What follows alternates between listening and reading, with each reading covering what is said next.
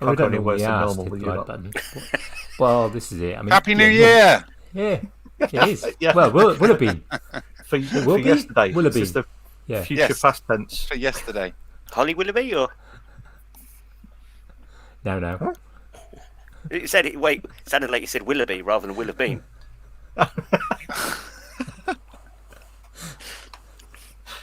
Oh, it's going to be a long night, isn't it? A short one. Be fine. Should we do a proper kind of here and welcome, or just keep on nattering, because we've been nattering now for about 10 minutes. We're not allowed to start more. it with hello and welcome. No. We owe him enough money as it is. Royalties. We should try and avoid mentioning them. I don't have to write it into the show notes. Unless you do hello and welcome, but in Rasmus's language of Danish. The language of pastries. And bacon. Talking of which, I've been watching. I haven't finished yet, but I've been watching Professional MasterChef. Oh dear. And there's been one of the professional contestants is from Portugal, but because he's obviously Portuguese and he's speaking English, it does not sound like Rasmus. I know, Rasmus is Swedish and he's obviously speaking English. I'm not sure who you're offending But it's there. that accent. Is it Rasmus that kind or of- the it's entire that- population of Portugal? Yeah, it's that European accent when you speak English, and he sounds, because he's basically a child, so he sounds like Rasmus, but talking about food rather than metal. It's nice for a change for you to start the insults on Rasmus and not me. Well, The best bit is he can't, Well, I think can't comment back. This could be a Message him already. disadvantage of not having live comments, Or which I found bashing really people odd if when they can't the show. respond. Yeah, but the show went out on, because we couldn't do. I was hoping we could have done a premiere, because then we could have had comments going. But we were 775 subscribers short. We're now 776. We seem to have lost someone. Oh dear. I'm pretty sure it's not one of my accounts. It wasn't me. So it's like not being able to comment when the show went out on Sunday was just like really odd. Not seeing the comments. Yeah. Yeah, last week I really wanted to join in. I couldn't. Well, because we did the watch party on Discord, didn't we, for that? Well, we tried. Yeah. Well, yeah, we, But I kept trying to respond to Jamie, and it was the wrong Jamie, which was kind of weird. Yeah, that was quite odd. It was a good chat though. It was a good It chat. was good. It's good. We're on late. Really Yeah. late. It's like 2 a.m. or something, wasn't it? Half the course, really, isn't it? Yeah, I have finished it. I'm sorry, just trying to think whether or not I finished the audio, but I did finish audio. Yeah, I put the audio one out today. Got that out. In that case, I've not listened to the audio one then. you listen Maybe to still watching on, the maybe YouTube still video. on 30. Because yeah. today is in 4 days' time. Yeah. 'Cause Well, we're that's true. actually Yeah. living in the future. Oh, last week. Yeah, I put it out last week. Oh, No, I don't have any in it's just turned up now. Oh, you swine. I thought I was up to date. I'd have been up to date until 7 o'clock tomorrow morning when it had updated. Right, go on then, bugger off and listen to that, and then come back in 3 hours. I was going to say that was the problem. I mean, we would listen to it for quite a while. although the advantage of listening to it again on YouTube is because you can wrap the speed up, which you can't do normally. No, but Yeah, you not can, in a live one, yeah. can do the speed on Podcast Addict. But there are certain podcasts I've noticed you can get away with on a higher speed, and others where people already talk quite quickly. It's Yeah. just this weird noise, and you find yourself stopping what you're doing to try and work out what's being said, and you have to go back and just slow those ones down. Like Well, Scottish the- accents difficult at double speed. Yeah. Or 1.8. You just run out of ability to go quicker on your podcast apps. I think. It's Um, Steve.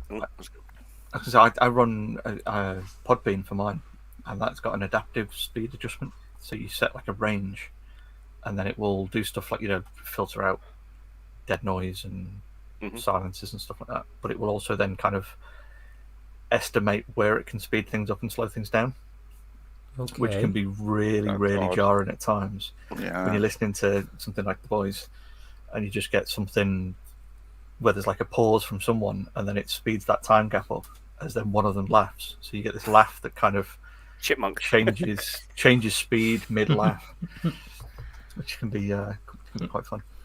Have you noticed though? Steve doesn't sound any different on 1 times or 1.5 times. I noticed it when I was listening to them the other day. I didn't have long, so I sped it up, and the other two talk quicker.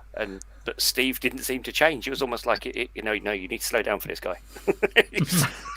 he was completely whatever the word for. It just knows that you can't control Steve. It could have been that. Or maybe it's got adaptive speed control. It And you just shouldn't realise highlights it. it just highlights the most important kind of. It's got a Steve switch. Yeah. You Is need it to turn going to be it off. spiffing? Is it going to be spiffing? Is he leading into it?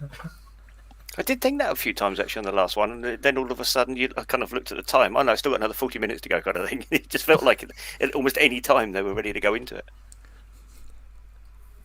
It's the same when he's on with us, because obviously he's been on here a couple of times now. And I mean, everyone in the comments is usually the same. As soon as Steve starts talking, and everyone quietens down. And everyone's sort of waiting for either the segue that's about to be dropped or the lead into spiffing. You can see him ramping up for him sometimes, can't you? You kind of feel for him and you kind of go on, say it. Do you want to say it? Every time I hear Andy Berkey on a podcast, I just wish they would bring back Making It. I thought that was brilliant. I think that's probably the first Making Making It or It Faking podcast. It? Faking It, sorry. I think that was, for me, that was probably the first audio podcast, there you go, that I listened to. And that came out of, I think I heard about it in one of the either Facebook groups or possibly even the Makers Waffle itself. But it was one of those few that you listen to because it was really enjoyable as opposed to just necessarily who was in it. And they might have said something interesting. Yeah, you'd always count on a good bit of conversation. Yeah. Yeah, I don't think I ever caught that one. Oh, it's worth it. Especially if Yeah, It's always worth going back and listening to if you got Yeah. a bit of space on your. There wasn't a podcast session. huge amount of them. They were certainly around long enough. I struggle a bit with podcasts because the only real time I get to listen to them is when I'm driving, and I drive a hell of a lot. But they can also make me a bit sleepy, which isn't great Not when you're when driving. driving. So I kind of go through phases where I'll not listen to one for ages, and then I'll catch up like 12 weeks worth in 10 days or something. Yeah. So, I'll have to agree with that. Recently, I've noticed I've had to switch to music depending on what I'm doing. yeah. And I suppose actually, even like you say, almost from a safety point of view, you're doing it rather than necessarily, exactly, rather than I yeah. need to change. Oh no, it's just safety. I started listening to my first audiobook in years a few weeks ago, and I had the same effect, and I had to switch it off. Which is a shame. I'm not a big fan of audiobooks. You're a big I think reader, they can though. be great. I think they can be No, great. I'm a big reader. Hey! But I think they can be good. My youngest loved the Harry Potter sort of series read by Stephen Fry. I mean, we'd already read Harry Potter together. I did that when the kids were much younger, and kind of literally worked through all 7 books with them over the course of 18 months, I think it was. Taken me 18 part of a years. chapter every night. It was had to do all the voices, get told off if I didn't. Of course. And But that you make a great Hermione. yeah, they Stephen Fry is such a great voice actor. He is. It was To be fair, the Jim Dale ones they're good are also. still also good. I've listened to both sets of because they got the American version of it, the Sorcerer's Stone, because apparently American people have never heard of the word philosopher before. But yeah, Without the U. those. Philosopher without the U. Yeah. But yeah, those versions read by Jim Dale are still good. Different experience to Friday. There is certainly also a different experience you get, no different with an audiobook as you do a podcast. You get some that aren't boring, but they're read in a dull way. You can get those that are boring. You can get those that are very interesting, and then those are almost exciting.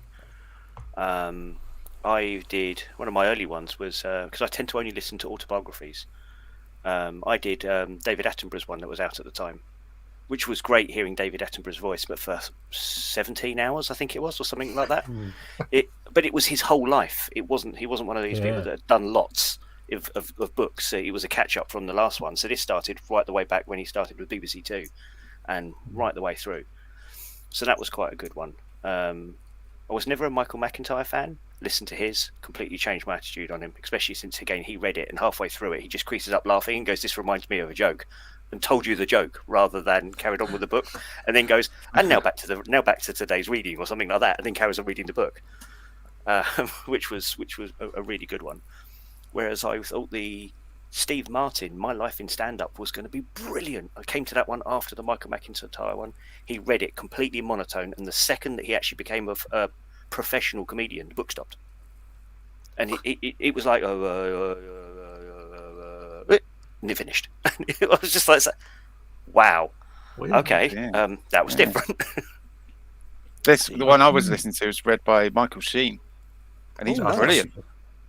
He's really, really good. Does all the voices, and he's just got a fantastic voice anyway.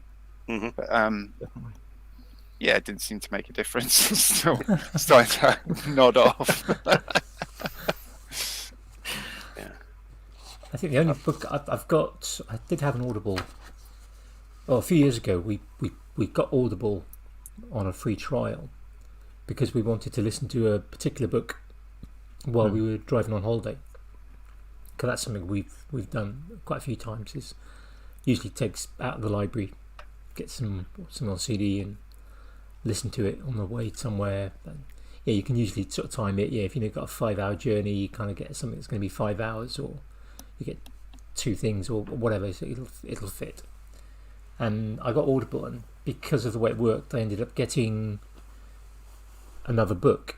So I haven't listened to it yet, which shows how long, and it's been a while. But I've got Adam Savage's Every Tool's a Hammer. I really enjoyed that one. Because I again, bought for me, that that was book on Kindle. But such a good book. But I'd like to hear him. I often watch his. I don't always watch his one-day builds, particularly not the long ones. I might skip through and just sort of take the highlights. How can you speak for the speed up 5 times speed? Just skip. I'll skip sections. Yeah, so I'll take a minute to 2 minutes to go through a 30-minute video. But I do like listening to his. He does those kind of ask me anything type things, or little sort of show and tell on tools, or sometimes props. I do like listening to those, so I'll try and get those in. But I find it odd when I hear him speaking at single speed. Well, that is the problem, isn't it? There's a couple of YouTubers that I watch at least 1.25 to 1.5, just as a matter of course. And if I watch them like on the TV, for instance, instead of on the PC or on phone, and haven't sped it up, or if I'm watching with the girls or something, it's really, because you're so used to the pace and cadence. Just go and do something else while I'm listening to it. Yeah, it feels like I'm in some sort of weird time bubble where everything's going. Yeah, it's weird getting into that habit and then being forced out of it. Yeah, I still never adjusted that. I'd like to see if YouTube have got data on how much of their content is viewed at higher speed. Oh, I'm sure they will have. Whether you'll be able to get it or not, It's another question, but yeah, I'm sure they will have. Yeah, I mean, it could be an interesting kind of self-analysis. Yeah, is it certain types of people? Is it certain types of content? I mean, I never listen to music. Music at double speed is.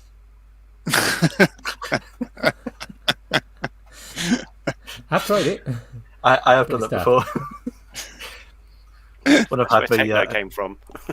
Yeah, when I've had like a run of videos I've been watching at 1.5, and then I just click onto something like a music, like a reaction or breakdown sort of thing, or something like that, or just suddenly get, something pops up on YouTube recommendations or something. I'll click it. Something seems off. Okay, yeah, that song is a bit longer. Roadie reacts at 1.5 speed. Yeah, exactly. Yeah, tank at 1.5 speed is doesn't work. Well, I must admit, it's almost enjoyable now. So when Eskimo Callboy brought out their last song, I didn't listen to the song. I went to his review. Yeah. So at least we can blame Jim for that. Jim from Wave Cycles. He got me into Tank. I thought you meant the Eskimo Callboy. I think was it Jim who got me into them? I think it might have been Jim who got me into Eskimo Callboy as well. They're just something else. Even if you, I'd imagine you're going to get one. Imagine the people that have been listening to them for a couple of years and only ever done the Spotify or just the audio only.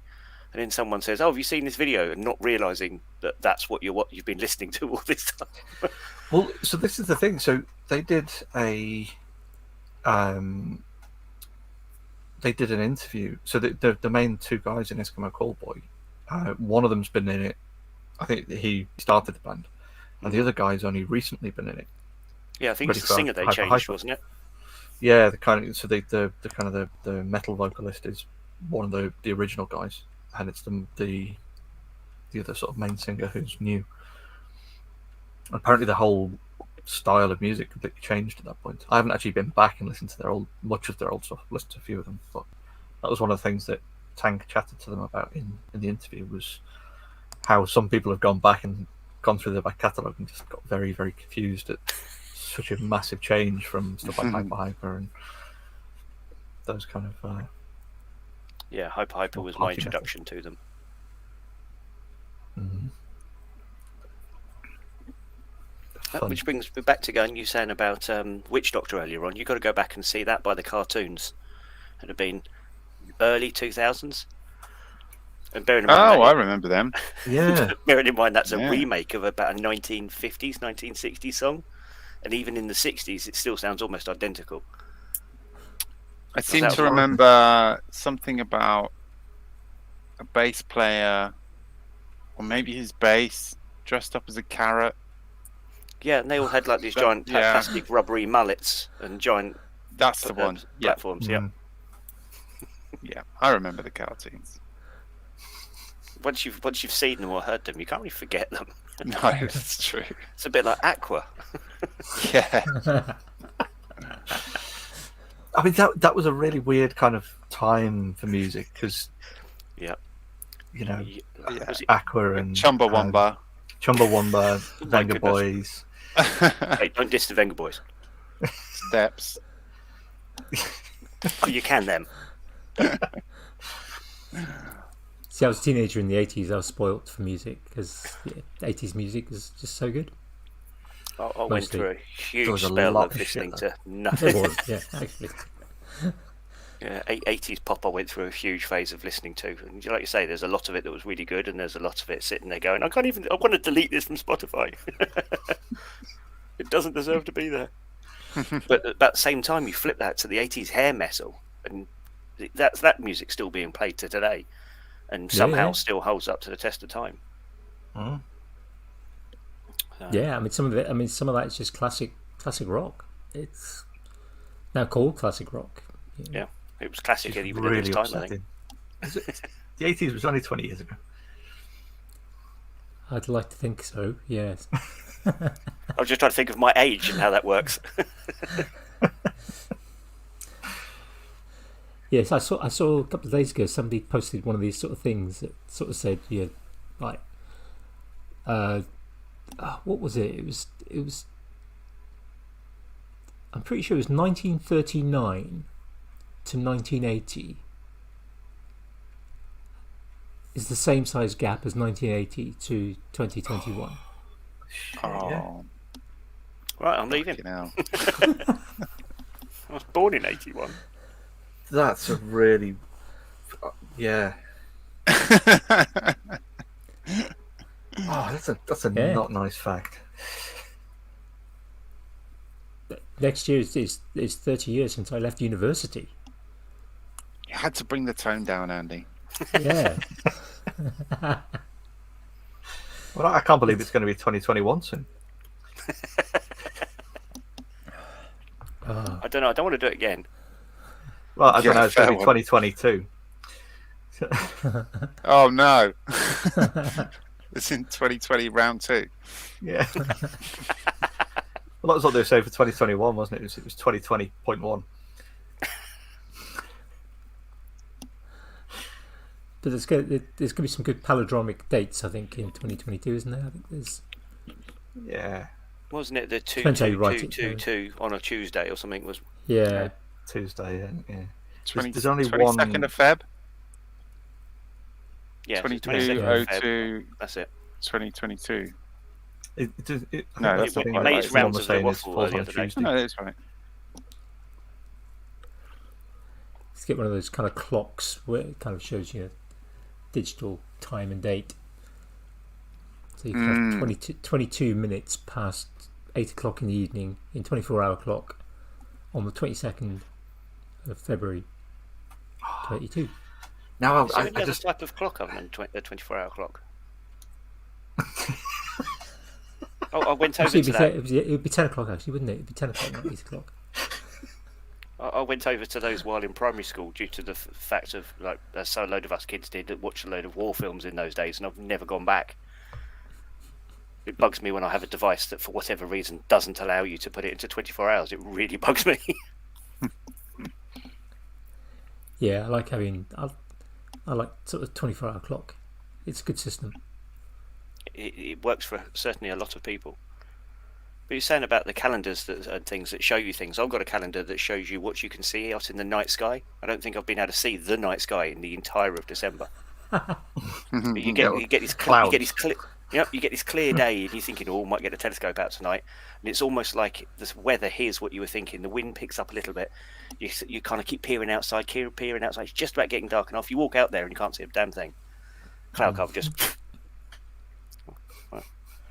gone again. could be worse. At least you're not moaning about Uncle Elon.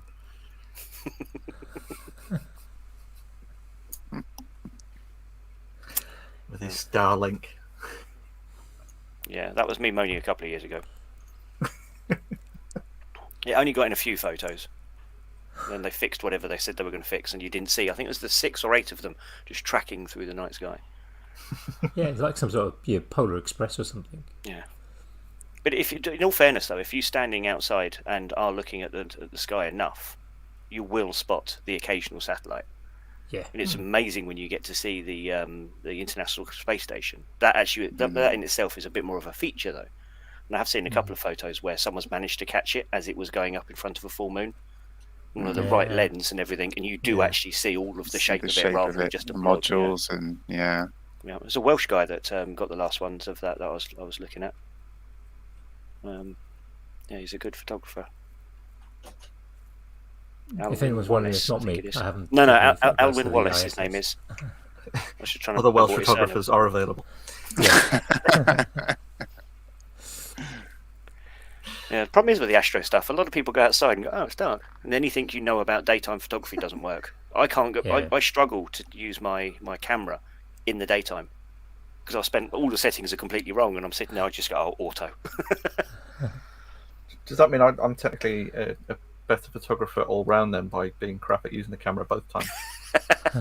more consistent.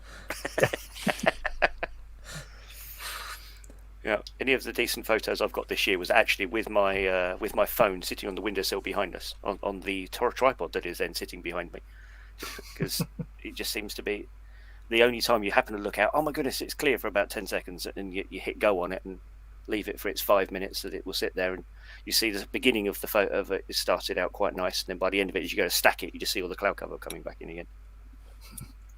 Nice. That's a Pixel, isn't it? Is that a Pixel? Yeah, it's a Pixel 4 XL. Really like it. I was tempted by the newer one, and then decided there's absolutely nothing wrong with this one, so why upgrade? Very Which is- sensible. It's the problem with technology, though, isn't it? Everyone's designed to, and tools are the same. That's the same. My trusty cat has been going since 2018, and it's still going. It's still working, but it's starting to slow down a little bit. And I think, I should maybe look at an upgrade. And then I look around. There's nothing I actually want to upgrade to. I just want a faster one of these. So that's not the one that Alex Halfpenny ate. Then he deep fried and ate. That's not that one. It's the same phone, but it's not. This was my one. I wasn't stupid enough to send my own phone around to everyone. Yeah, that was quite a fun little project. That It was. It's abruptly ended by a marble fireplace, unfortunately. That and internal changes at Bullet. People who make it. did it break the fireplace or did it break the phone? I can't remember now. I think they both broke, but the phone was definitely mullered. But by that point, I couldn't get a replacement from Cat, unfortunately. We'd already replaced it once because someone had decided to. I think that there were a couple of things that were tests of the thermal camera that were tests of slightly too bright stuff. So there were blobs By and the time it splodges got to in me, there. it had some weird spots. Yeah, that's like doing thermal imaging, filming of CNC plasma cutter and stuff like that. It's just a little bit too bright for it. But we'd already had one replaced that had just completely died. But then couldn't get in touch with anyone to replace it a second time. Maybe bankrupted them. 800 quid phone. Yeah, Oh, their it margins was- are tight enough. Yeah. It was supposed to be indestructible, though. No, that's the Nokia brick. That's the Nokia 410. I love the ones that you see them going round. The wind blows, my phone breaks. Something else breaks, and also gets thrown at tanks. And you picture of a tank destroyed, and the phone's sitting there.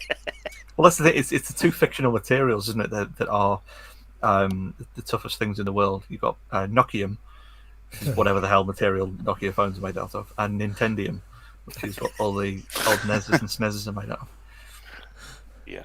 And the old Game Boys. It's basically just I ABS, but Yeah, I'd love to actually get a NES just for nostalgia's sake. I don't think I want to play it, but that was my first console, as opposed to it being a Spectrum Sinclair ZX Spectrum, or whichever order those words go in. I wasn't very old when I had that. The fun thing though was with my mum going back and playing when you could buy like all the SNES ROMs, Spectrum ROMs on a CD, and it took up like 1% of it because they were all only one. And I think the biggest game I found was about 10k. And playing all these old games that her and I used to play together, and she was just like, "This is ridiculous. We've played 10 different games, and we've like played each one for a good couple of minutes, and we would still be waiting for the first one we had to load back in the old day." And you'd buy a game, and you'd hope that when you were loading it, it wouldn't say, "Now please turn tape over," because you knew there was 50-50 that it wouldn't start up again after that. yeah, I had an old Atari 800 XL that was very much the same. It's two. You get the two joysticks for the two players, the big orange button, and the tape drive. Yeah, you'd spend a good couple of hours trying to get it to load a game up, and then it's crashed. Yeah. It's even worse if you spent 3 or 4 hours typing in the program from a magazine. So And an old another hour was- trying to find the full stop that you missed at some point in the That's exactly it. So 400 an old lines mate of of mine code. from my high school, he'd done that. I think it was with the ZX81. He'd spent it was over the course of 4 or 5 weeks, I think, in like Spectrum magazine or something. He'd got all of the issues, then spent a whole weekend like typing it all up, getting it all going. Couldn't get it to load, and then it wasn't until the following week's magazine that came through. He Master, we're very sorry, there was a typo in this line on. So then you just all these people who just spent 4 or 5 weeks and then like a whole weekend typing it up for it to just not work. Ouch. Yeah. Yeah. But then if you tried, you tried to save it onto a tape. We take copy paste for granted, don't we? Really? Yeah. Very much so. Roll on Jarvis. If it's not Paul Bettany, I'm not interested. Yeah. Or Stephen Fry. Yeah. Yeah, that'd be fun. Speaking of which, they were handing out on Audible not that long ago the entire works of Sherlock Holmes, and he read all of them, and that was 78 hours, I think it is, or might even be 178 hours. It was an obscene amount of hourage, and I was like, oh wow. But funny enough, the book I'm listening to at the moment is him doing his Fry Chronicles, and I didn't realise that he's obsessed with Sherlock Holmes. Mm. So it probably explains why he read the big long ones. I think the audiobook, I think for Seven Eves is about 80 hours. I really want to read that. Unfortunately, I foolishly listen to all of the tested podcasts, and even when they say there's a spoiler in this, I went, I don't read. Carry on listening. I listened to Audible. it. I listened to it. I watched the video of it, and still went and got the book. Well, I got the Kindle version. Mm-hmm. Plowed through it, even knowing the twists and stuff, knowing what it was going to be. Thoroughly enjoyed it. Then bought a hard copy for Jackie to read. Oh wow! And then jumped on the audiobook version and re-listened to the audiobook version like a couple of weeks after I finished the book. I enjoyed it so much. I've since been back and re-listened to it again as well. Is and it something? You sent me a copy, which I'm slowly working through. I did, yes. Yeah. I really enjoyed it. It's proper nerd city, but Yeah, I wish I could. I don't want to say read as in I can't read. I wish I found it easier to read, and this isn't a time thing. I need complete silence, or I'll be reading the words and then just hearing everything going on around me and lose where I was on a page. Whether that's a form of my dyslexia, I do not know, but I find it incredibly frustrating. So there's nothing worse waiting. You know the foam earbuds that you can get. Mm-hmm. Buy them in bulk, because then you can either put them in your own ears or stuff them in the mouths of everyone talking around you. Yeah, that'd probably work. When I was a kid, I used to be able to read, and by kid I mean below the age of 30. There could be explosions going. Yeah, there could be explosions going off, and I'd still be reading and wouldn't. My oldest daughter's like that. Yeah, take anything in, but I do struggle to read now. I used to get through as a teenager. I'd get through 2 or 3 books a week. As in my 20s, I'd get through probably a book a week. But now books take if the conditions are right, like you say, it's like getting the right conditions. If there's not anything to disturb you, nothing else to kind of take in. Depending on the book, I popped to the mobile library that comes through the village this afternoon, and I picked up 4 or 5 paperbacks, sort of Stephen Leather and Andy McNabb type things. They're easy reads. I just wanted something sort of a bit different that'll just, again, probably 3 or 4 hours, and I'll knock one out. If as a book, Jamie, and I'll get those done and done and dusted. But then I might pick. I'm a lot pickier now about the stuff I read when it comes to fiction. But I don't sit down with non-fiction as much anymore, which is a shame. I do like it. Obviously, the physics. I like some of the sort of the popular science type books, but I find a lot of them. Some of it's just trite. Some of it's just, oh look, famous scientist wants to become more famous by selling books. It's probably written by somebody else. I think it was listening to the audiobook or trying to listen to the audiobook of Brief History of Time that put me off it. I mean, it wasn't Stephen Hawking reading it, but it may as well have been for the tone that they were using. It was unfortunately a really bad narrator. I couldn't get far enough into it to really. It's not an easy book to read anyway. Well, no, but I'm familiar enough with the concepts to. I could probably get more out of it by reading it myself rather than having the audiobook. But it was one of those that I thought I would listen to while working. But it was just a bad narrator, unfortunately. I can't even remember who was narrating it.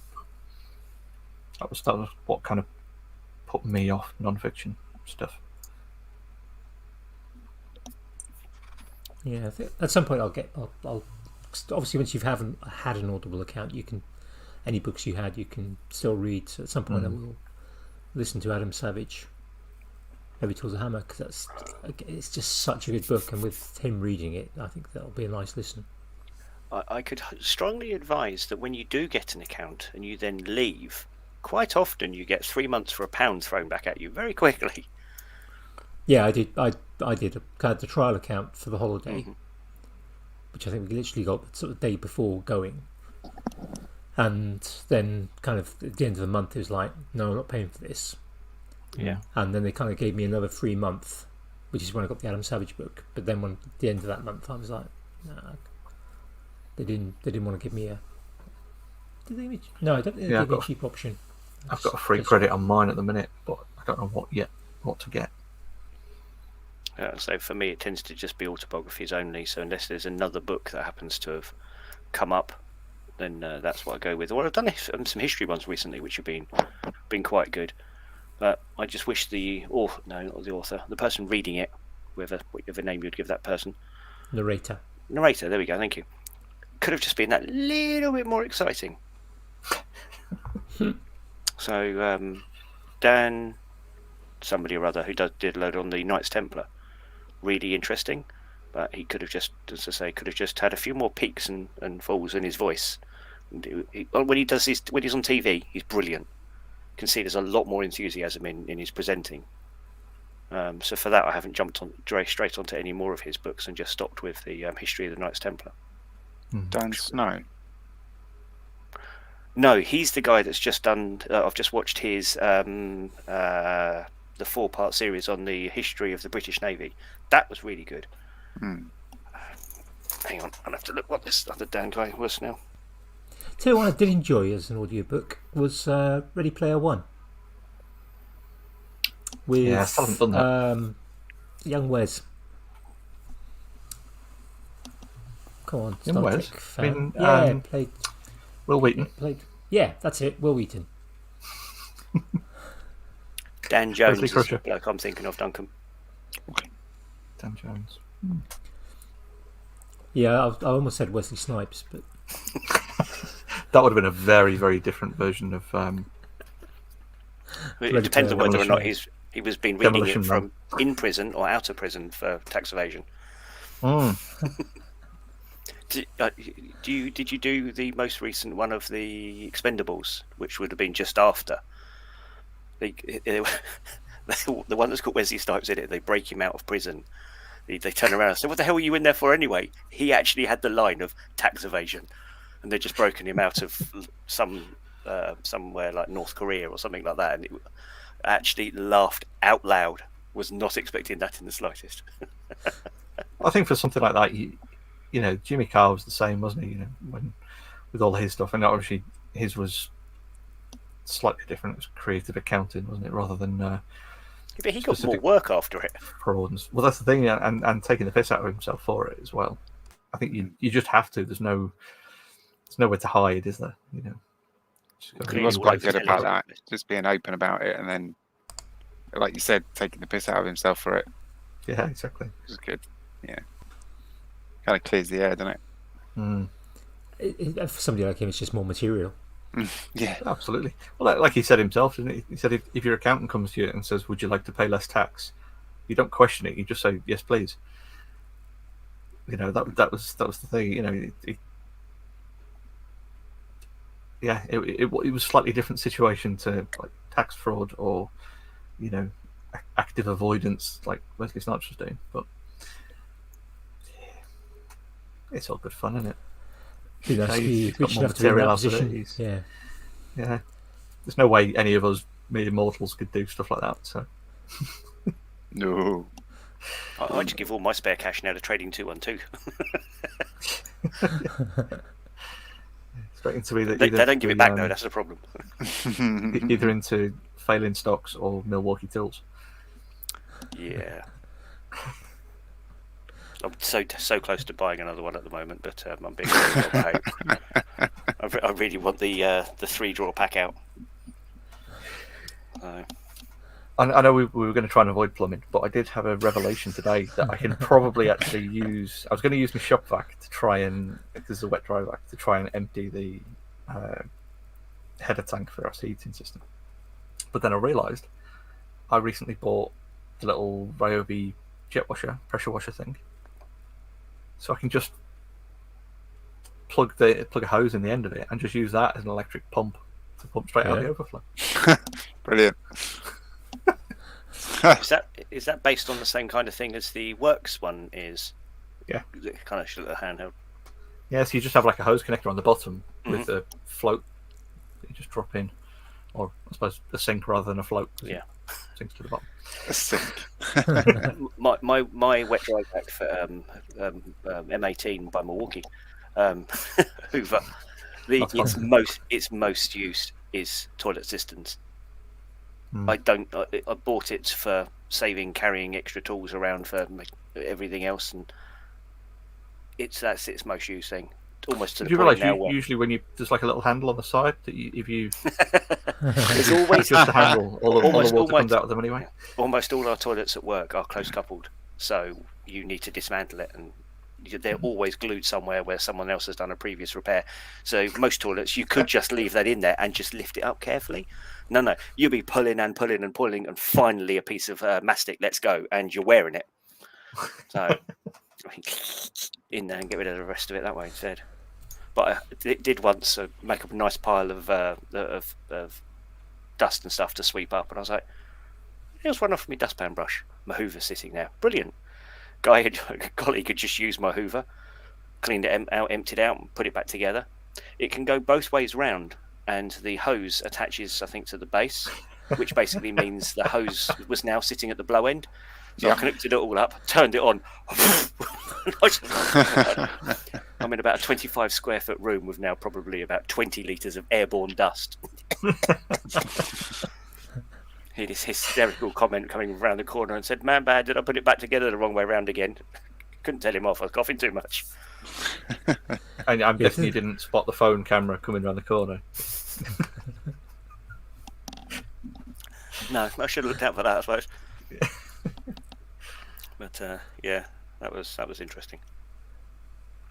Well, I suppose that blow feature has helped me out quite a few times with when you can kind of wanting to empty it. Not that blow feature, the other blow feature. For emptying out hose pipes and things, and kind of trying to get the Hoover attachment and just blasting out trying to get water out of pipes. It works well in plumbing as well. Not that we're mentioning plumbing. No, but I definitely might not have to use that mentioning on mine. plumbing. Sorry, that took me too long.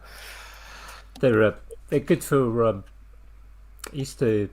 My last two schools, we had workshop vac that could suck or blow on the blow for personal hovercraft. Nice. So, literally to meter wide circular disc with hole in the top where you put the kind of the end of the pipe, and then you sit on it with the vac, plug it into an extension lead, and little skirt underneath, and makes a hell of a racket. Yeah, I'll bet. One of the best Christmas presents I was ever given was an uncontrollable. So at some point I was going to try and get it so you could control it, but I think it got wet in the end and ruined it. But it was a kind of a build your own hovercraft kit, and you sat there and you build together all these very small amount of electronics, and the way you connect the battery was a spring and a loop clamp, a round pin thing that you connect to cables, words, and you just pushed it between the springs, and that was your connection. So there was no fancy connecting it all up together. Nice. But what it basically did was sat there, and the way blew air through down a little chute and into an open skirt, basically. So imagine like a big sandwich bag, but you've sealed all the edges up and then cut the square out all the way down the middle, and that was enough to build this skirt underneath it. It lifted it up and then just went in whatever direction it was facing, and it ran off of like 1 or 2 AA batteries because it was so light, almost silent, and just wandered off around the living room. It was brilliant. But I think it got wet or something and ruined all the cardboard frame for it, and then I knew it was going to sit around for months and years and never get made. So that's a fantastic idea, though, isn't it? Like here's a particular thing that you can build that's well known for being able to travel on land and water. So let's make it out of something that can't withstand water. It could have probably gone across water without a problem, but I have a feeling I did something like leave it on a table and someone knocked something all over it instead. But at the same Christmas, I think it was my mum got me one of these electric saltwater cars. And it's this tiny little piece of plastic, and you kind of just literally grind something on it and then make it wet, and after a few moments the reactions happened and this tiny little car went stupidly fast. And it was now a case of catch that before the dog did, because I wasn't expecting it to be quite that quick. I was expecting it to meander along the table, and it was like one of those Hot Wheels, and you've really gone to the point now where the motor's crunching, you've got it that much under pressure, and you let go of it. That's kind of what this thing was like. Just shot across the table. I was like, okay, it's awake then. Or with Hot Wheels cars, you put it back so much and it clicks, and then it makes that extra little click where you know. Oh, that was a different click. Going That's not the nowhere. movement. Yeah. They were always bad. That was always bad sound. I used to like it when Micro Machines went from just being the Micro Machines, and then they used to make these tiny little ones that had the same kind of motors and bits in them, and you sit there, wind them up, and then never find it again because it's so damn small. Yeah. It landed They somewhere. all seem to find the underside of the couch. Yeah. Oh, I used to love Micro Machines, although I suppose you couldn't sell them now for being too small. They'd have to be maxi machines just so under threes couldn't swallow them. Yeah. Back in the good old days when kids swallowed toys, eh? Back when safety standards were there for a reason, weren't they? There was probably no plastic in them, so it'd have just eventually gone through or broken down.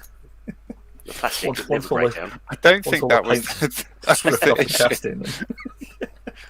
Well, if I you think it let was the more car, the choking thing. but that's why you don't put glass in the windows, so at least it would have air holes. Well, that's why a lot of the Lego pieces have the holes in the top, isn't it? The little tubes and stuff. Oh right, is that what it is? Hmm. I know that's why I was told the Bic Biros have a hole in the end. Yeah. That was right. Yeah. Yeah, Big Burrows used to be completely closed. I remember back in, it's got to be the late 90s, I think, at this point. Back when Tomorrow's World was still on telly, and I think Tomorrow's World. Carol Vorderman was still on it. Tomorrow's World. Ooh. And it was a segment, I think it was Carol Vorderman who said it, but it was about Bic Biros and when you put them in your top pocket and how they leak in your shirt and why they do that. So the whole thing was like, if you've ever had, they did a dramatic reconstruction where they've taken the lid off a biro, put it in the top pocket, and sure enough, the ink's leaked out the bottom, and you got a nice blue splodge down your shirt. And said, what to do if you've lost the lid and your biro leaks. The reason why it's doing that. Explain the whole thing about the pressure differentials and viscosity of the inks and this, that, and the other. And the very end crux of it was to stop it from doing it. You put the lid on. How's that work then? Oh, that's brilliant. It just stuck with me Shocker. from being a kid that to solve the problem of not having a lid, you find the lid. It's just like a very 90s way of solving the problem. I think my funniest experience was when she was on Top Gear once, and she happened to have the same car at the time of Jeremy Clarkson. And it happened to both be something that was supercharged, and Jeremy's kind of just saying, "Oh yeah," and then that wizardry that happens under the bonnet. And she said, "Oh, do you not know how a supercharger works?" Yeah. And he said, "No, it's just magic. I put my foot down, the car goes down first." And she sits there and kind of trying to teach him how a supercharger works. And I just thought that was brilliant. Didn't he make a comment to how James May had tried to explain it to him as well, and he just glazed over? Yeah. when I Top miss Gear was Tomorrow's good. World. Tomorrow's World was good. I like You're living in it, mate. Well, this is true. Yeah. Tomorrow's But what World about and How Tomorrow's World? Oh. New series there. It was a great program. The problem now Just gotta- is, as soon as, by the time they've recorded, edited, scheduled a program, the thing that was so futuristic that they were talking about now exists. Well, I was going to say, you just browse the front page of Kickstarter, don't you? Yeah, exactly. That's the new Tomorrow's World. Isn't it? Yeah. No, it was good. Loved that. Tomorrow's World and How To, two programs I used to really enjoy. I used to like the format. And It's a Bitter. That was it. So it was How To, not Tomorrow's World. I've been a moron. It was How To, I think. I don't know. It's the same show in my head. She was definitely on How To. That's where. Cause as soon as you said it and her, that's where I went with it. Yeah, it was How To I was thinking of. And Duncan, you legend, bringing up Bitter. Was I too old for this one? Because I don't remember It's a Bitter. It was BBC, or CBBC. It was like Scrap Heap Challenge for kids. Yeah. They had this warehouse full of junk, and they'd be set a challenge, and they've got to run around the warehouse and collect all the junk and make something out of the junk. It was great. Itsy Bitsy is a horror film, so don't do a spelling error. The Scrappy Challenge, loved that too. That was Yeah. That was such a great series. Bit of Dick Strawbridge. Yeah. That's a bit of Dick. What put me off Scrap Heap? Oh my goodness, Andy Peters when he was 12. He still looks the same. I was going to say, he doesn't look any different, does he? This loading screen does not, intro, sorry, does not ring any bells with me in the slightest. What put you off? I ended up knowing 2 or 3 different people that worked for St John's Ambulance that went on to help, and when they were turning around going, no, it's not the 2 12-hour sections. Sometimes it can be a whole week, and then they just cram it in to make it look like it was one day. And I was just like, oh man. Yeah, but I mean, anyone with a rational brain would generally assume that anyway. I'm not intelligent. If it's on telly, it's real. So wow, that's really coincidental that they've managed to find 5 different boat engines in this car scrapyard. Just so happens that they're doing a boat challenge this weekend. Maybe they've planted something. Yeah.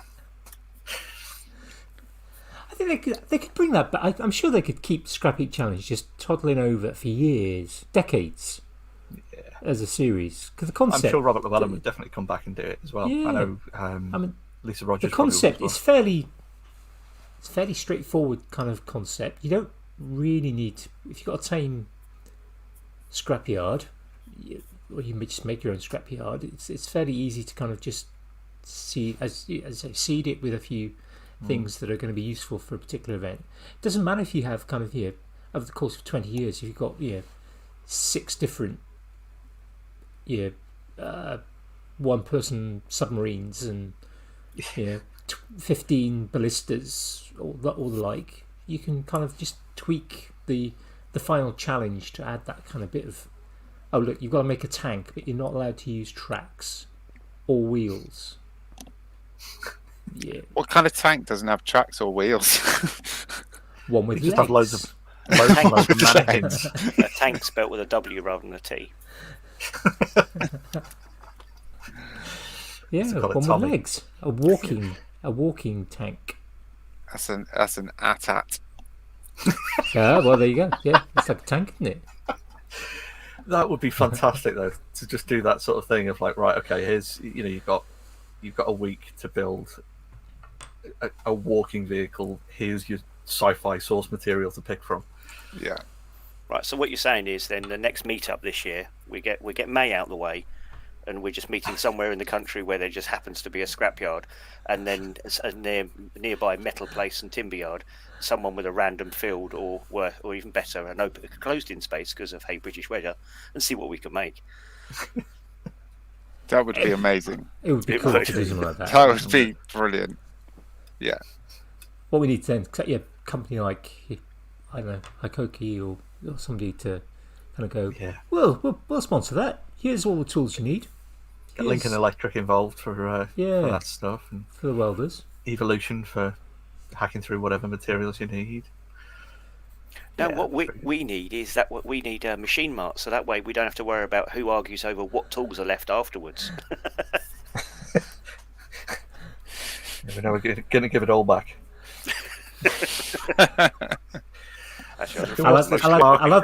I'll add those to the show notes and then tag them when we put the Instagram up. And we'll see what We've got this idea.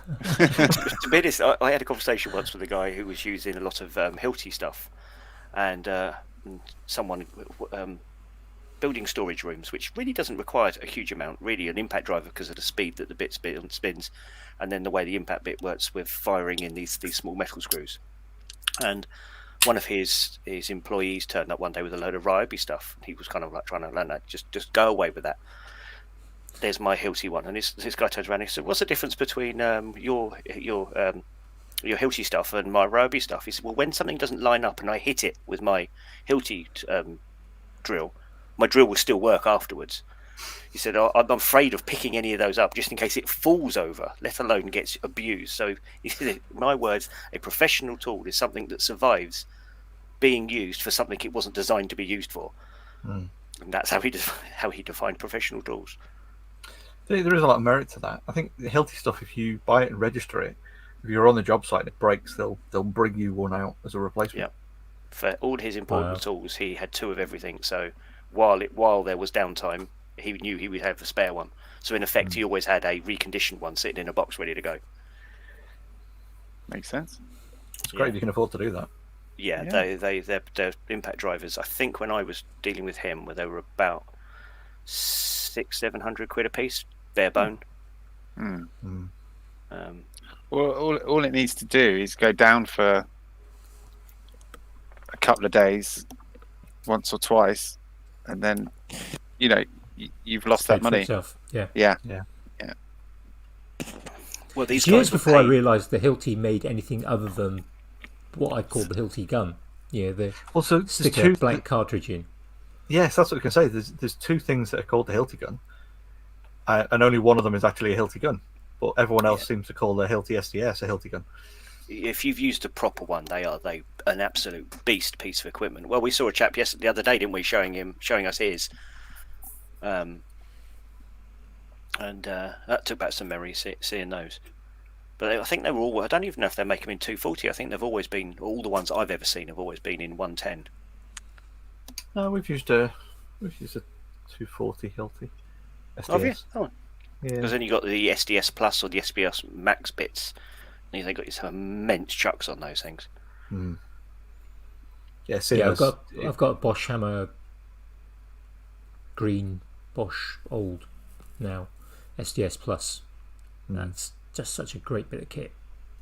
I mean, I don't use it as pro rating, but it's helped me so many times. Yeah, you can drill a inch wide hole in reinforced concrete if you've got the right bit. My SDS drill's from Lidl. Yeah, I've got one of the little SDSs. I bought one. They're all right, actually. And I've got Ryobi tools. I don't care because I'm not a tradesman. It doesn't matter. I'll use my drill a couple of times a month, and it works. It's fine. I don't need to spend 300 quid on an impact driver. Yeah. A lot of the tool snobbery comes from, I think, people that will use them. I'm just going to throw that over there. We use and abuse them every day. Yeah, absolutely. Need the top end stuff that a drill that's got a metal gearbox in it, or but it doesn't necessarily mean that you shouldn't buy cheaper stuff. You absolutely should buy cheaper stuff if you're not going to use it, because what you save will be spent on other things that are more important. Yeah, I bought a Draper oscillating multi-tool, I think is what it was described as, and it was cheaper because it was on a cable, which I hate cables, and I used the life out of that thing until it practically caught fire, and then went out and bought the Morky version, and I've never looked back since. But you use you work with it all the time. Yeah. I've probably got the same Draper multi-tool, oscillating tool. Bright blue. Yeah, and I've used it less than a handful of times, and the only reason I have it is because there was a particular job I needed, and it was the only tool that would do it. Yeah. So I go and spend 30 quid on this thing, and it does the job just fine. And then I've got my value out of it already. Yep. Mm-hmm. What I would say for don't need to spend any more than that, because I'm not going to be using it every day, and it will probably do that same job 20-30 times, and then it might die. Yeah. When it comes to any budget friendly saw, if you put a non-budget friendly blade in it, it completely change what you're doing with it. Because the problem is 90% consumables. It's when those budget friendly saws come with blades and things now, I actually take those blades and I put them in the bin rather than they don't ever go anywhere near the tool. And this is the difference. I mean, obviously I'll go and put a decent blade on it, but I won a £50 bet once for a guy telling me that I couldn't have cut the RSJ that I know it went just over there actually, because he wanted to go out and get a 12-inch grinder, and while he's sitting there ringing to go and get a quote for a 12-inch grinder, albeit this is a perfect point. It was at the time it was only about 3 weeks out, but for Milwaukee's M18 fuel reciprocating saw, and or saber saw, I think is which was the name that they gave it? I can't remember. Sawzall, thank you. And all I had on me was Screwfix own brand blades. By the time I'd finished, I think every blade had pretty much melted all the teeth off of it and worn all the teeth off of it. But I cut all the way through it. But I knew what I bought the saw for and what I was going to need to do with it. So I had spent 70 quid on the carbide tipped blade because I knew I needed to go and cut a load of masonry with it. And he's kind of come round, and there's one battery. It actually cuts all the way through this. I just happened to go through about 15 blades in order to do it. But that particular saw's still going. When did I build that extension? 5 years ago, or just gone 5 years ago now. There's a lot to be said for buy a tool. I mean, there are maxims that you can apply for depending on where you want to do it. Buy cheap, buy twice, all that kind of thing. But actually, kind of buy in a tool. If you're not sure if you're going to use a tool, buy it cheap. If you use it, if you hardly use it, it's probably fine. If you use it and you burn the thing out, it probably means that what you're trying to do is either pushing the limit of what that would do, and you therefore need to buy a more expensive one, or you've used it so much that you probably should then invest in a better one that will see you through. Yeah, and that's pretty much how I tend to do it. Is I'll if it's a new to me tool, something I've not used before, I'll often buy the cheaper version to try it out and to do that one job. And then if I find that it is useful for other stuff, or it works really well, or it's something I can use more often, that's then a good excuse for me to buy a better version of it. And I tend to just pass that one on to someone else who needs it. Granted, privileged position to be able to do that, but that works really well for me. Then for that same reason, if you only use it once, then you've saved the extra on what it would have cost you to buy the high brand version. But like you said, there's a hell of a lot to be said for buying a cheaper tool, but then buying either good bits for it or good blades for it, or things like that. Whether it's like screwdriver bits. I've had this argument so many times with so many tradies who, I'll be there with my one, number 2 posi, wear a impactor bit that, cost me 3 quid. And he's there, with like a pack of 20 DeWalt bits that he bought for 6 quid. It's like, yeah, but why should I spend 3 quid on one blade when I spent 6 quid and bought 20? It's like, yeah, but you've broken 3 of them today. This one wearer bit I've had for months. It's the economies of scale, isn't it? And it is. Economy of the false economy of getting lots because they're a name brand. Trusting DeWalt stuff or or name other name brand pack of bits sort of thing. If you're going through breaking that many bits, then you're using the tool wrong generally. So if you've got a or using the wrong tool. Yeah, exactly. It's ridiculous when the PZ to the PH and how you sit there and you losing your mind when they don't seem to want to work. And one works in the other, but the other doesn't work in the other one, and I can never remember which way around it is to the point I still carry both. If it slips, right, swap them out. Phillips will work in a Posi, but Posi won't work in a Phillips because it's got 4 extra points on it. Well, the thing is, the geometry is different on both, but then you can also, if you end up working on anything from Japan, you then got to throw the JIS into it as well. So that's 3. What now? JIS, Japanese Industry Standard, which is very, I've very, never very heard of similar. that. Very similar to a number 2 Phillips, or to a Phillips, in that it's just a cross, but it is a more square cross. The geometry is still different again. You tend to find It's a more square cross. Yeah. Phillips has slight swoop scallops. Okay. In between the lobes, whereas the JIS is much more straight. But you tend to find on the screw head, you get a little dot in the cross, in one edge of the cross, you'll get a little dot on the screw. But it's a common bin the problem lot and use square drive for everything. Torx. My wife. Torx is too complicated. You can strip it as well. Square drives. You strip a square drive, you're doing something special. Really wrong. Yeah. My wife said if I go before her, it's gonna say on my gravestone, "One Torx too many." The amount of things, because I would take two fixings boxes to anywhere in the house, and because I've never got round to having a complete set at home. All my work stuff's in my truck, and I can never be bothered to walk all the way over there. So it's out to the shed and come back with whatever I've got. And so you'll end up with, you need a 35mm screw. Oh, hang on a minute, I've got that in Torx. So out comes a Torx, and I'll be doing something. I need a 40mm. Oh, damn, I've run out of 40s in that. So it's back to the other one. So if you ever have to take that stuff apart, you need to turn up with 2 drills with one different of the 2 bits. And we took apart. That's the problem with the Torx, though. That's the main downside. If I go for like a 3.5mm by 25 in Torx, that's going to be a T15.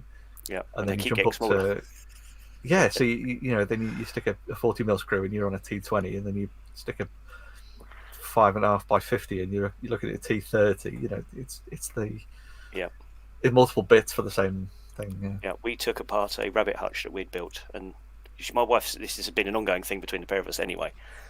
But this one really rubbed her up the wrong way when she worked out I'd used 5 different types of screws to build. I didn't build the whole rabbit hutch at the same time, so it had additions over the years. But over that time, so by the end of it, there were these 5 different heads lined up, and she said that's what we took, or she took, to get that damn thing apart. Man, I was in trouble. Was there any slotted screws in there as well? No, because I don't do slotted. The only time I do slotted is in door handle. I love a slotted in a hinge. I don't like installing them, but I'd like it looking. And it wouldn't be the first time where I've been somewhere and been grateful to having my Leatherman in my pocket, and I've gone along when no one's looking, knowing because I've taken it out in public and straightened it so they're all in a line. And sat back down again in the waiting line, or do you get them all parallel? Can I propose a theory that Go for the only person who gives a shit about flat-headed screws in a hinge being all lined up is the person who put it in? Yep. I cannot say I've ever really looked at the hinges in my house in any detail at all. First lab I ever worked in, we had it was magnetic media. We had a small development line for making tape. That kind of shows how kind of old it was. So we had a 6-inch gravure coating line, and we were getting a lot of issues with particulates in the mix and going in from the air. So we did a lot of things like air cleaning. And one of the things that we had done was to have all the walls of the room. It was quite a long room. It was probably about kind of sort of 4 or 5 meters wide, but it was probably about 20 meters long. This room, maybe not even that, probably 15 meters. And they had the walls certainly at the it kind of went from kind of your wet end to dry end. So at the wet end, we had stainless steel plates put across all the walls, and my not my direct boss, but kind of the boss of the lab, had insisted that all the screws, it was all straight slotted screws. Every single screw had to be vertical, and there were hundreds of these things. I like I mean, that. it's good workmanship. Yeah, That- yeah, that's yeah. a- But it that's a looked good way great. It you looked can- great. Yeah, it looked That's great. the way you can tell, because Is it though? I've got to argue the toss. Is Well, it though? Because to get those screw heads straight, right? you've got to either When they're over tighten or made- under tighten. Exactly. When they're Yeah. made, they don't align the thread with the direction of the slot. Right. Correct. So they're either over tightened or Yeah. loose, But there's only one instance. or the occasionally maybe one of them will be There's right. only one in one 50. legitimate reason to still use a slotted screw anywhere in a building these days, and that is in sockets. And that's the only reason why they should ever be used, and the only reason why all your socket screws will be slotted screws is because of the fragile plastic for their backplates and their faceplates. So to So make the sure idea people aren't behind using them- them with impact driver. Exactly. So they're not putting them in with a drill or an impact. You've And if heard you've about got a- changeable bits, have you? Changeable bits.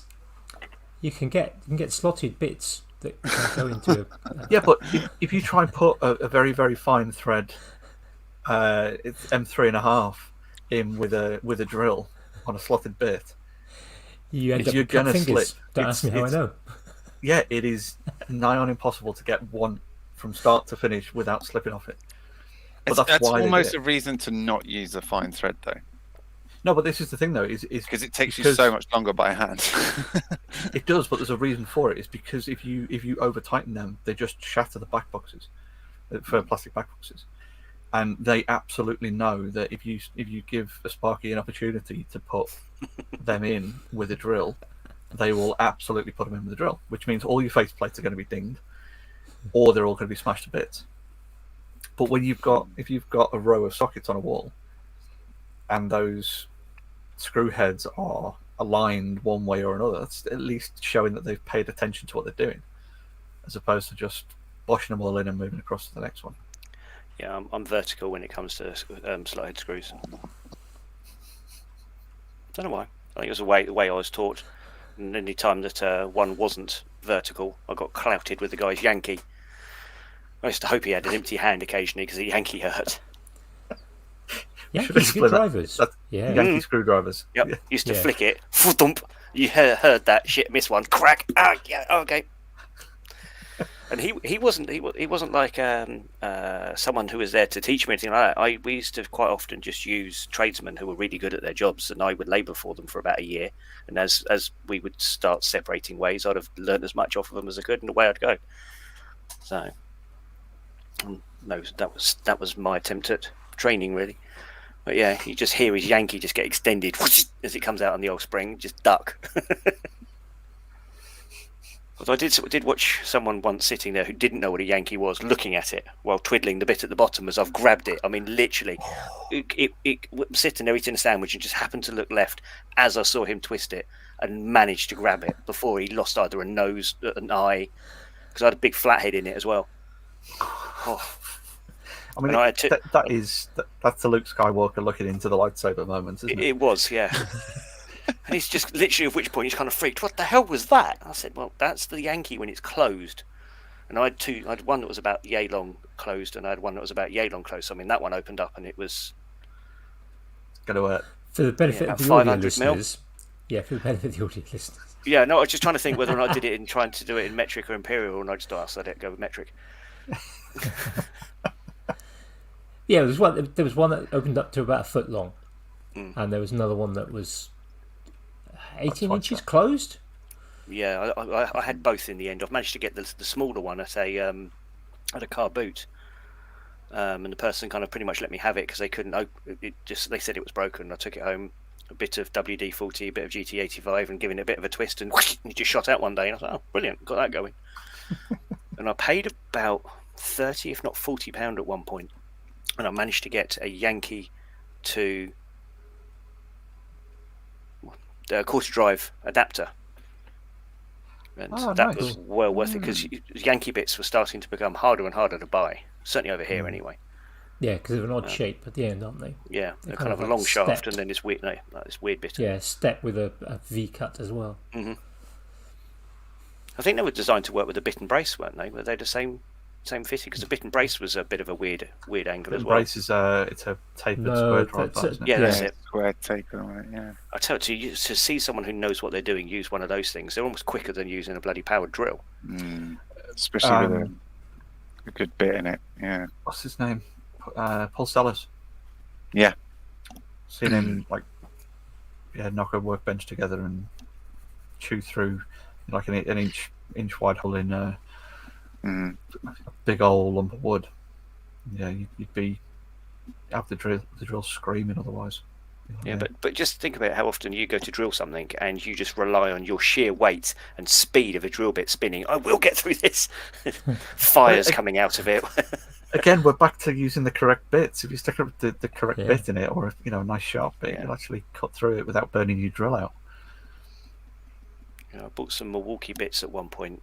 Can't think what they were called, but they were a 4-pack, and then you bought like the extra inch and a half or something like that separate, and they kind of looked like massive, great big corkscrews, but then went flat, but had big arms that came around the side, but with a like a threaded bit on the end. And like an auger bit. Yeah, but they're designed to go with their whole hog, which is a right-angled drill with an obscene amount of torque. But they sold these regularly, so I thought, you get one of them in a drill. Nearly had my arm off at the same time as it just ripped through this piece of 4x2, and I'm just like, holy moly. Made a mistake once of trying to install the door with one of those and went to go and put the old lock set in the side of it, a hollow door, straight through it. Doesn't care what it looks like, those things. And I was like, well, good thing I'm painting this afterwards. Yeah, just ripped the whole back panel off it. Yeah, I made sure I had my spade bits after that.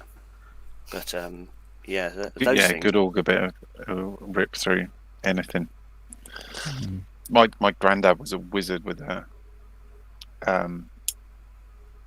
Bit and brace. That's the one. But I think I've got a load of his old tools, and my other half, when our granddad passed away, I inherited a load of his old gear as well. Lifetime carpenter. Oh wow! Yeah, so loads. I've got beautiful two, things that I might braces. never use. Yeah, one is really old. It was my dad's, and I think he inherited it off my granddad. So I've got a bunch of his old tools, that especially, and a few that are kind of inherited on to him, that I'll never use. But I kind of wonder. I've got this kind of, it's in one of my list of projects is to kind of make like a deep shadow box and kind of mount them and then just put them up somewhere. Just kind of collect them into a box. I don't know, maybe like 18 inches wide, 2 foot tall or something, but have it sort of, so it's like 4 inches deep, so it'll take things like the brace and just clean it up enough just to kind of, not like repaint the head, but kind of just clean off some of the sort of the rust and give maybe a bit of wax just to keep it nicely preserved, but still keep the patina that it's got from kind of years of use, and just put it on display somewhere. Nice thing to do. Yeah, it would be. Yeah, I got a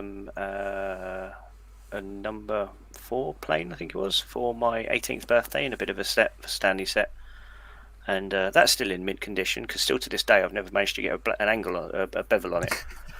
And the very first time I ever took it out and just went out the box, didn't know what I was doing. YouTube wasn't even a thing those days. Was the internet even a thing back that far? Yeah, I suppose that was around. And I've just gone fudunk, and it just stuck in something. And I went, right, okay, that go back on the shelf. And I've never been back to it. But yeah, block planes, you can sharpen those things pretty much with anything, and I absolutely love block planes. And we've got oak window sills all on the ground floor here, all round. And I went up to Croydon and went to a big. Actually, no, I didn't. My wife went up to Croydon, up to the big Sawyer's yard that was up there, because it was the cheapest place we could get it, all rough. And I said, I'm going to do one of these, flatten one of these by hand. 9 hours with block planes and card scrapers to get 1.8 meters worth of window board, but it was for our back door sill. and did all of that, and then went right now out with a lunchbox planer on the table and did the rest of them. But I was so glad still to this day that I did it with the first one. But yeah, that destroyed me. About 3 weeks afterwards, I think everything from the knees upwards hurt. Yeah, I'll bet. But it was certainly an experience. It was lovely just to see it in slow motion. It was very slow motion. Whereas all the heavy grey, I mean, it was seriously bandsaw cut. So trying to go back in some cases for probably some 5mm teeth marks, trying to work my way through. And in the same amount of time, I cut, sized, and dimensioned all of the others in the same amount of time as what it took me to make one. And there were quite a few of the others. Don't get any blisters and calluses then either. No, not at all. Especially when you're using then a circular saw to do the edges as well. And significantly less backache. Yeah. Well, that's another thing with circular saws. If you've got an old or blunt blade or even a not suitable blade, they can leave some horrific edges on those. Well, that's another one where people can often get away with a crap saw, but they'll jump straight to a Freud blade. Oh, yeah. And you've dropped down from like 2.2mm kerf down to like 1.8. They're wondering why it's cutting really well. Yeah, and if it's battery powered, why the battery lasts 5 times longer?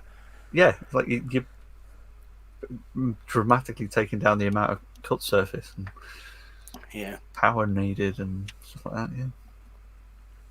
Yeah. So funny enough, it's another thing I keep looking at is the Milwaukee router. But I know how much I don't use either of my 2 main routers. Well, I've got the AEG trim router, and it's fantastic. Well, that's what I want. I mean, AEG, it's probably exactly the same, just a different colour as the Milwaukee one. Yeah, it is. Yeah, it'll be the same internals because they TTI did that, and then it hit Ryobi as well. Yeah, I mean, hanging a door with a router, I mean, screws and things like that work just as well, but doing all of the hinges and all the recesses just with a router, once you go out and square your hole off and just nip round it, and it's just so much quicker. Especially if you're doing a lightweight internal door, or a bastard to do with chisels, because all they want to do is bounce and flex. Fire doors I need to do one of them. I did one yesterday. Our bathroom door had been squeaking for ages, so I took it off and went, right, I've got a pair of heavy-duty fire ball bearing hinges. Right, in they'll go. And they were about 5 times thicker than the original, so I went to shut the door, donk, straight into the jam. I was like, oh, for crying out loud. Out's come all the chisels, and all my other doors in my house are fire doors, bar my bathroom one. So I'm hitting it, and you could just hear the echo running through it as the door is taking everything I'm giving it, even though it's a ludicrously sharp chisel. It just fought me the whole way. I think the last time I did a door was that one to this office, and because this is an extension on the house that's 1900s, all 4 edges of the door had to be trimmed, all angles, just to get it to fit in the hole. Yeah, we got a few of them. My house is from '94, and I've got a few of them. It's fairly standard with any building, isn't it? Yeah. I've got to sort out our living room door with the Christmas. We had found from the hinge side of the door to a kind of shelf in the corner. We strung cards. Yeah, if we could get Christmas cards, just put some string across, and we got kind of some decorated fancy pegs for holding all the Christmas cards. And somebody'd hung not me, a wooden decoration, a bit like a kind of a marionette type puppet, or it might be an angel made out of wood, off the nail that's in the door jamb at the end next to the door jamb next to the hinge. And at one point it slipped. Door was open, it slipped into the gap. Somebody closed the door because it didn't close properly, and now the door doesn't like closing all the time. So I've got a hinge to replace because it looks like just a thin metal hinge. The hinge is bent a bit.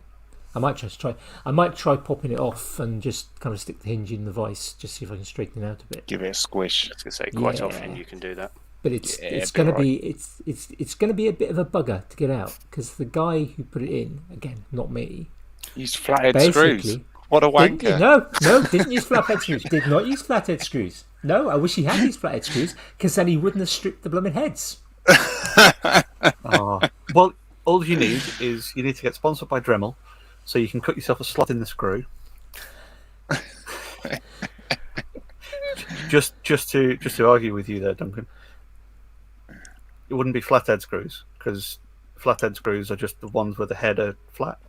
Yeah, sorry. Slotted screws. Slotted screws, flathead screwdriver. Just a bit pedantic ass. Or you can do what a video I saw the other day, which was one of those ridiculous 5-minute crafts where someone got a screw that they couldn't get out. So what they did, they'd got a welder. Band. No, they got a welder and welded something to the end of this screw. And I'm just like, just looks like you just welded it to the hinge, not the screw. I think Kelly Sands, the gentleman maker, did that on one of his car projects a couple of weeks ago. He had a bolt that he didn't have a spanner for, or it stripped, the head was stripped or something. Yeah, didn't he? He so welded just tagged a bigger nut on or something. Yeah. When did you guys share that video? Because I've seen that one as well recently. Yeah, I think Jamie might have. I can't remember. No, I don't think it was me. I remember seeing it from the group, I think. I suppose now we're an hour and 25 minutes in. Is it worth mentioning to anyone listening that we've got Duncan and Simon with us tonight that are from the original actual WhatsApp waffle group? You know, Bit late for that, isn't it? We could do. half the course. We could do, but it'd be in the description. So there weren't many of us original OGs, were there? There were a few, and we slowly got bigger. Maybe 7 or 8. I'm certainly quite a lot bigger since then. Staying quiet. I think we've talked about the history of it before, haven't we? I think on one of the previous guests. It was because it came out of Maker Central, first Maker Central socialise, find each other. Can I start with? Maker Central Meetup? It was called. It was, and but the waffle group didn't come from the first Maker Central. No, because the I waffle group missed was that. Second. Yeah, it was from the second Maker Central, and it was basically all the people that talk too much. Yeah. Who annoyed everyone else. Said, let's have this splinter group where we can talk crap and not upset anyone. And, which also then splintered into a 3D printing digital tech. It did, and at that point, I didn't really know anyone who anyone was. So I'm just like, right, yes, let's get into all the groups. I want to speak to all the people. So I kind of joined this waffle group. Got really annoyed at everyone talking too much. Yeah. No, that's where it came from, though, wasn't it? Make Essential sort of 2019. Yeah. Yeah. Well, the original group was started up by Adam England. Yep. Of Make Build Fix. Yep. I've got a gift from him from both Maker Centrals. Calipers for the second and a stamped Make Build Fix tag from the first one. That was laser cut. That. Oh, was it? Sorry, I thought it was stamped. Oh.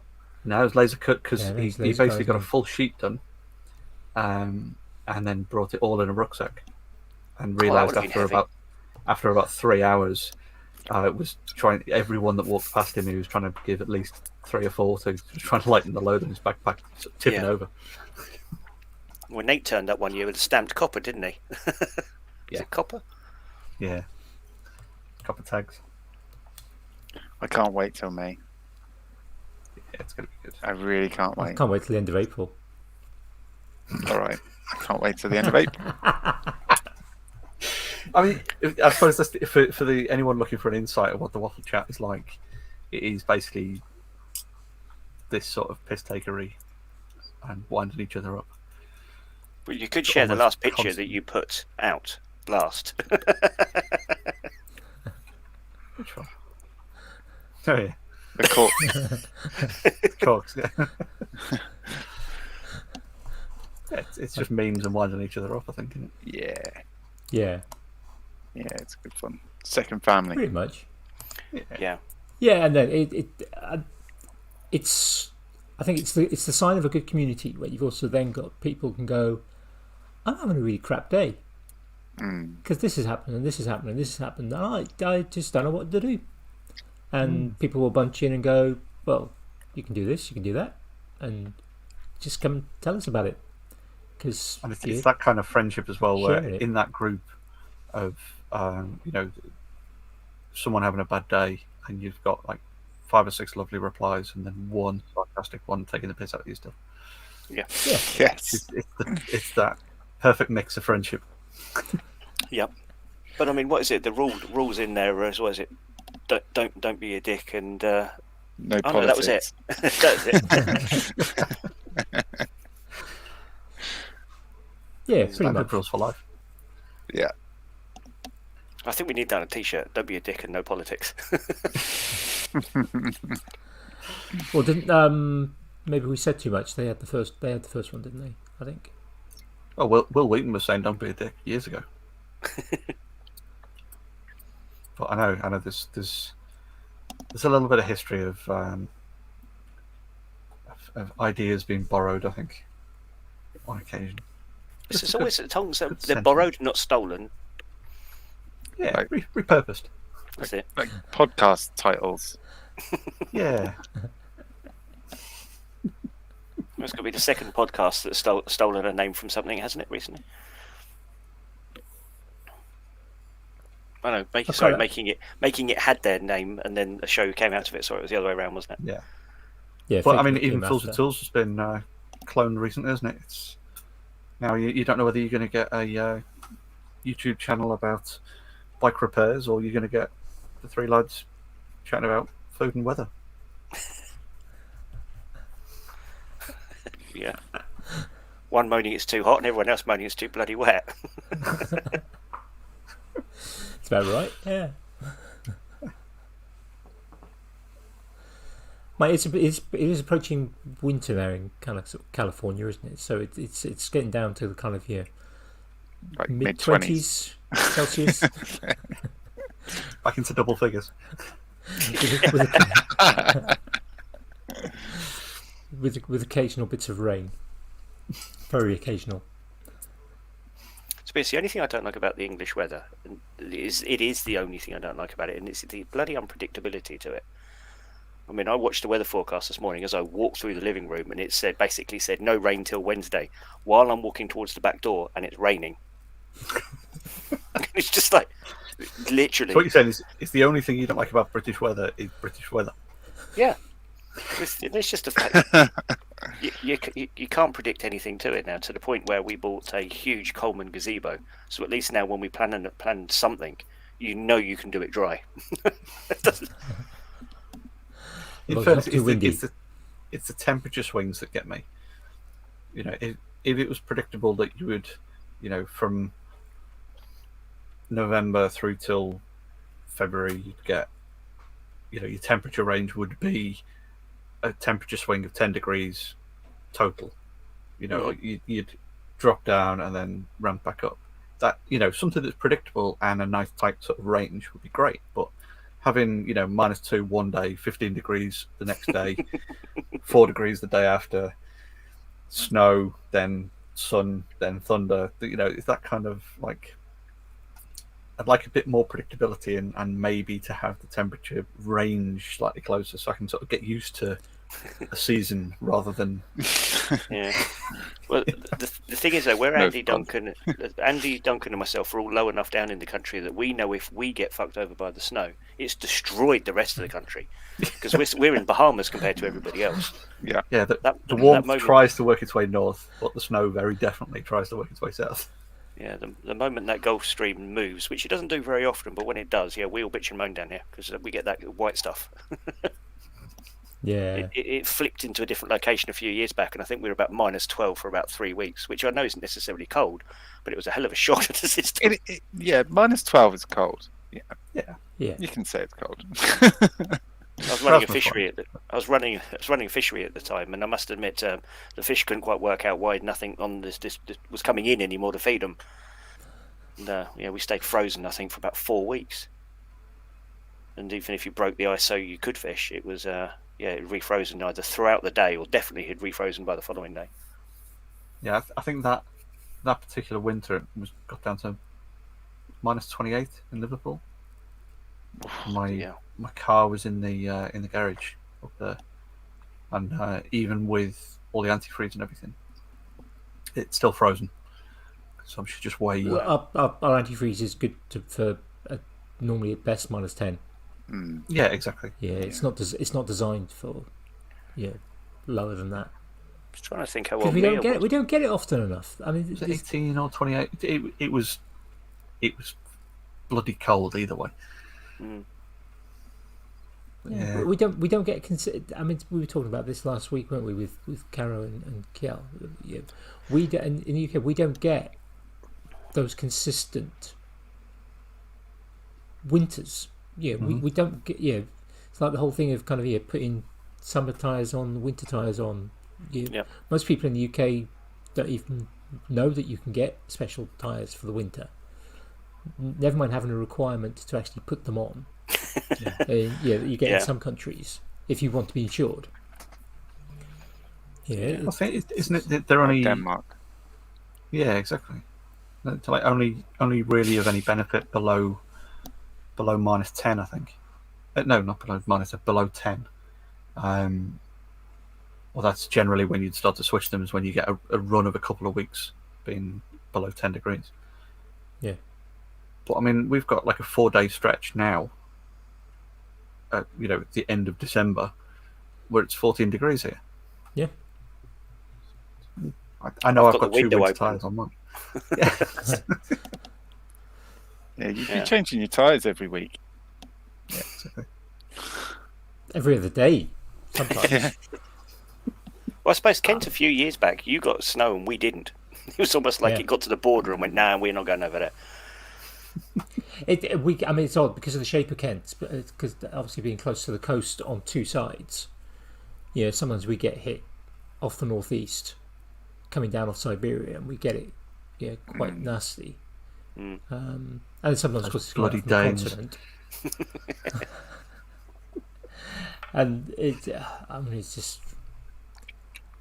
Yeah, I'm going to stay away from kind of people driving in snow. It's down here. It's look, I've got 4-wheel drive, therefore I can still drive as fast as I can, as I normally do on my summer tyres, because I've got a 4-wheel drive, because I've got this £60,000 Range Rover. I cringe when I see people doing that around Brighton, and I'm sitting there just trying to stay away from them and not be tagged into the same group as them. But one of my buildings that I look after is on a ridiculously steep slope, and a few years ago you've got buses that are trying to still run, but if they came over the top of the crest, they had no control all the way down the bottom, and at the bottom is a 90-degree turn next to the police station, and these double-decker buses are still trying to come down there. And I remember seeing a Shogun in particular had just stuck it into all-wheel drive, gone round everyone, and he's sitting there with his fingers out the window, sticking his fingers up at people because they're not going anywhere. He's going round them, and this bus came over the top of it. I've never seen a Shogun reverse so fast in the snow in my life, because there was nowhere the bus could go. The bus was trying to lock up, and you could see it starting to snake.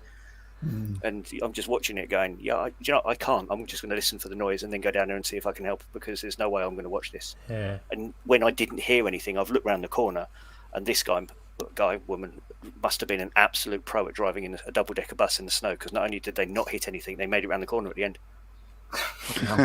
It was just, it shouldn't have happened. After that, they closed the road. No one was coming down it anymore. But that was something else. It was, Handbrake hit, power slide.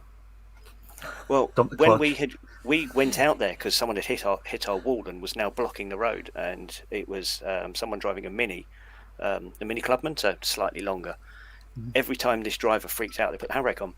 As soon as they put the handbrake on, the arse end just snapped, and the arse end just flipped straight round again. And it was like, just foot brake only. Oh, but that's not working. Yeah, neither is the back brake. That's why you keep going round in circles. And we eventually kind of helped push them off our property and into what was then the entrance to the police station. We just said, just wait until the road's cleared, because being polite, brakes, you're dangerous.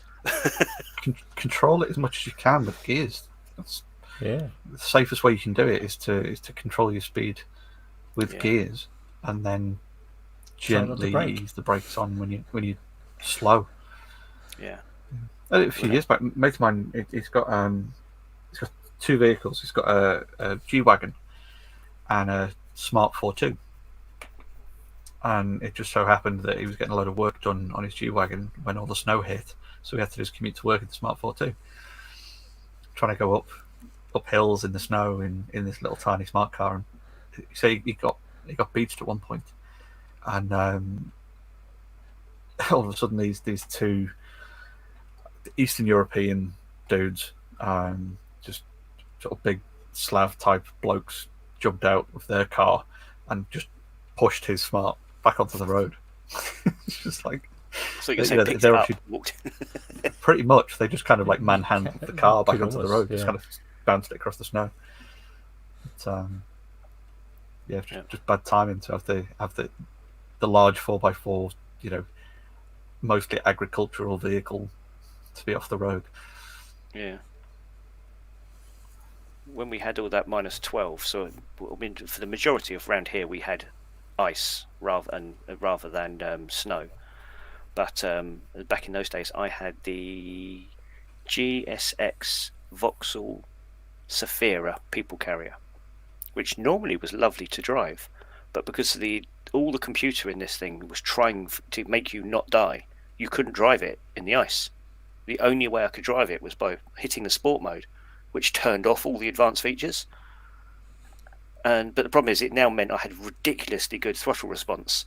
So I'm trying to drive a car that all the car wants to do is either kill me in one mode or kill me in the other mode.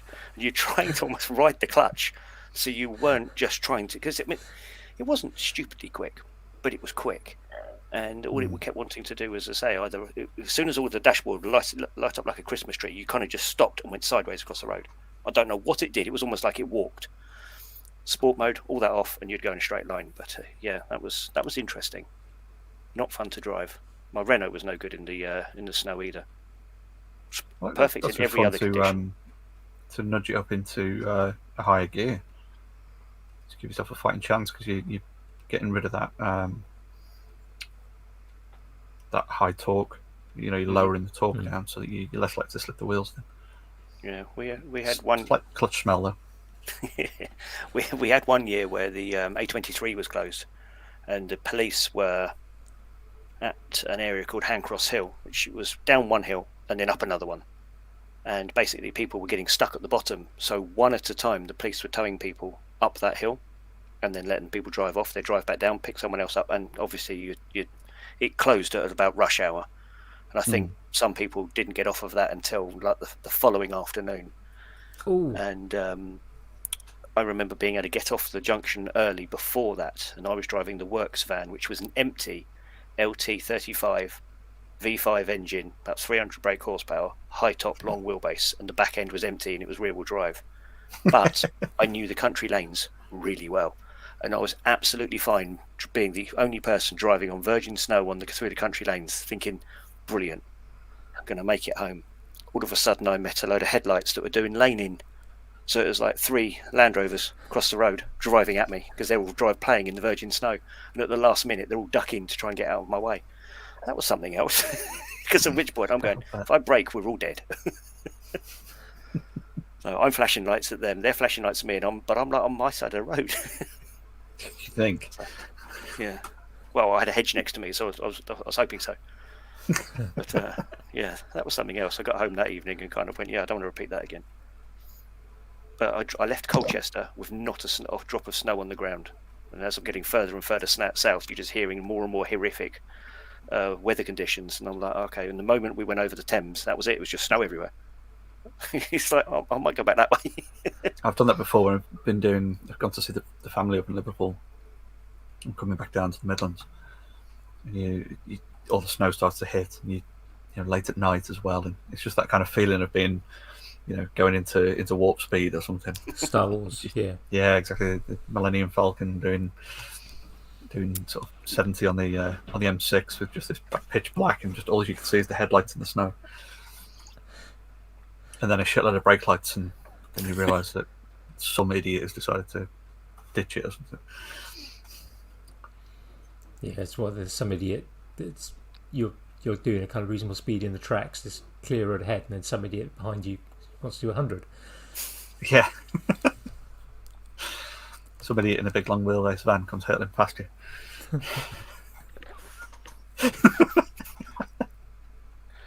I remember driving around some lanes around near where I live now. Again, a horrific amount of rain, so much so it was running out of a field, down across the road, and then had nowhere to go, so the road was just filling up.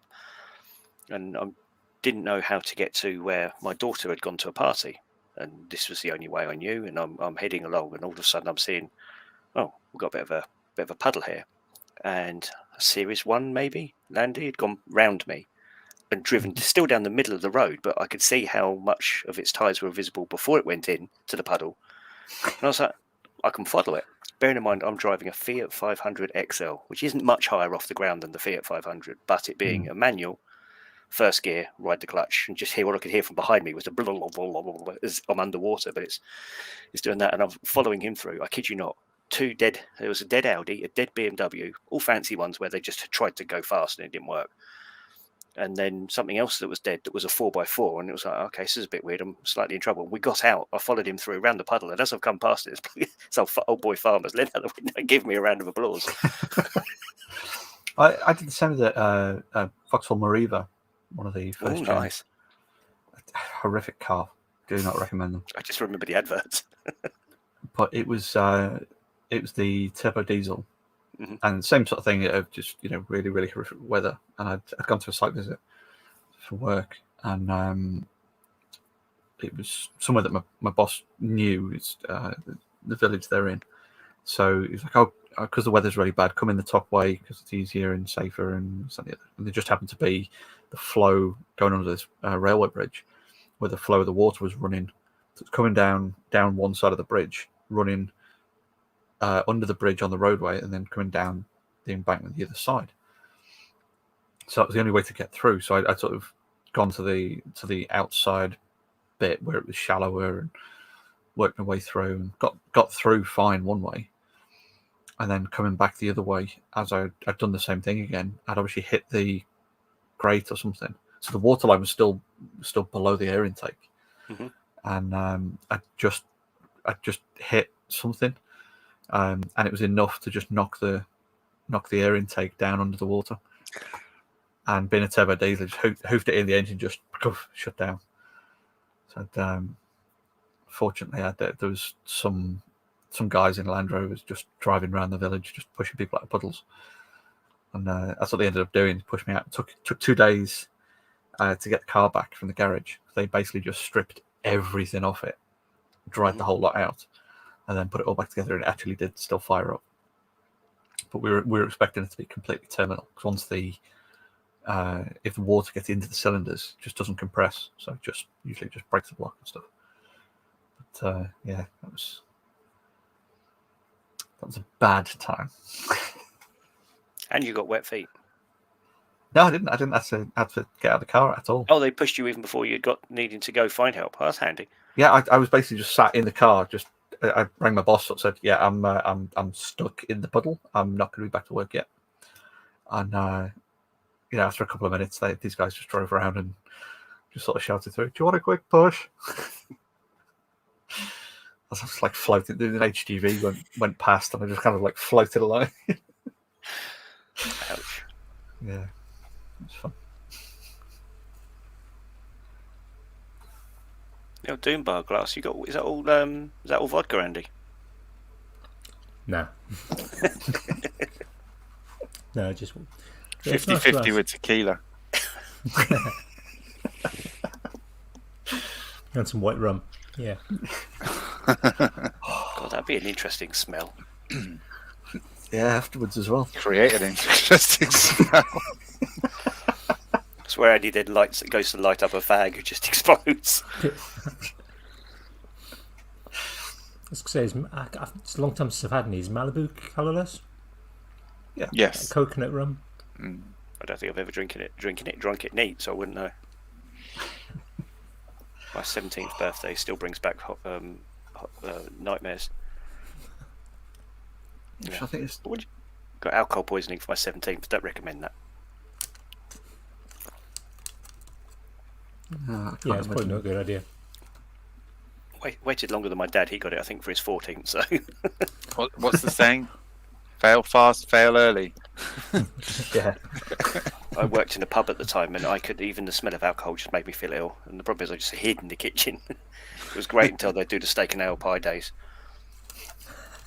I actually did not have... Doing it young, you're more likely for your liver to actually recover and regenerate some of itself, isn't you? To be honest, as a rule, I don't normally drink, but Duncan told me I had to, so... Well, it's New Year's party, isn't it? We've had New Year's 3 days from now, 2 days ago. I want to get some Bushmills whiskey, actually. I tried that years ago, and I quite liked that. I haven't had Bushmills for years. That's good stuff. I went there when I was in Northern Ireland, but my day trip was going somewhere else. That's where we drop people off, so I can say I've been there, I just never got off the coach. And my sister's wedding, I thought I'd try and see if I could get the groom drunk for a giggle, and I worked along with him, the optics, but only did the whiskies. And they had Bushmills there, and I went back to that one a couple of times going, I quite like this one. In my area, the only place that sells it is Waitrose. Waitrose is always packed and kind of just, people. I just want to knock on the window, see if I can do sign language and pay for it, like contactless against the window or something. There is this thing, this other, like the internet where you can buy stuff. Yeah, I'm kind of running out of time to bring it to your house. Yeah, but I ran out of time. For throw it at the door. Well, I'm more concerned about getting a local to deliver it and it being drunk before it gets here. Find out it's just piss back in it and going, I don't remember it tasting like this. Didn't order bells? There goes our Bell sponsorship. Thank fuck for that. Yeah. Years ago, I was working with a lad, and he came in the following day and said, "I'll tell you about what happened to me at a party last night." And I thought, "Oh God, normally these stories are horrific." He said, "There's a guy that turned up and no one liked." I thought, "Oh, that's always a good way to start the story." But so they basically a guy down to Beck's, filled it back up with piss because it being Beck's, cracked the lid back on, handed it to a guy and said, "Oh, take this." Bloke knocked it off, downed it in one. And went, God, that tasted a bit funny. He took the piss. Oh, yeah, it's all right. It was good piss. And he goes, no, it didn't taste that bad. He said, but definitely didn't taste it tasted nicer than Beck's normally. Puts it down and just walks off. So, okay, I must admit, I don't drink lager in the slightest, but it all tastes like piss to me. Yeah, same. But you sit there and just thinking, yeah, okay. We bought a demijohn of Old Rosie in the kind of the pre-Christmas shop. As a little, yeah, exactly. Just been drinking as well. But normally what we do at Christmas time is with the Old Rosie is we mull it. Oh right. And it's absolutely fantastic. And we just haven't got round to it, but Jackie and I both just fancied a bit of Old Rosie this evening. So. Yeah, it's got the right taste for that. Yeah, I see where you're coming from. It's not too sweet either, is it? So I've just come from from Thatcher's Old Haze, which is very sweet. But it's good though. Yeah, I do like the Thatcher's Haze. Still, my favourite is the Aspel's. They do a haze, but the only place I can seem to get that is in Suffolk, which is rather a long way to keep going just for a pint of cider. Waitrose might sell it.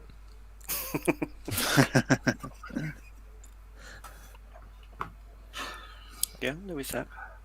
Somerset seem to certainly do some nice ciders, don't they? Can I remember, is Somerset the home of the cider, or is it as far as Cornwall?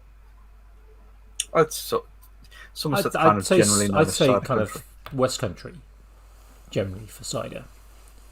I mean, yeah, Herefordshire, Somerset. I wouldn't really describe Cornwall as a cider place. No. Or even Devon, to be honest. I mean, yeah, Dunbar is Cornish. No, definitely not cider. That's an ale, isn't it? Yeah. Yeah. But if I was thinking cider, predominantly, I would probably start with Hereford, just because that's where my dad grew up. So we used to go to Hereford quite a lot. It's where my parents met. So kind of it was Bulmers and woodpecker. For years, I had a woodpecker bedside lamp. It's not bloody It cider. was literally a woodpecker carved, where it was cast. It's the cider you slum it with at an Indian restaurant. And so then Somerset, but I've also Suffolk does have a bit, but I wouldn't think of that first. But I don't think it's a cider in any other parts of the country. It tends to be ales elsewhere. Well, we've got Harvey's down here for their ales. I can't think of the name of the guys that were out. So they were out of Lewis. There was another old one in Horsham, King and Barnes. I think they were predominantly all ales. Hall and Woodhouse bought King and Barnes. So that was the end of them. Well, you go back long enough, every town had its own brewery. If you go back far enough, actually, I'm surprised my town isn't just full of pit holes. Because I found my girl's doing some homework over this wonderful last 12 months. I happened to find a map that was, say, 1860, and then now, and it had a slider. So you could be looking at a part of the map, and as you did move this slider, it moved the map from then to now, kind of age, and you'd see bits popping through it. And almost the entire of Burgess Hill was clay pits. And it would just literally be clay pit number 1, clay pit number 2, clay pit with the such and such, and then a random name, and then as you scroll to now, that's now the name of that road. And it's like, oh, okay, fair enough. I mean, there were a couple that stayed up until recently where we were still hand making tiles in Burgess Hill until probably 20 years ago. And those pits, well, they're huge pits now, were a few lakes and now a housing estate. But it was quite remarkable actually on how clayey we are around here for those kind of things. Yeah, we're clay in Kent as well. I don't think it's the right sort of clay for making anything with. Certainly the right sort of clay for causing flooding and making growing things in the garden difficult. Well, you've had a few places over your way dig up that Fuller's Earth that goes in all the beauty products and things? I don't know. It is. Fuller's Earth is quite one of those kind of very useful, naturally found. There's a couple of fisheries that found out that's the type of clay they had round your way, that when they found out they were digging their lakes and had that, they stopped being a fishery and they dug it out instead. I can't think of the main one that did it. Its name's off the top of my head at the minute. And it was right next to the river. No, I can't think what it's called. It's bugging me now. Yeah. Problem is, for around here though, we didn't do much for the Industrial Revolution, so we don't have the many of these great sexy buildings that you get in London and up north. We've just got houses that are that old no one wants to live in them anymore. Well, you've got quite a bit of chef your way, Andy, for the oast houses and bits. Yeah, lots of oast houses around Kent. But I mean, Kent's always been. I mean, there has been mining in various parts of Kent for a variety of things. Some interesting sort of materials. Marble in one place, and there was coal, I think, in a couple of places in Kent. But predominantly it's been it's the Garden of England. It's that kind of grow stacks of food. It's the perfect place for growing hops and fruit. You get long kind of sort of fruit seasons. So it's good for that. I don't know if that's still. Yeah, I mean, there's a lot of food still grown in Kent, but now it's become more of a let's see how many houses we can build so that people can move out of London, drive the Kent prices up, make it harder for people that live in Kent and have families in Kent to stay in Kent. Well, maybe they can use some of that money to make some of your roads a bit wider. No? It would be good in places, particularly given the predominance of Range Rovers and the like around here. This is just old dude's rant, isn't it, this episode? I'm there's trying not to. I could. I'm trying. There are a couple of routes from around the Tunbridge to Maidstone area where you look at a map and your sat nav says no, this is the best way, and then you're okay. Now what about the longest? Oh no, you're still going to go this way. You know, okay. How about we go for something that's wider than 5'5"? Yeah, we could probably. There's a couple of bits that are wider than that. Yes, arguing with your sat nav, point me in a different direction. When you get to a last bit, time I went down to Steve's, it was the same. The sat nav decided to just randomly just tell me to turn left at some point instead of just going down the dual carriageway for another half a mile, and it'd all be great. It just decided to take me through like farmers' fields and people's back gardens, and there's one point where I had to unclip someone's washing to drive past. You're in the CRV though. You're fine. Yeah, it was. Yeah, fortunately, but yeah, it was. Yeah, I'd love to, have a chat to the people that do the sat nav stuff and just sort of ask them if they've ever looked at the types of roads that they're sending people down. But it's only come from that tape, hasn't it? That you put the tape in, it talks to you when you've got your little control box. I watched the whole of that video. That was brilliant. That's going to mean nothing to anyone outside of our chat.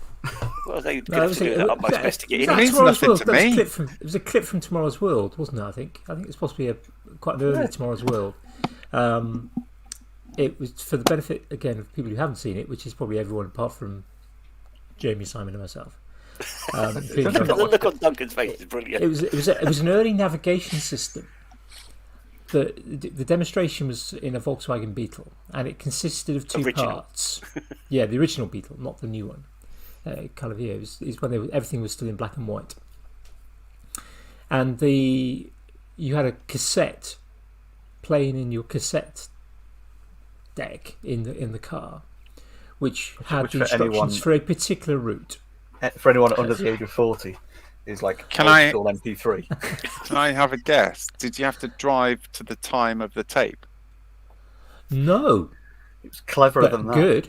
Cleverer than that. There was an extra gizmo that was connected underneath the dashboard that was connected to the speedometer.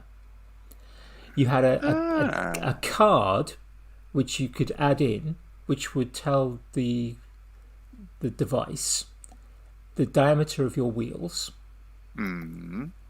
So knowing the diameter of the wheels, knowing the speed, distance. Could work out on the tape. There was a beep, and the beep would tell the connect with this essentially a computer to determine how long to pause the tape before playing the next instruction. So based on the speed. They were all just queued up on the tape. Yeah, so it was all just queued. So it would say turn left, and if you had half a mile to go down this road, and it would work out how long it was taking you to do that half mile based on your speed and the diameter of the wheel. That's and brilliant. Then it would tell you the next direction. I love that. That's it's fantastic. a mechanical solution. That's just working with what you've got. The available technology to come up with something so innovative for its time. That's brilliant. I've never heard that before. That's probably the only problem I can see with that is that you'd have to have a completely new tape, and who's making these tapes? Well, someone's got to manually record it, right? Yeah, because the person didn't sound that boring. you had OS maps, which were very, very accurate. Yeah, best in the world. Still, someone would have to sit there and measure them all out. Yeah. Or drive the route. Well, that's the thing is in theory, you could plan your own. Well, because you'd probably need to plan your own route anyway, wouldn't you? If you're going from point A to point B. Well, that's the tricky bit. Yeah, well, that's the thing. Pre-record your route. Tape, though. Yeah, but that's the thing is you could pre-record your route. If a road was closed, that's it. That's game over, isn't it? Yeah, you wouldn't be able to get it to automatically check everyone's phones in the surrounding area and redirect your traffic. Well, with how far back this would have been, there probably weren't even that many cars on the road, so it'd probably been fine for that. It looked like it was filmed in London, and London looked fairly empty in this. That's genius. I'm trying to think of an equivalent now. that we have that just works around stuff that doesn't exist yet. Yeah. Ooh. And I can't think of one. Well, I suppose It's most hard to modern imagine. It's hard technology- to imagine something that you don't know doesn't exist. But could you, Because could to you find imagine an 50 equivalent, years you'd ago have to- telling somebody about GPS? Having this thing that would sit in your car and tell you the directions to anywhere. Yeah, I don't know, because 50 years ago we had satellites already. Just about. Yeah, but 50 years ago, from the vantage point of where Andy's pretending he is. 50 years ago, 50 he's years still ago, going to be... 3 days from now, 2 days ago. Yeah, but Andy's 50 years ago, he's still thinking like 1950.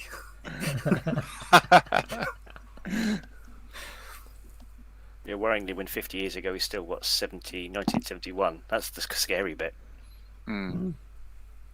Yeah. Yes, maths, getting it. Perhaps a workaround is what we're doing now, which is talking on video, which is 2D Yes. with just audio. We can't interact, we can't shake hands, we can't hug, we can't do anything physical. I can't reach onto the shelf in Jamie's office there and grab something. There's nothing behind me you want. But in 30 years' time, Yeah, I can totally imagine that your office will be a virtual environment, and we'll all be sat round the same coffee table. In thick leather Chesterfields, and we'll be getting the smell of the log fire that's crackling away in the corner. Yeah. We'll just have pipe the directly natter. into our synapses. My brother bought his Oculus Quest round today. And he was he had got some free game installed on it called Echo, which is actually, as he called it, Space Advanced Death Frisbee. But I couldn't get the art of flying, because in my brain I wanted to do a Iron Man kind of thing. So when you pulled the triggers, you would be pointing down to go up.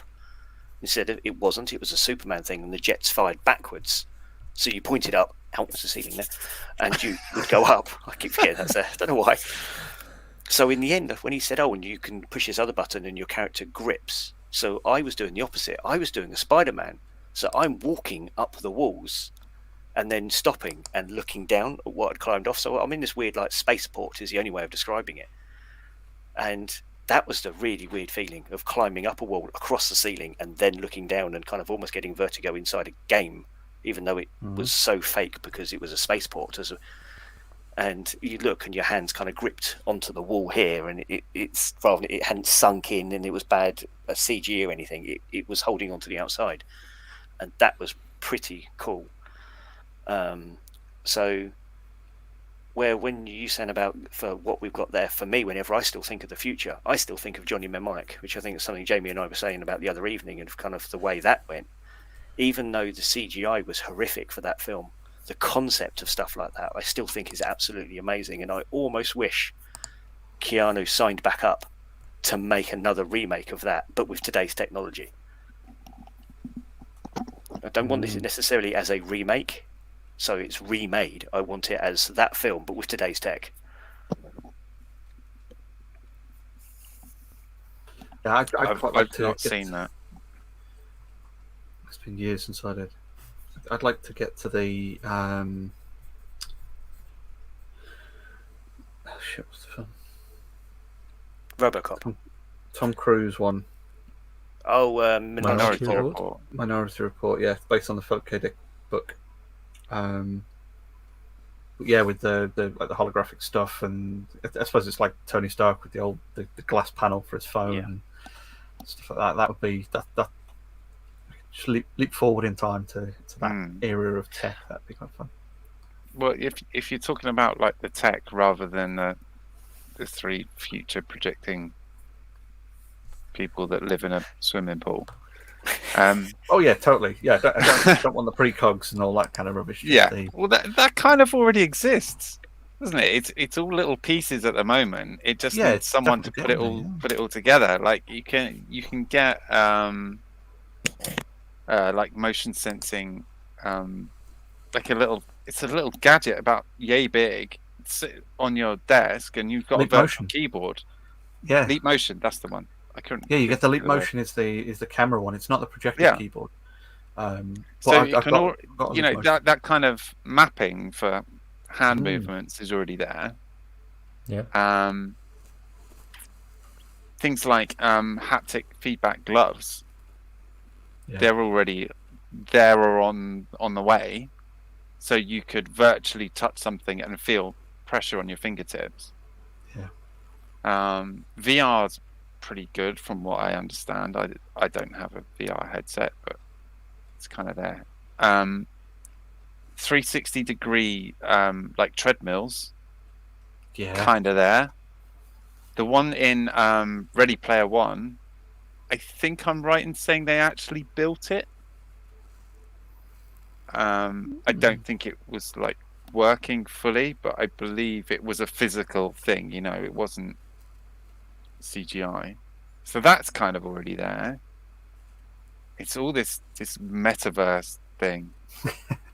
That's what's. Yeah, I'm sort of in It's that. gonna come. It's gonna come. Yeah. Yeah, Yeah, definitely. it's a matter of people having vision. Yeah. And kind of, a new piece of tech gets developed. And it's kind of one of the, I think tech is one of those things that kind of leapfrogs back and forth off different things. Take computers. You get somebody will come up with some new hardware thing. So the software guys go, oh, that's good, that's faster, we can do this now.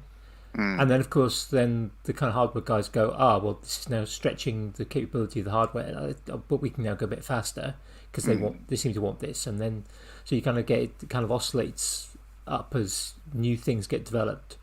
I mean, if you take the capability of something like Photoshop now compared to when it first came out, or even Lightroom, the ability to kind of pick a sky and just pick out the sky and just change the sky.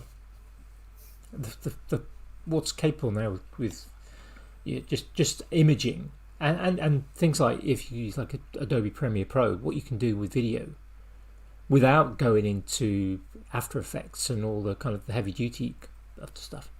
It's just nuts, really. And that will just keep developing, and you'll get to a point where you can just go right.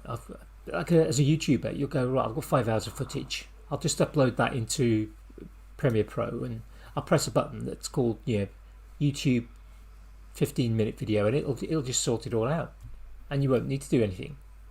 I remember when Photoshop first introduced the content aware fill and content aware delete. That just being able to, like when they did the demo piece of that, where they just kind of selected a bit of an image and just deleted it, and it kind of filled in. It's crazy that even just in my IT career of like the last nearly 20 years, just seeing those advances in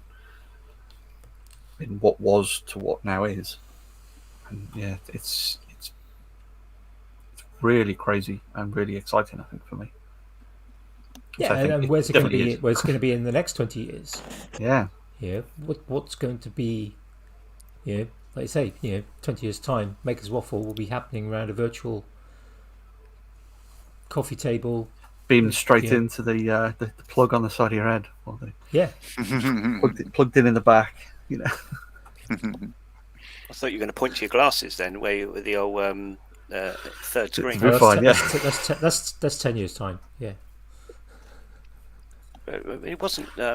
I think it was Carol that shared the video in the Waffle the other day of hard drives, if you remember. I think one of the videos showed a hard drive being what we know as an LP, and then what hard drives became, which was a giant LP, but stacked together there were 3 or 4 of them. Yeah. Kind of showing through and this one had. I think they were talking about kilobytes. They weren't even talking megabytes for those. things. Yeah, no, it's But there's the old thing of the is it 128K hard drive being loaded in up a ramp, loaded in by a group of blokes into the side of a plane, or into the side of a building, or there's like several photos of them being loaded into places. and then the photo next to it was a 128 gig micro SD card, which is ridiculous. Yeah. Well, my first computer was a Spectrum. Not Spectrum, it was a Sinclair ZX81.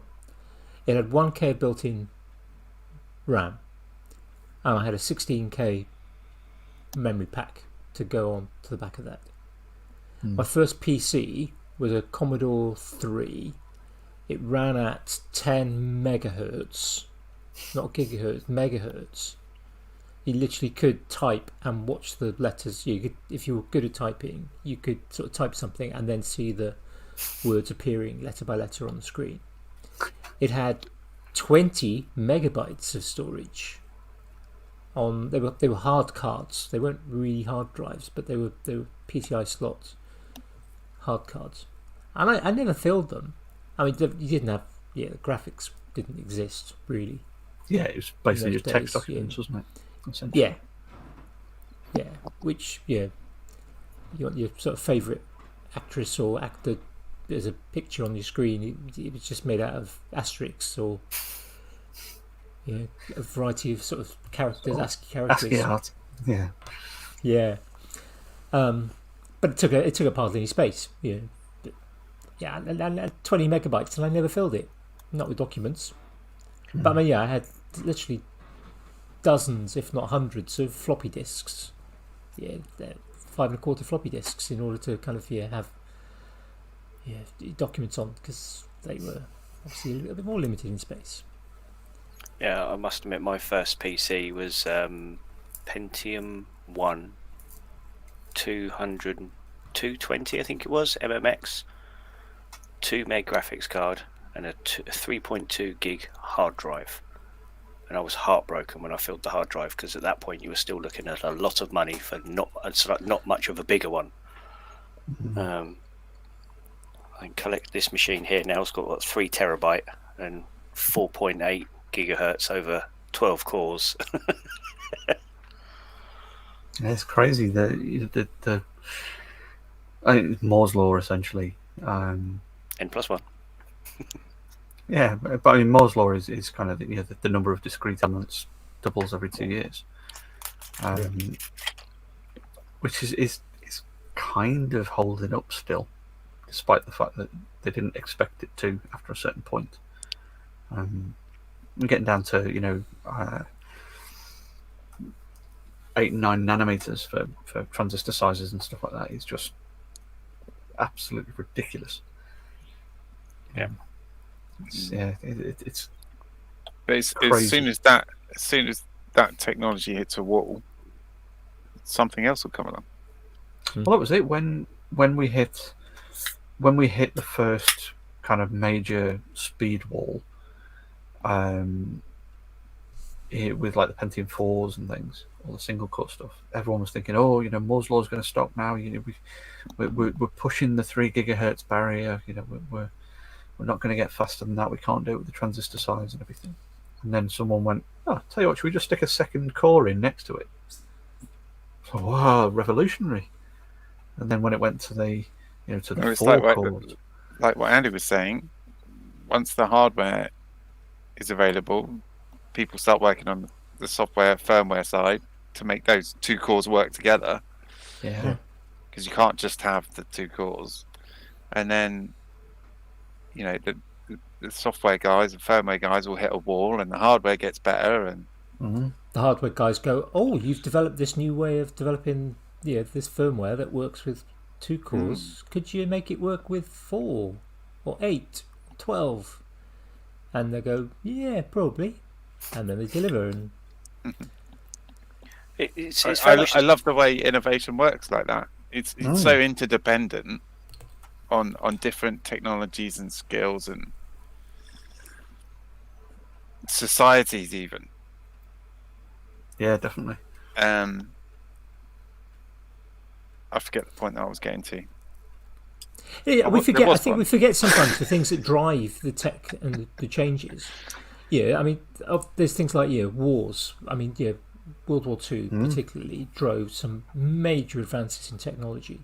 A variety of technologies, from medical technologies through and techniques, the computing Yeah, and the things that came out of that, huge drives forward. Mm. But there's also We things wouldn't like be going to space without yeah.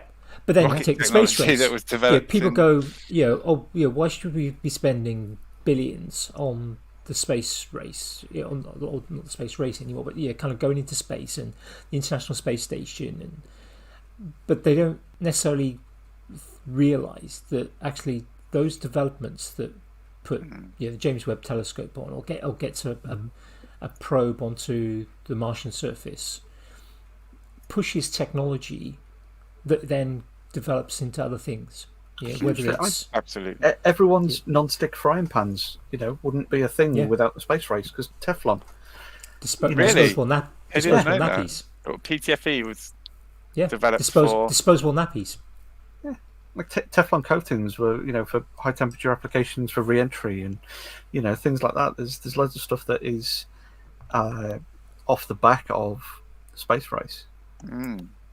And the internet basically came out of the internet. Well, the internet actually started with the American Department of Defense as much as anything, and the whole idea of kind of email and being able to exchange information. The World Wide Web, came out of CERN because of the need to try and share huge amounts of data around kind of the academic world, and do that in a manner that was kind of really accessible. The CERN stuff was ARPANET. That was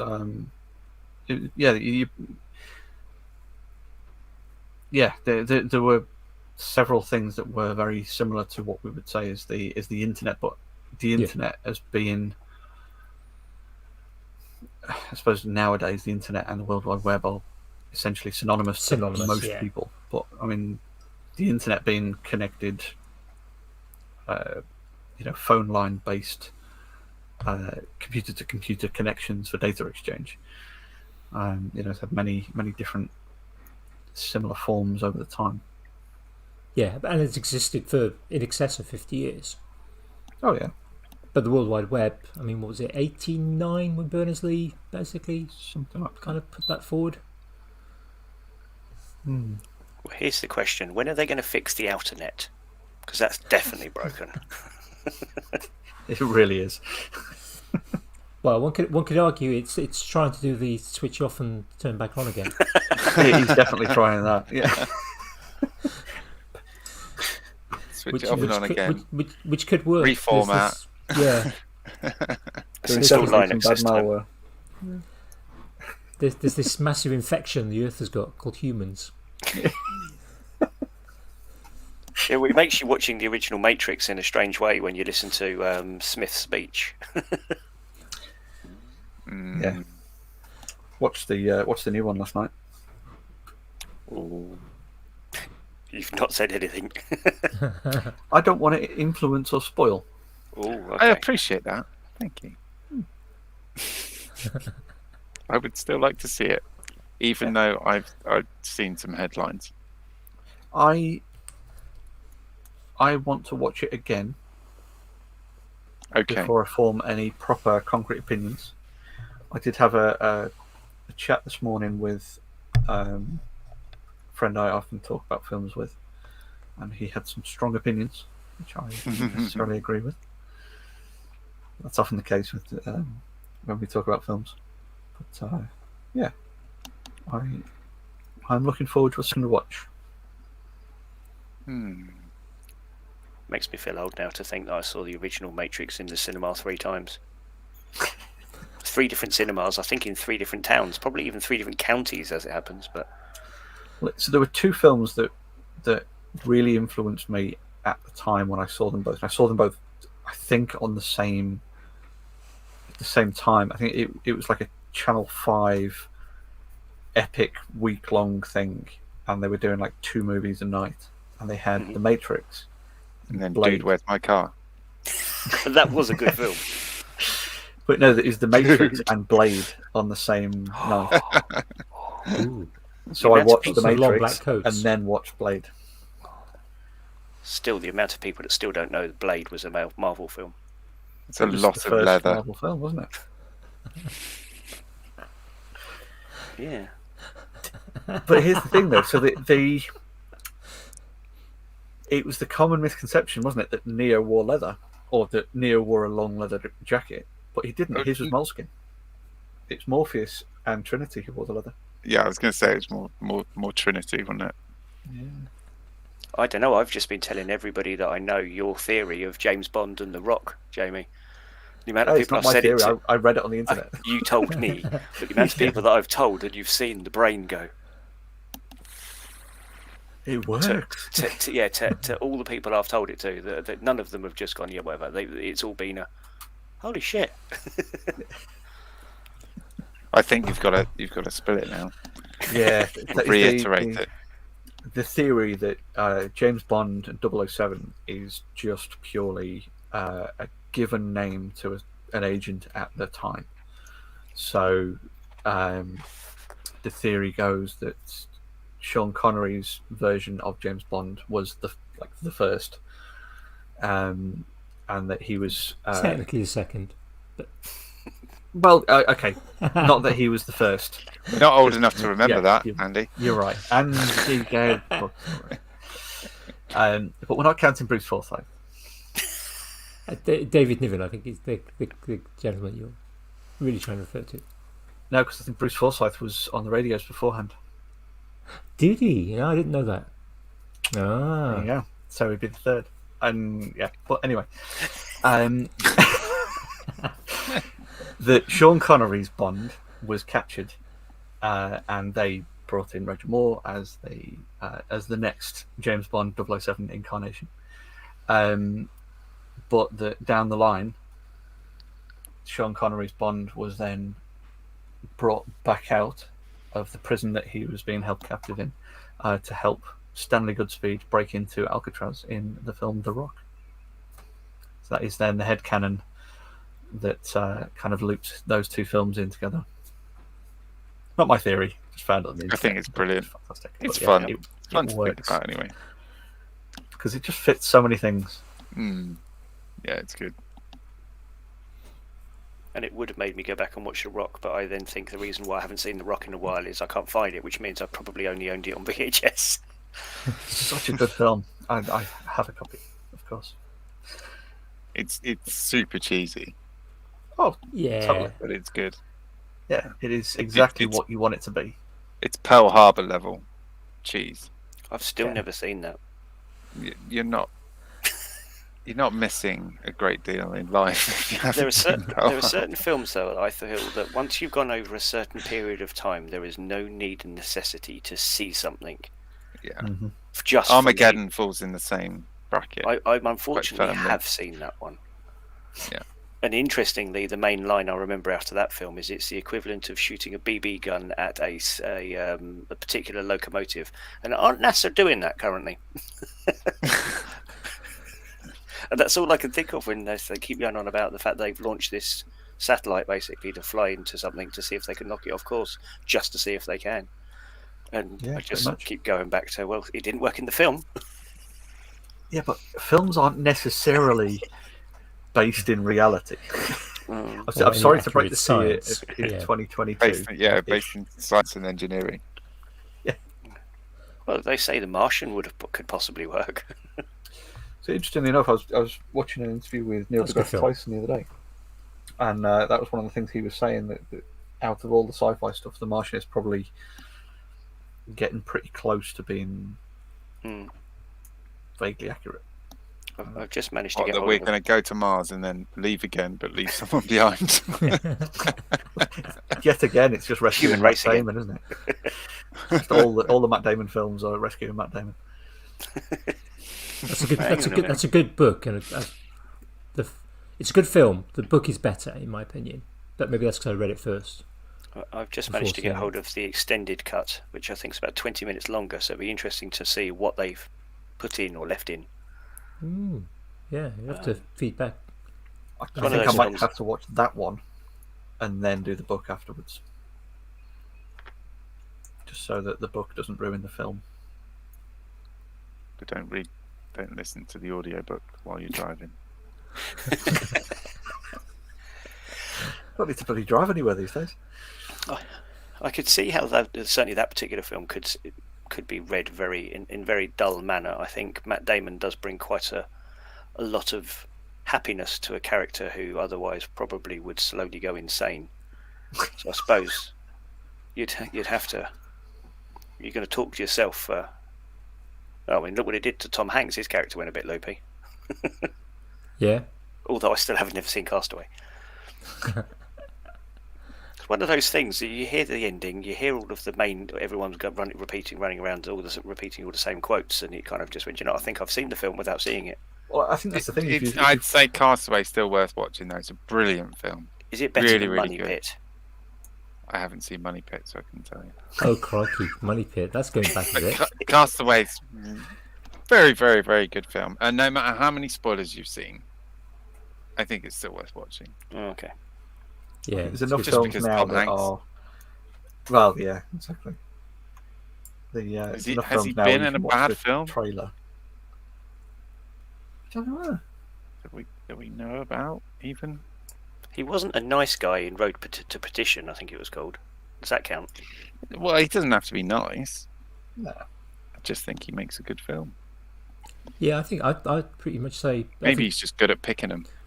every Tom Hanks film I've seen, and I've not seen all of them, but everyone I've seen, he does a very good job. He's a very good actor. Money Pit was 1986. With Meg Ryan.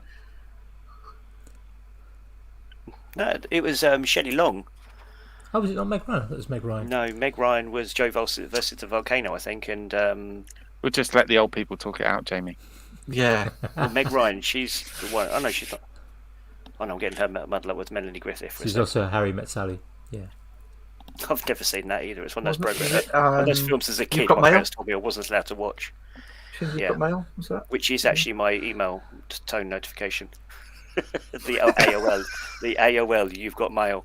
I hate having a phone where you've got one notification for everything, so I have a different notification for everything, so I know whether or not I need to reach over and pick my phone up. Welcome to 1996. Is that what year that was in? Bring back polyphonic ringtones. I used to pay the £5 for those. I bought Jetpack something or other. Downloading it on WAP. Yeah. Wireless application protocol, was that it? Yep. Yeah. I had the Sharp telephone. It was useless as pretty much anything apart from making calls and playing games. It's about all it could do. I suppose actually it's all you wanted from a phone in those days. That's But it all phones cost can its. still do, surely. Snake and text. I remember a friend of a friend went into Vodafone, and this person's trying to sell him all this new fanciest phone and all that lot. And he turned around to the guy, looked him straight in the face, and said, "Can I still make calls on it?" Which is the only thing the guy hadn't mentioned. And he's like, "That's all I. If it rings, I pick it up, and if I want to speak to somebody, I pick it up. Otherwise, it doesn't get used." I forgot what film I was going to Google now. That was Tom Hanks. I was like that with when smartphones first came out. I was like, I just want to make calls and texts, and I can do that on the phone I had, which fits in my pocket much more. And then I saw somebody using one of the kind of star map apps, and literally could hold it was an iPhone, which I've never had, but they could hold their iPhone up, and it would track what stars, and it would tell you what stars you're looking at. You don't need an iPhone for that. No, you can do it. I'd like to say you can do it on any phone, but you can't quite. I've mine's never had a really good phone for yet it. with a built-in compass, so I don't get the full features of any of the star maps. What? I don't believe it. I don't Yeah. think there are any phones on the market at the minute that don't have a compass built in. They've all got that. Mine doesn't. They've all got Yeah, mine magnetometers in them. Yes. Nope. Yes. Nope. Yes. My phone doesn't. And it's not an old phone. I only bought it this year. It's Motorola G9 Plus. Something like that. It's less than 2 years old as a model. Why the hell would they make a phone that didn't have a magnetometer sensor in it? Because it's a sub £200 phone. Yeah, but even still, it's like it's all like grouped components. It's just Yeah. Yeah, it's all in like an accelerometer package. But on the because I've got physics apps as well, which show you kind of your outputs to all sensors, and no magnetic sensor. Download a Compass app and see what happens. I'll give Just it a a try. basic, Yeah. just a basic compass. Yeah, that's really weird if they've not included the magnet sensors. Yeah, because I use Star Map, which works quite nicely. It's quite a nice astronomy app. And I had an iPad from work. Oh, crikey, quite a few years ago now, and that had built-in compass, and that was really cool because you could kind of hold it up and sort of see what was what was where, and you could literally kind of point it at the floor and see what stars you would see in Australia. Yeah, that's quite weird when you get it on. Yep. I've got the Stellar. Stellarium. Yeah, it's got a strange name. I've never been able to say that one properly. I've got that on my phone, and I quite like the feature of the fact that when I've been looking for an object to go looking for, you can then obviously you can pinch and zoom on that, and it would almost like be the equivalent of Google Maps but looking outwards. So you can find a star or a cluster and zoom in on it, and then eventually once you get in far enough, it almost shows you like a photo image of what you would be expecting to see, with which is quite a neat feature. I'd love to get a scope system where I can actually stay indoors and have a telescope outside, so I don't have to get cold. Don't have to kind of get a crick in the neck from looking through an eyepiece. Or someone else's telescope. No, I'm in a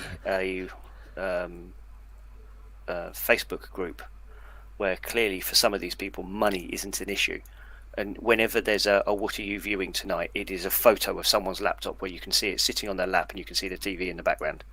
Yeah. It's just ridiculous on how many people in this particular group that's their style of astronomy. I've got a cousin who's a GP. He does various doctor things. He's got multiple roles down in Tasmania, and he has a little observatory on his deck. It's big enough for him to sit in, but he does a lot of astrophotography. So he'll kind of generate deep space images that will be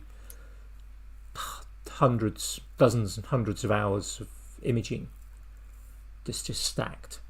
And he's got a DSLR that's sort of designed specifically for astrophotography, so it's got a cooled sensor to eradicate noise, and everything's tracking. It's just a beautiful set of kit. Yeah, I burnt out the sensor on one of my phones trying to kept taking photos with it being having the sensor open too long. It even on a normal photo now, you've got this nice bit of vignetting around the outside of the photos during the day. It's like, oops, I may have burnt the sensor. Oops. Yeah, the Google Pixel 4 does. So if you can get it still enough, it changes its settings to what it then refers to as star mode rather than just night mode. And when you push go on it, it gives you 5 minutes where it takes 15-second photos for those 5 minutes and then stacks it itself, and then does all the software editing to then overlay to make sure it's, even though the stars have moved, to then stack all the picture up, which is quite remarkable actually. You're relying on the telephone, whereas if I did that on my PC, I need about 3 different apps or programs, and I've got to Software development again. Yeah. When it comes to software development, though, I wonder what comes first, whether or not the problem comes first or whether the solution comes first.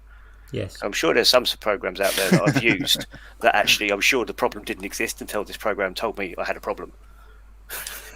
It's weird when it comes to stuff like that, because back to like what Duncan was saying earlier on about that, the kind of leapfrogging between. It's surprising just how much hardware development has come out of either porn or gaming. That are two things that you wouldn't necessarily think as massive factors for the drive forward in hardware and software development. I've got to ask now, what hardware in porn? Well, the use of filming and storage and processing, and you look at the vast amount of traffic and bandwidth on the internet is from that industry, right? Okay. So there's huge developments in storage compression and server access and things like that for for use in those industries. And my brain went with software-controlled toys, so I'm glad that you fixed that up for me a bit more. They're also a thing, and also part of the hardware development. You know? Yeah, that's Still a thing, isn't it? unsupported device. Compass app. Yeah. Doesn't have a magnetometer. That is Burn absolutely it. ridiculous. Yeah. Burn get a it proper with phone. fire. Well, he's a physics. It's got to be done something proper. Even my like 80 quid Verni special from Amazon has all that on it. So why? Why Motorola haven't got it? I don't know. It must be a licensing issue. They've Nokia got to pay. N95 had a. I was going to say, I wonder if my 7110's got it. Just baffling to not include a magnet sensor in a smartphone anywhere after 2005.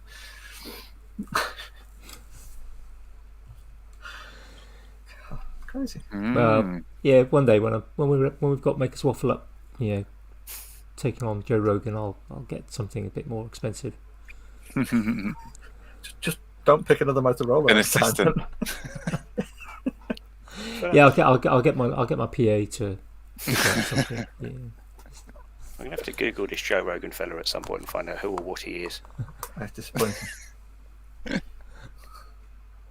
He's our target. He's I've heard he's worried. Yeah, we're going to take his audience. There's two people's videos I've never watched I can think of straight away, and his and Casey Neistat. I can think of another one that you mentioned the other day. I know, I didn't want to say that one because they might listen and I'll get told. I've watched occasionally. I've watched a couple of Casey Neistat videos, and they're actually quite interesting. I mean, I've watched the one I would recommend watching is his studio tour from about 6 or 7 years ago. I think it must be about 6 years ago now. Kind of where he talks about, it's quite a lengthy one for his videos, where he literally just goes around his New York studio and kind of goes, well, this I've got this for this, and this is the reason why I've got this, and he sort of shows his. He's got a nice little workbench. Yeah, so literally behind his desk there's a workbench which is set up with a camera above it, and he's got kind of rolls of stuff he can bring down for different backgrounds, and he's got a variety of tools close by, and his organisation system for what he does is brilliant, and because he's got a bit of a background as a maker from his work with Tom Sachs, and so it's a lot of his videos. Him just kind of rolling around New York or when he was in Los Angeles or wherever on the West Coast, and he's kind of just rolling around on an electric skateboard and waving at people and people waving at him. No, but some of his making stuff, and his brother has put out some good videos as well. Van Neistat, he started a channel just this year. Of course, Casey gave him a shout out, and he went from 0 to 400,000 in like 3 days subscribers, which is kind of a useful way of gaining big numbers really quickly. But he puts again some good making videos, but he also talks a lot about philosophy of making and his kind of way into sort of doing things. Some of which is quite funny. There's a great one where he talks about where his house is. It's very difficult for him to pull out. He basically lives on quite a big bend, and the road is quite busy. So in order to kind of pull out safely, he developed a way of slowing down the traffic by having a remote control red and blue. Well, possibly it was because part of his video went black and white for some reason. I'm guessing that one of his cars that doesn't move, he put a light bar on the roof, which kind of may have flashed an alternating colour pattern, which apparently slowed traffic down quite a lot. So he's got clever little things like that. Yeah, he's got a good. Again, some of his stuff, not for me, but again, some of the making stuff really quite interesting to philosophy of making and why he makes and things like that. It's really quite interesting. Tell you why I make. I have What do you make? to go with what you said a few weeks ago, Andy, for being like the serial kind of mixture between tool collector and hobbyist collector. Definitely Skills collector is a term I like. No, I collect hobby. Yeah, that was an Adam Savage. Adam Savage, yeah, serial coined collector of term, skills. wasn't it? Yeah. I agree, but I feel bad for saying the same thing because it's kind of like stealing someone else's idea. But I I'm don't think you'd totally mind. in that camp. Yeah. No, I collect hobbies. I'd start almost getting the hang of one and take on another one, or I start one thinking I thought that was going to be easier, still keep everything, so one day I can come back to it and go start something else. Yeah. And the workshop slowly gets smaller on the inside as the more things turn up. Or, You find some new thing, add all the little bits that you need for it. yeah, I mean, Do I think- one or two little projects with that stuff, and then you're done. Move on to the next thing. I don't even think sometimes it's about the fun of buying a tool. I think sometimes it's the fun of the very small amount of research, getting too excited, and then just buying, rather than holding off for another few weeks, doing all that extra little bit of research, whether it be reading, asking people, doing the inevitable, watching YouTube videos. But I think it's always very difficult when someone who already knows what they're doing is trying to teach you, because clearly they already know it, rather than you sitting there watching one video going, I'm hoping I'm going to get it after this. What you don't know is the 30 years worth of experience they've got in, like any trade, after a while you learn to spot your mistakes, fix your mistakes, or cover your mistakes. Yeah. There's a lot to be said for that sort of thing when you're explaining something or having something explained to you. If someone says, do this way when you're doing this, you go, well, why? I can see another way that might work. Whereas if they say, do this way when you're doing this, because if you try doing it this way, this will happen. And explaining the pitfalls, I think is much more useful in that instance. Yep. To get an idea of, it's been It's all covered for on the plenty of why. other- yeah, exactly. It's been covered on plenty of other podcasts before and stuff. Like, not so much misusing something, but using something in a different way to the way you would normally be taught. Sometimes has its merits, and sometimes has its learning opportunities. Yeah. I had some bad experiences as a child with why, so it's a phrase that I stopped using, and I feel that actually it hindered me more than helped.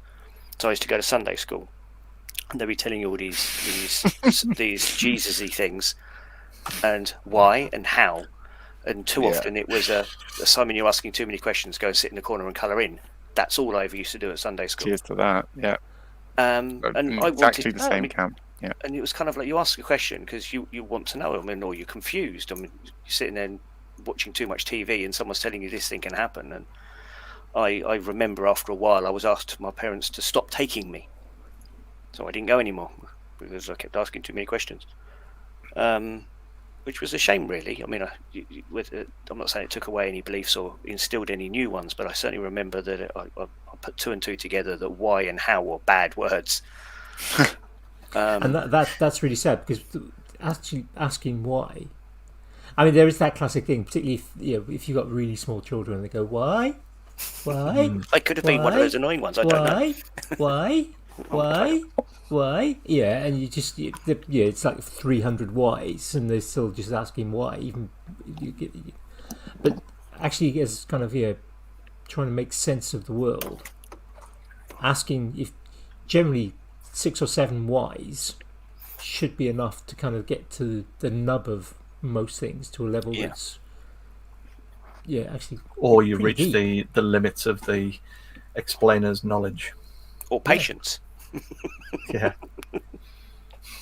But I've seen this in sort of schools where kind of a child will go kind of why does that happen, and you get a teacher for one reason or another won't give a sensible response to that. Now sometimes there just isn't time, and you kind of sometimes you just have to say, look, there isn't time. pop back and see me after school, lunchtime, whatever, and we can talk about it a bit more. But we haven't got time now in the lesson to do that, and that's I think an acceptable response to give. But I think sometimes you have to kind of go, okay, yeah, well that's actually we're gonna go into this a little bit.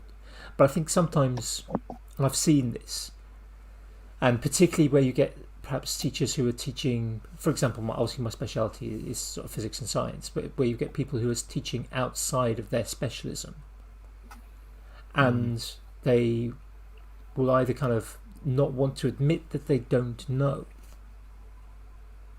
for some sense of pride or ego or whatever, or they, well, I think that's probably the big thing of it. They either don't want to admit they don't know, or they don't really want to nurture that element of asking questions, which actually that's what science is about. It's constantly about asking questions and questioning the science.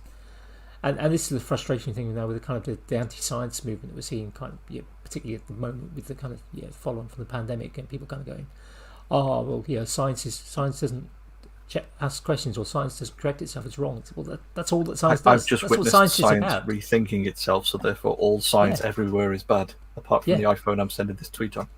Yeah, but that's entirely what science is. Science is constantly about kind of going, well, actually, now we've got a bit more evidence. We need to change what we're talking about now.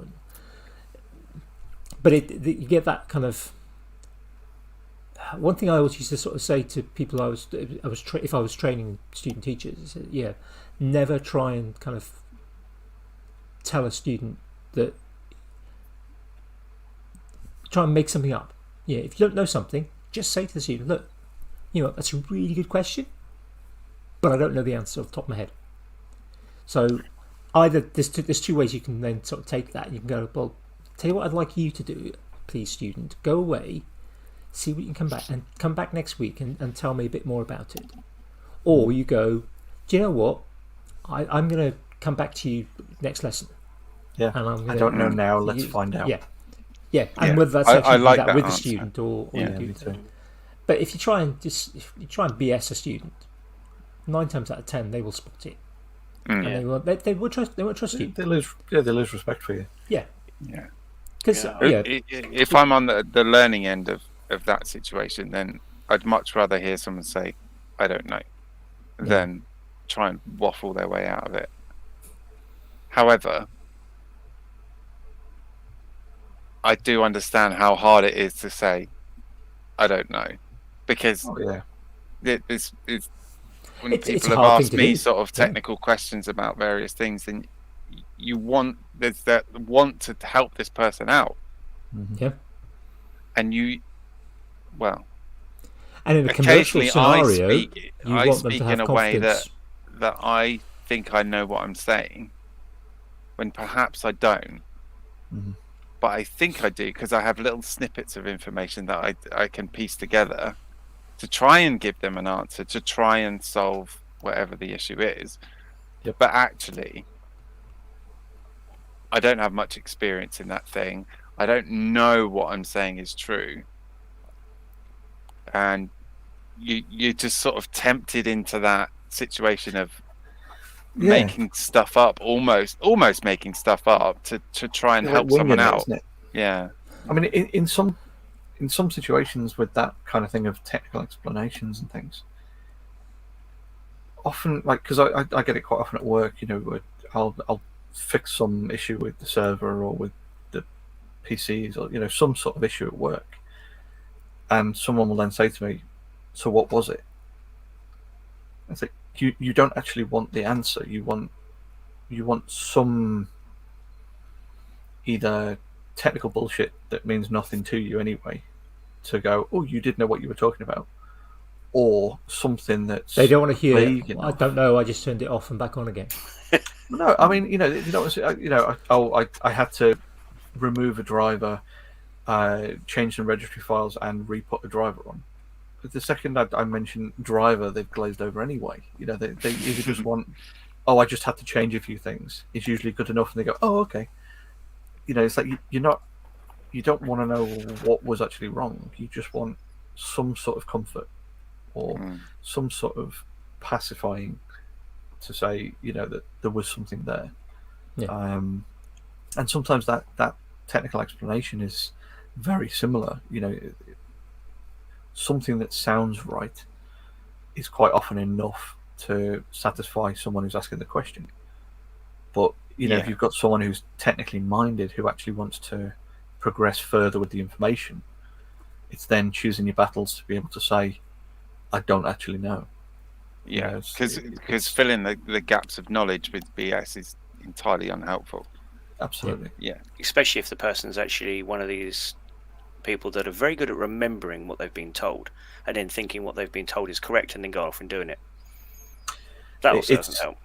It's look, Jen. Here's the internet. It's that sort of thing, isn't it? For the IT crowd, it's gauging what that person is going to do with the information you give them. I also need to give that another go. There are a few episodes you can skip through. But yeah. What doesn't help with me is I can't ignore a ringing phone. In the very first episode, it's the permanent leaning past the phone, cleaning the hands, and I'm sitting there and I'm clawing at the chair I'm sitting in. That's it. Yeah. But clawing at the chair, and I'm just like, just answer the phone. And once I made it past that, it was like, okay, I've started to settle back down again. I don't know why. There's certain things that just wind me up, and it's a phone not being answered is one of them. No idea why. It's when people It's all how certain things get us. My wife and kids this week have watched Home Alone and Home Alone 2 because the kids have never seen it. And call yourself an educator, man. They've seen plenty of other stuff. There's loads of physics in those films. I can't stand them. I've seen both those. I don't think I've seen the third one.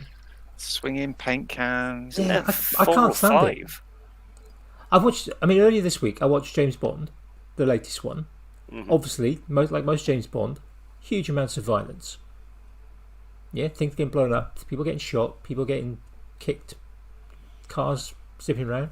I can watch a James Bond film, no problem at all. But something like Home Alone, can't stand it. You can see that the kind of slapstick humour, which in a cartoon, I'd be fine if it was a cartoon. But in the real film, or a live action film, I can't stand it. Can't watch them. I don't mind it once, but I'm not someone that could re-watch that because it's only funny once. Yeah. Whereas, there's plenty of other films and TV shows that I could re-watch quite happily. But stuff like that, no, I couldn't watch it again and again and again. Home Alone was on TV the other day, and I flicked it on just because I haven't seen it in years and years and years. But it's not. I know some people watch it every year because it's like a Christmas film, and I couldn't do that. Well, I couldn't do it and enjoy it. There are very few films. I find it with books as well. There are very few films that I can watch more than once, and there's very few books that I can read more than once. So I've read a book once. Generally, I will not read it again. I watched Die Hard Christmas Day. Hadn't seen that in a while. I thought I'd just put that in there for the haters. Die Hard is a Christmas film. There is no denying that. Anyone denying it is wrong. I also watch Muppets Christmas Carol as well. Well, we can also a Christmas film. And Benedict. I don't think I've ever seen that. Not in Muppets Christmas Carol. I don't think so. No. I haven't got control to kick Duncan, have I? No, doesn't look that way. The Muppets kind of have never been any kind of attraction to it. I just grates a little bit. That must be from an age thing. Was it every Friday they were on? Was it? Andy? Yeah, they were on really. It was quite a big thing. The Muppets. Yeah, it's never like a weekly slot. And my dad and I, not until recent years, have had very similar taste in movies. But growing up, there were certain shows that the whole family, there was three of us at that point, but used to sit down and watch. There was the Muppets on a Friday. was whatever day of the week that Scooby-Doo used to be on. It was the only day my dad would be home early, and it was to watch Scooby-Doo until they invented Scrappy, and he just boycotted the whole thing. I don't think he's ever watched anything to do with Scooby-Doo since. Yeah, Scrappy was not a good move. And then on Saturday it would have been Land of the Giants, The Borrowers, and there was one other thing, and I can never remember what the third one was. They were things that we always used to watch together. See, as a kid, for me, Saturday used to be a great day for TV because you get some really good Saturday morning TV. You get things like The Lone Ranger and Lassie in the morning, and you get like the Addams Family or the Munsters. Oh, the Munsters. Takes me back. This would be on in the morning. Oh, there was the Waltons and Champion the Wonder Boy, Wonder Horse, and Wonder Boy and Wonder Horse, and Batman. And then in the evening, a few years later, you get things like the A-Team or Knight Rider. I tried to go back and watch Knight Rider. That didn't age well for me. No. Maybe it was that bad originally. I don't know, but so was the rest of the TV. True, actually, I did. There wasn't a huge selection of stuff. Yeah. Yeah, it's like the A-Team really is pretty rubbish. Oh yeah. Look, let's take these highly trained soldiers, ex-soldiers, and we'll just lock them up in the barn with all a tractor and a pile of welding kit, and that'll be fine. We won't worry about anything else, and there just happens to be a load of metal stock as well. Yeah. Duncan, a moment. Makers, they're all makers. They're maker films, aren't they? Yeah, That's true. That's true. I used to. My entry to making was my grandpa's leftover wood from him making anything he needed to make, but generally dolls' houses. He used to make these huge doll houses that, and then put wallpaper in them and carpets and all bits and pieces. From memory, I used to make spaceships out of them. Nice. Hammer and nail. Nothing was probably ever cut straight. The teeth on the saw probably were never correct. Do you remember the kit from Argos? It came in a wooden box and you opened it like a pair of doors and nothing in there was sharp. Well, many years later I actually managed to find one, or a company's still selling them, but now, and I bought one for my daughters, and then as if I'm taking everything out going, well, that's going to hurt you, that's going to hurt you, that's going to hurt you. Not because I was afraid of her using them, but because they were so blunt you would have hurt yourself and replaced them with proper tools. But she's still better with the bandsaw than I am. I always found things like that as a kid. I found things like that very frustrating. Tools wouldn't work or binoculars wouldn't magnify. Yeah. And I kind of swore then almost that if I had kids in the future, I wouldn't buy them stuff that didn't work. So my kids have had not necessarily expensive but proper binoculars. They've had they both had Swiss Army knives before they were certainly 11. When my youngest was, because she's the more practically minded, was 8. She had a toolbox with some proper tools in it. A small size one. Wilco's in the UK does some things like pliers and hammers that are they're proper hammer, proper pliers, side cutters, but they just happen to be smaller. Perfect for the smaller hand, but actually perfectly usable by fully grown adult. So okay, and you're not going to cut say a bike brake cable with the side cutters, but you can't necessarily do that with all full size ones anyway. I wouldn't do that with most of mine either. Well, I've got some cutters that will do it, but it's kind of having the right thing for the job, isn't it? But perfectly fine for stripping wire and rewiring a plug or some such. And that's a kit that she will always have. It's always going to be some tools that she can take with her wherever she's got a house, and there's space in the toolbox, and she can add extra things to it if she wants. It's a fairly practical household tool set. So she's put up a curtain rail or a blind or something. Needs to cut down the blind. There's a tool in. There's enough tools in there to do it. Enough tools to put the thing up. The only thing she probably needs to add to it really is like a cordless drill driver type thing. I mean, that's originally where I went over to the Torx bits because the little ones could use them and they didn't ever slip. Yeah. And that was my original reason for going over to those. And Yeah, that's my why wife- we tend to use mostly Torx in this house. My wife uses my tools as much as I do, if not more on occasion. Yeah, it was exactly the same reason. Switching to impact drivers and things like that, just getting technique down. But as well as that, it just made it so much easier to then that and I hate the sound of a a bit slipping. Having a bit bouncing around and a thing and knowing it's going to be me removing it later. Yeah, I had a customer once years ago. We were building an extension on his bungalow for him, and he loved the look of the tools and things I was using. And he kind of came along and said, "Look, I'm getting on a bit. I want to get something similar to what you've got. Can you recommend anything?" So I think I pointed him in the local shop at the time was doing some of the Bosch green tools, and after about a week, I finally managed to get him to get the hang of not just going from nothing to full power and trying to. And he just kept saying, "I just can't get these screws in." So I think, okay, I'm supposed to be building your extension, but okay, we'll go back through this again and say, right, you see the trigger, gently pull on it, and as it starts to turn, it's going to grip. So while I'm standing there, leaning back onto it, just full bore again. So okay, right, okay, now that one's dead. I want to take that out now with a pair of pliers. And after about a week, he finally got the hang of it, and then kind of went, "Yeah, I've put my shelves up now. I just think I'll leave that in the box." At least he gave it a go. I mean, he was saying he was using the old manual screwdrivers, was just hurting his wrists too much nowadays. But I did offer just to put the shelves up, but he was adamant he was going to do it himself. So that's good. Yeah, we're all going to be that old man one day. I'm kind of hoping. I'm kind of hoping that technology thing will beat us there again, though. Yeah, you just hold the fastener up against the wall and just press the button on the back, and it goes.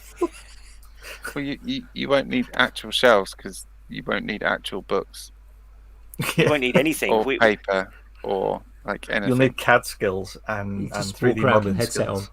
On. Yeah, I was going to say it'd be a mixture between the Matrix and something like Wally, where you're just going around in the hover chair, but Matrix style. You're wearing the goggles and everything's outside of it. So yeah. Everyone have really toned arms from all the reaching around and grabbing things, and everyone would just be fat from the neck downwards. Please don't move.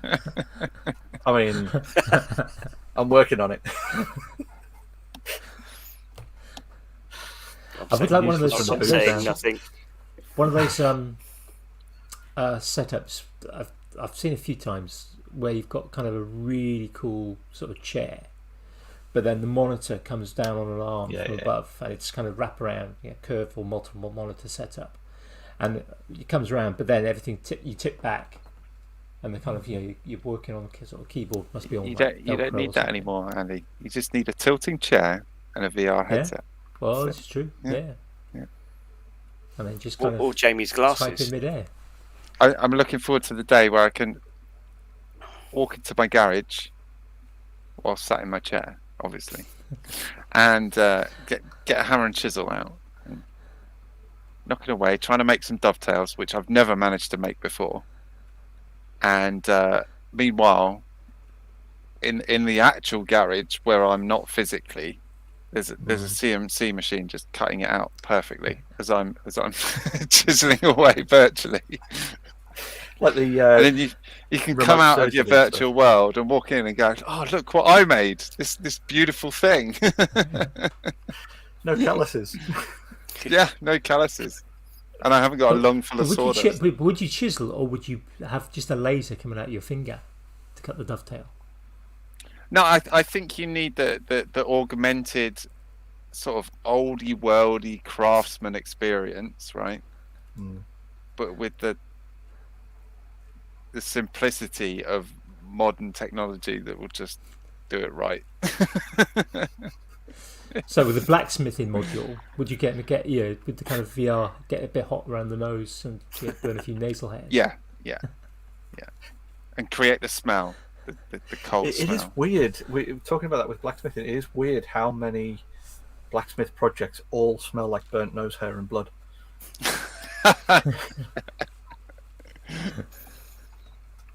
I'm still impressed. I know where my nail is. That when Andy and I made them together. One of those things. Yeah, It's laying on my giant anvil. So I've got an anvil that's about that big, and it's got a nail laying on it that I made. Yeah, I think mine's in one of those. Yeah, mine's just hanging up there. I can see it from here. I've still never done it. I'd love to have a go. Well, Andy and I somehow were in the queue literally first. I think we were 1 and 2 for going into Maker Central for day 2 or something. And, No, we were. I think we were 3 and 4. oh, well, we 3 and 4. And it was just, Yeah, there was a pair of people ahead of us because we had to wait a little bit, Yeah. which is actually quite a good thing because we kind of meant that we could listen to kind of all the instructions and see the first lot of Yeah. things happening. I think. But I hope hopefully that will happen again. I don't know if I will do it again, just because don't want to queue up and things. No, but, but and then you've there done are it things. before. Move out I've the done way. it once. I've done it Yeah, once. Let's have a Yeah, go. I've done it once. So I'm not worried about doing it again. If the opportunity arises, then I would. If it was something different, I might. But yeah, as they say, keep saying, nails. If you can do a nail, then you can do most things. So It's one of the Yeah, once you've done a nail, Well, the rest is easy. yeah, 2 of the 7. Yeah. and there were quite a few. There were quite a few other sort of hands-on things that I didn't do last time. I did manage to go and have a go at turning Bastard. on one of the Axminster stands, and I made a spinning top. Cool. Oh, nice. And it was really great. The instructor, he does a lot of YouTubes for Axminster. Oh, okay. I mean, really great teacher. And by the end of it, it was maybe half an hour, maybe an hour actually, of turning, going from never having done it before to walking away with a spinning top that was textured on one side and painted. It was brilliant. Cool. Really good. Wow. Yeah. I did a pen. I've turned twice in my life. First time was in a school where they were trying to get the lathe up and running. The lathe was in a state. The tools were blunt, and it was literally a bit of pine stick. But it wasn't the stick as in off a tree, but it was just a bit of scrap pine, and that was pretty awful. It was a rush at lunchtime as well. But then the D&M tool show in, well, it must be 2019. Went to that and turned a pen, and that was okay. But I mean, that was like 15 minutes, 20 minutes to do that, because literally all you're doing is turning down.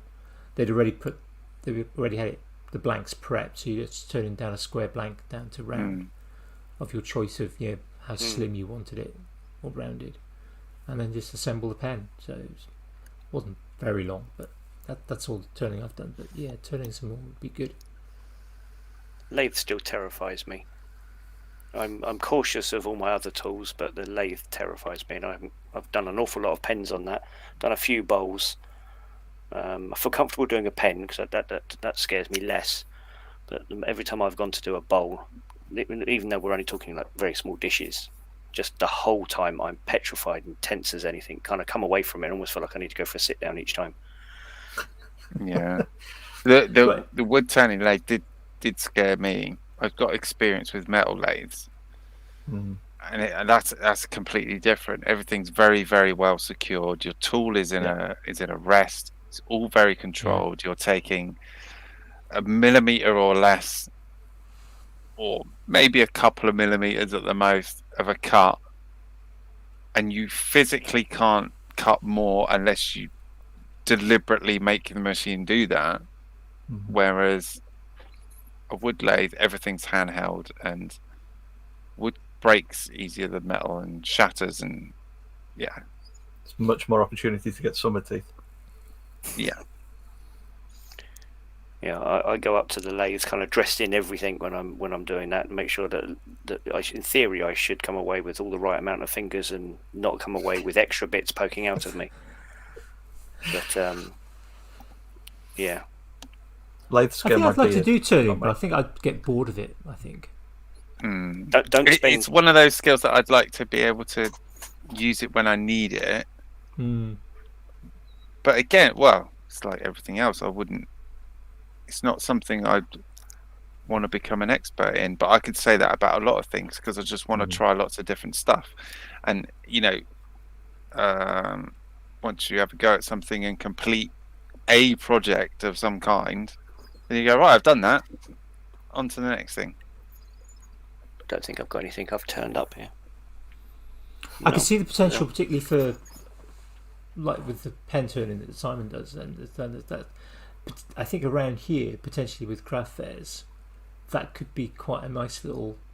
Wouldn't be niche. Cause I know there's somebody who's been advertising on Nextdoor with pens, but I know that they're okay, but I've seen better, and they're made of wood, whereas some of the kind of hybrid pens with wood and resin look spectacular, and I think could sell really well in some of the local kind of sort of craft fairs and craft markets.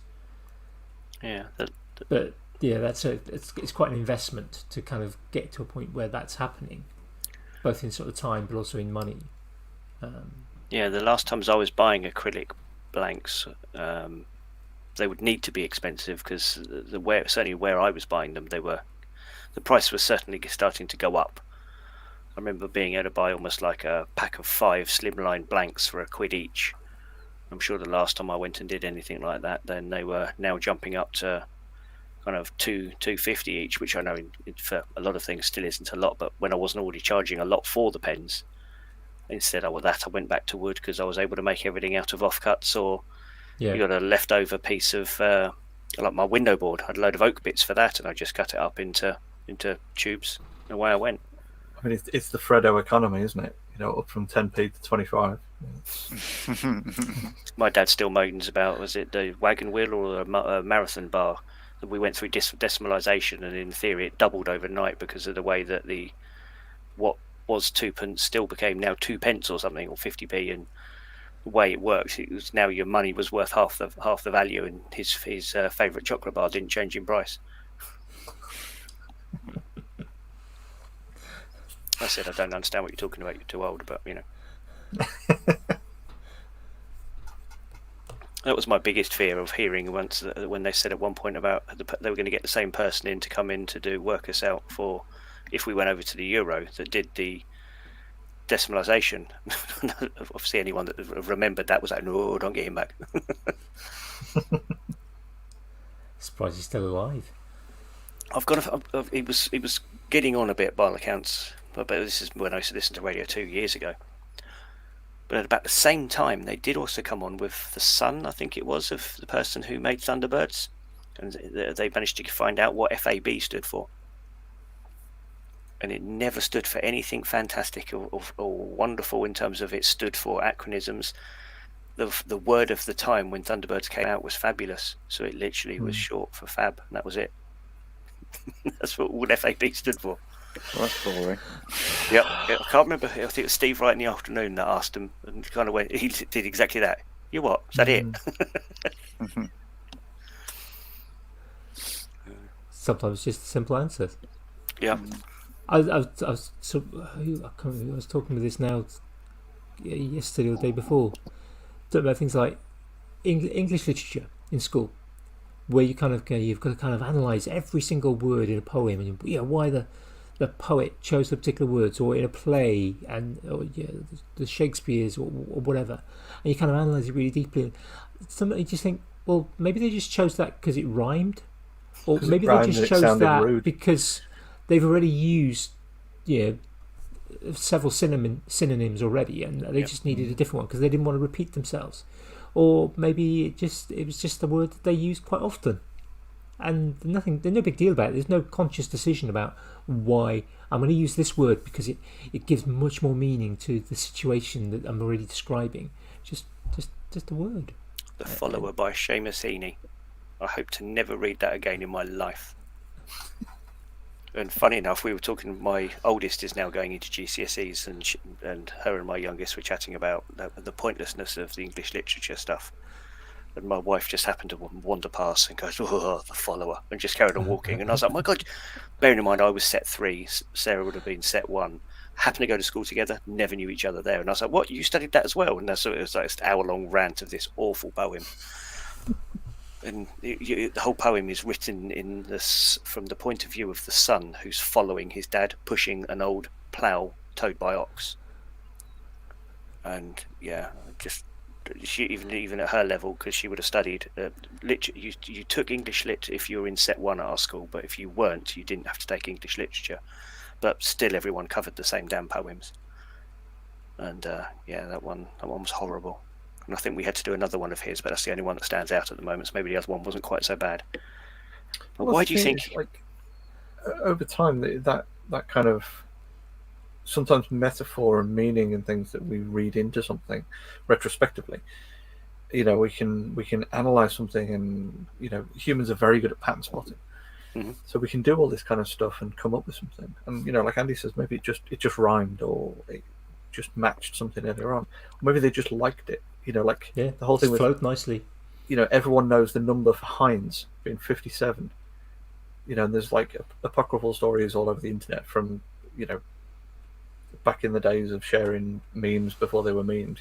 You'd share funny pictures or funny documents, and everyone said, "Oh yeah, the reason why Heinz got 57 is because they had 57 varieties of pickle when they started out." It wasn't. It was the guy just liked the number 57. That was all it was, and it's now world-renowned Heinz 57. It's just because That's he liked boring. I always thought it was something fancy, Yeah. like it took them 56 times to try to get it wrong before they got it right. No, not at all. No. WD-40, on the other hand, that is because it was the 40th variation on the water displacement oil. And it's like WD-40 isn't a lubricant; it's a protection spray that's designed to keep water off. Yeah. So that's And why you don't GT85 put smells it on your nicer. bike chains. GT85 smells nicer. Exactly. I can't remember if I've mentioned this before on the podcast, but there's a story I read a few years ago. It was about Ian Banks, the author. Now, there's 2 Ian Banks. I think one's American and one's British. But it was the British One's got an M in their name. Yeah, and his son was studying A-level English literature and was given the task of writing a report or something on one of the books of Ian Banks. So Ian helped his son write this report, this essay, and kind of went into detail about kind of why he chose certain things or why he did certain things and whatever. He didn't write it for him, but he just gave him kind of the inside the knowledge really on the ins and outs of it. So the kid wrote the report. Now, I don't know. Obviously, I wasn't the person marking it. I wasn't there. I wasn't in the school I was at or anything like that. So it may have been a situation of poorly written essay, but the kid only got a C grade for this report. And according to it was a newspaper article that I read it in. According to the newspaper article, it was because the teacher didn't agree with the points that the student had made about his dad's book that his dad had helped him with. It's just like, and this is for me is kind of one of the issues with something like English literature as a subject. It's subjective, not science. It's so subjective. It's so subjective. Yeah, there's no objectivity. Yeah. You can't know whether somebody was just writing something because they weren't full of angst about their lover leaving them. It just seemed like a good thing to write at the time. Yeah.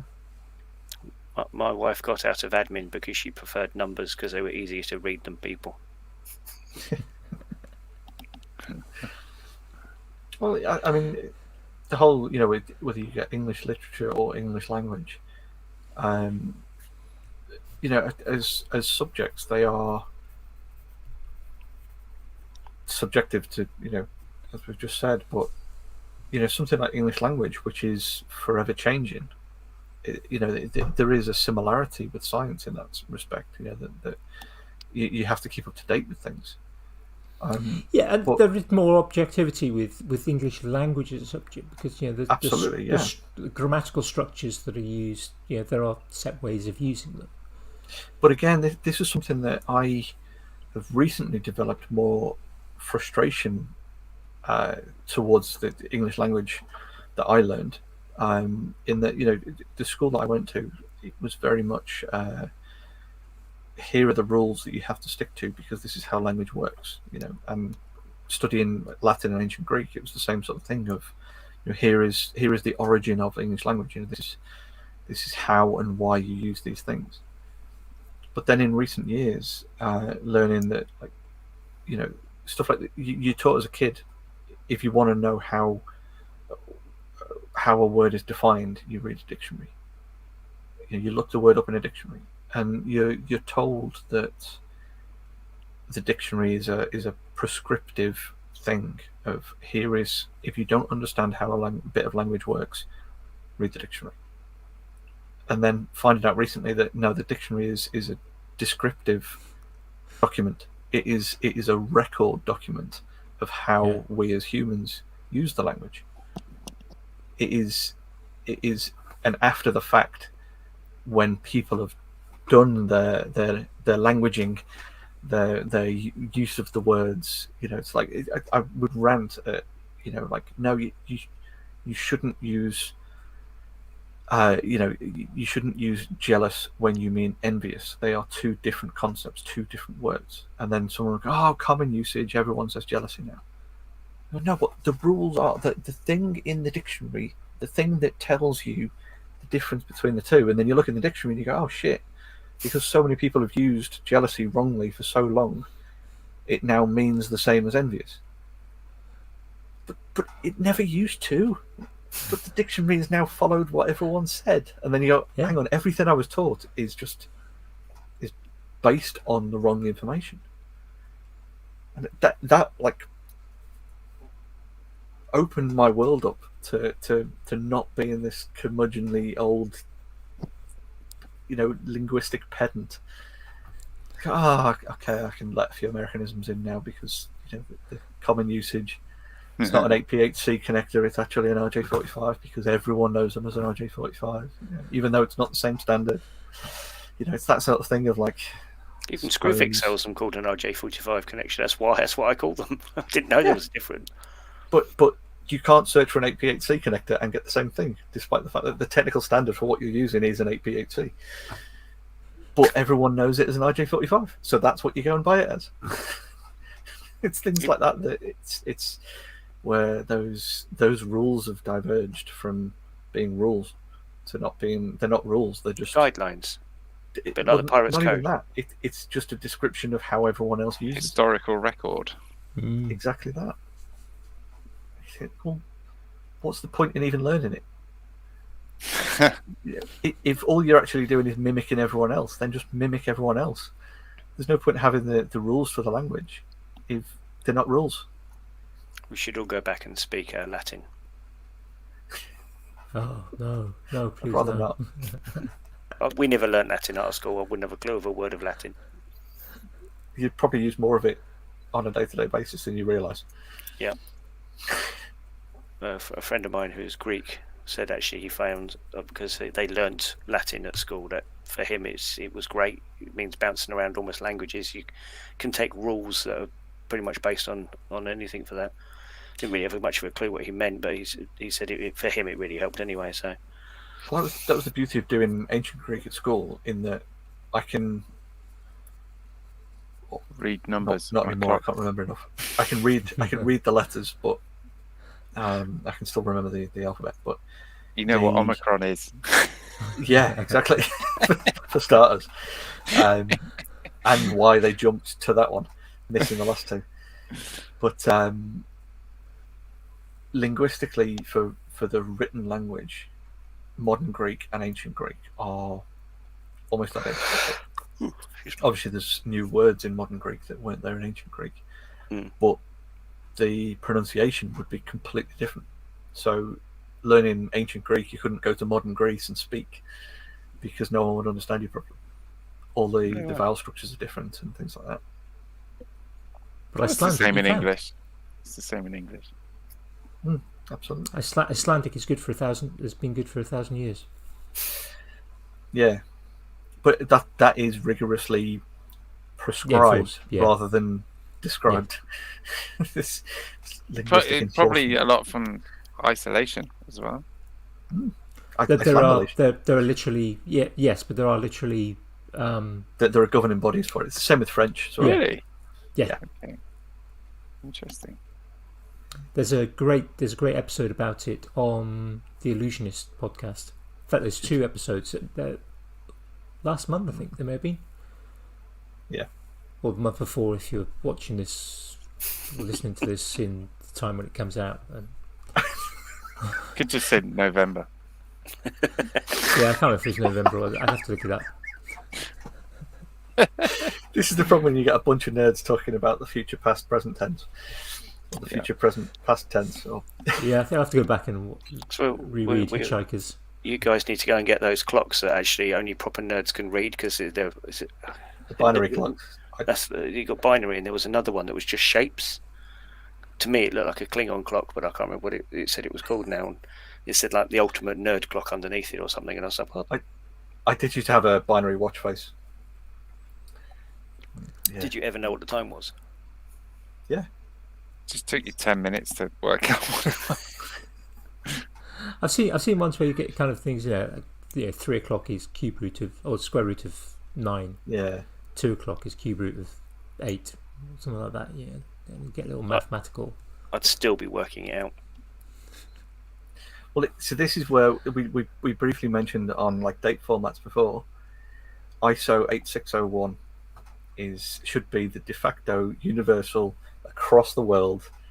Everyone has to use that on pain of death, because it's the only system that actually makes any sense when in use. That is the year, month, day, hour, minute, second. Yeah. Everything counts down from the largest all the way to the smallest. None of this Which is particularly day, useful month, on or file month, names. Yes. day, or Yeah, all it's my amazingly useful. file names are year, month, day.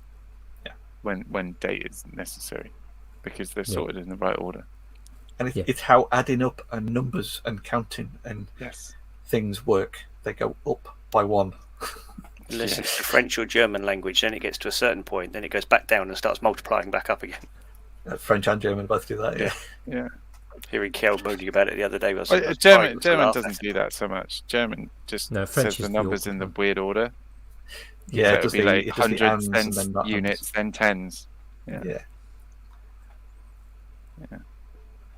I would just get frustrated when if I had to deal with other people with files, and they'd add a date in the order that you would write it.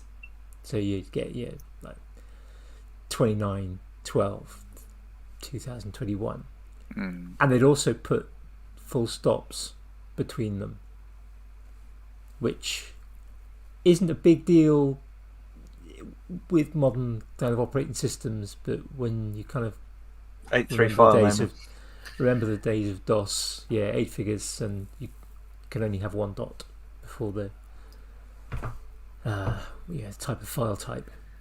In Don't fairness, put Andy, full stops in. this is a point of contention actually for us in the for me and you rather that I haven't raised yet in the in our Trello board.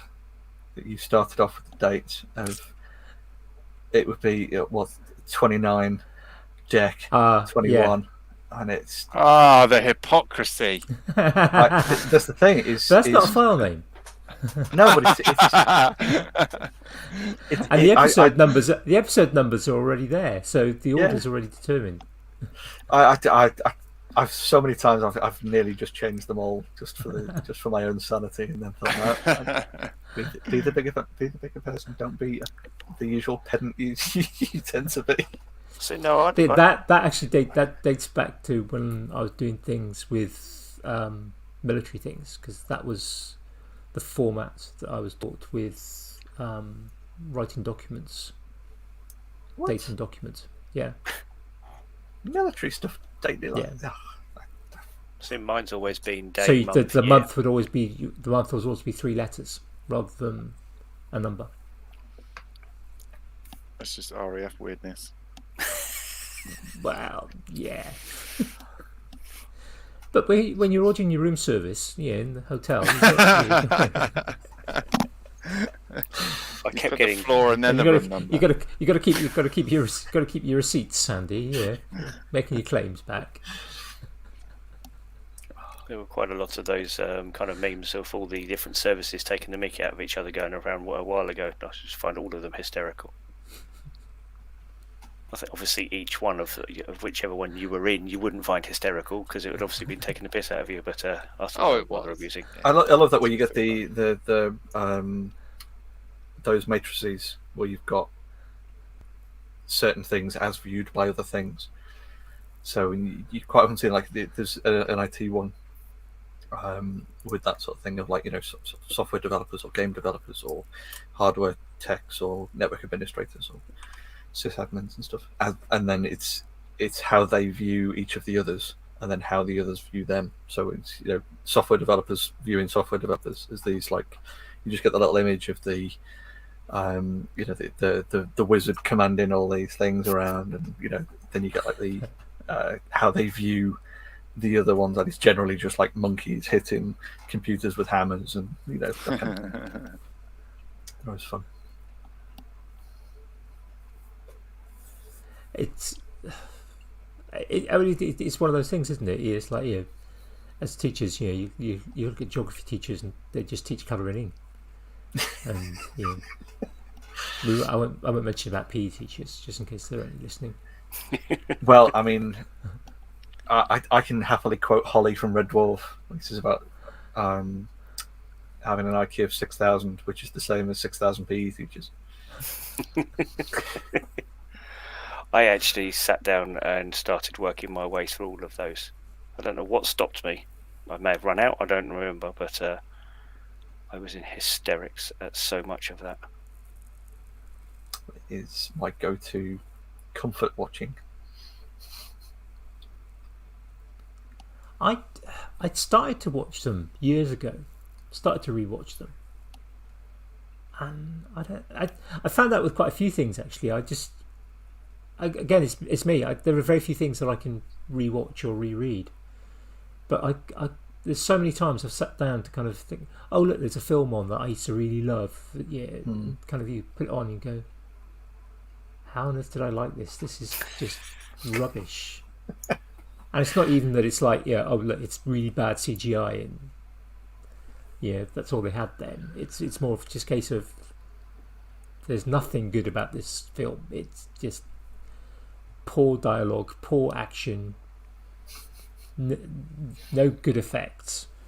It's just like, how was this ever something I enjoyed watching? And I like the TV again. So much of it is just the older stuff. My wife and eldest have been watching Yes Minister and Yes Prime Minister. Wow. And how true? But how true to film does it seem? Oh, I mean, there's still an element of, and that's kind of that was the scary thing about it at the time, and the scary thing about it now. You think some of it is like, I can still imagine that happening. Yeah, there's still that idea of the manipulation that is happening between the civil service and politicians and the people. No, it's cringeworthy from that point of view, and I think it's still you could almost set it in 2021, and kind of it would all work. Yeah, I mean, you could probably just keep the script, just reshoot it with the same script, new actors. You'd certainly need at least two new actors. Well, yes, but it would work. It would still work even with just the same script. You'd have to maybe change the odd thing that was sort of a timely proponent. Some of the countries they're talking about because of particular events that did actually happen. The Star Wars program. There's one I overheard the other day.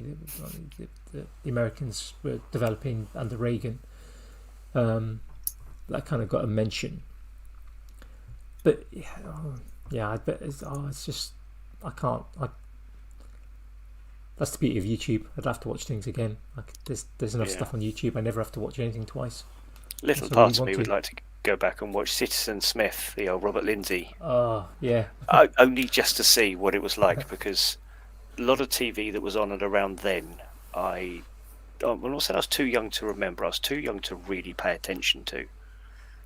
So you remember bits rather than a whole show. But some of it was. I mean, some of it was rubbish even back then. I mean, I think what was the program with Frank Spencer in? I couldn't do that, but that was some others do have them. Yeah, I mean that I couldn't stand that as a kid. Never mind now. It's strange. For my style of comedy that I like, I'm not a fan of slapstick. And then occasionally someone will mention somebody's name and I'll be like, oh yeah, I really like that. It's like, how? You've just said catastrophically you don't like slapstick, for example, but you find that funny. Yeah. But something that early days of YouTube, my wife and I found, it was a show with Rowan Atkinson and Angus Deaton doing like a 2-man show, and I think actually maybe even sections of it may have been on Rowan Atkinson's or Rowan Atkinson Live or something like that as a channel on YouTube, and that was TV program. There was a TV program. Was it a TV program? Yeah. And I was in hysterics watching that, and it was all made up of lots of little skits. Some of it, Rowan Atkinson was completely silent for it, and it was just a silent movie style. Others, he was silent, and Angus was like narrating it. And just between the pair of them, I just thought the way that they bounced off each other was absolutely brilliant. One playing a very straight guy, and the other one playing with a bit of a twist and a bit of a quirk, or occasionally it was just two very straight comedians. It just worked. But that was back in the days of when comedy didn't need cuss words every 30 seconds to make something funny. Yeah. Classic comedy. Funny enough, actually, I was watching loads of little bits like this the other day, and Four Candles came up in my playlist. And I sat there and watched it and enjoyed it as if it was the first time I had ever seen that scene. They were clever. Yeah, very clever guys. I watched a documentary based on them, but obviously after them both, and it was interesting to then notice rather than have noticed at the time. But Ronnie Barker could never act as himself. He always had to be a character. He couldn't. He always thought that the world wouldn't like him for who he was. So everything he did, one way or another, he was in character. Yeah. I suppose looking back, I never really picked up on it.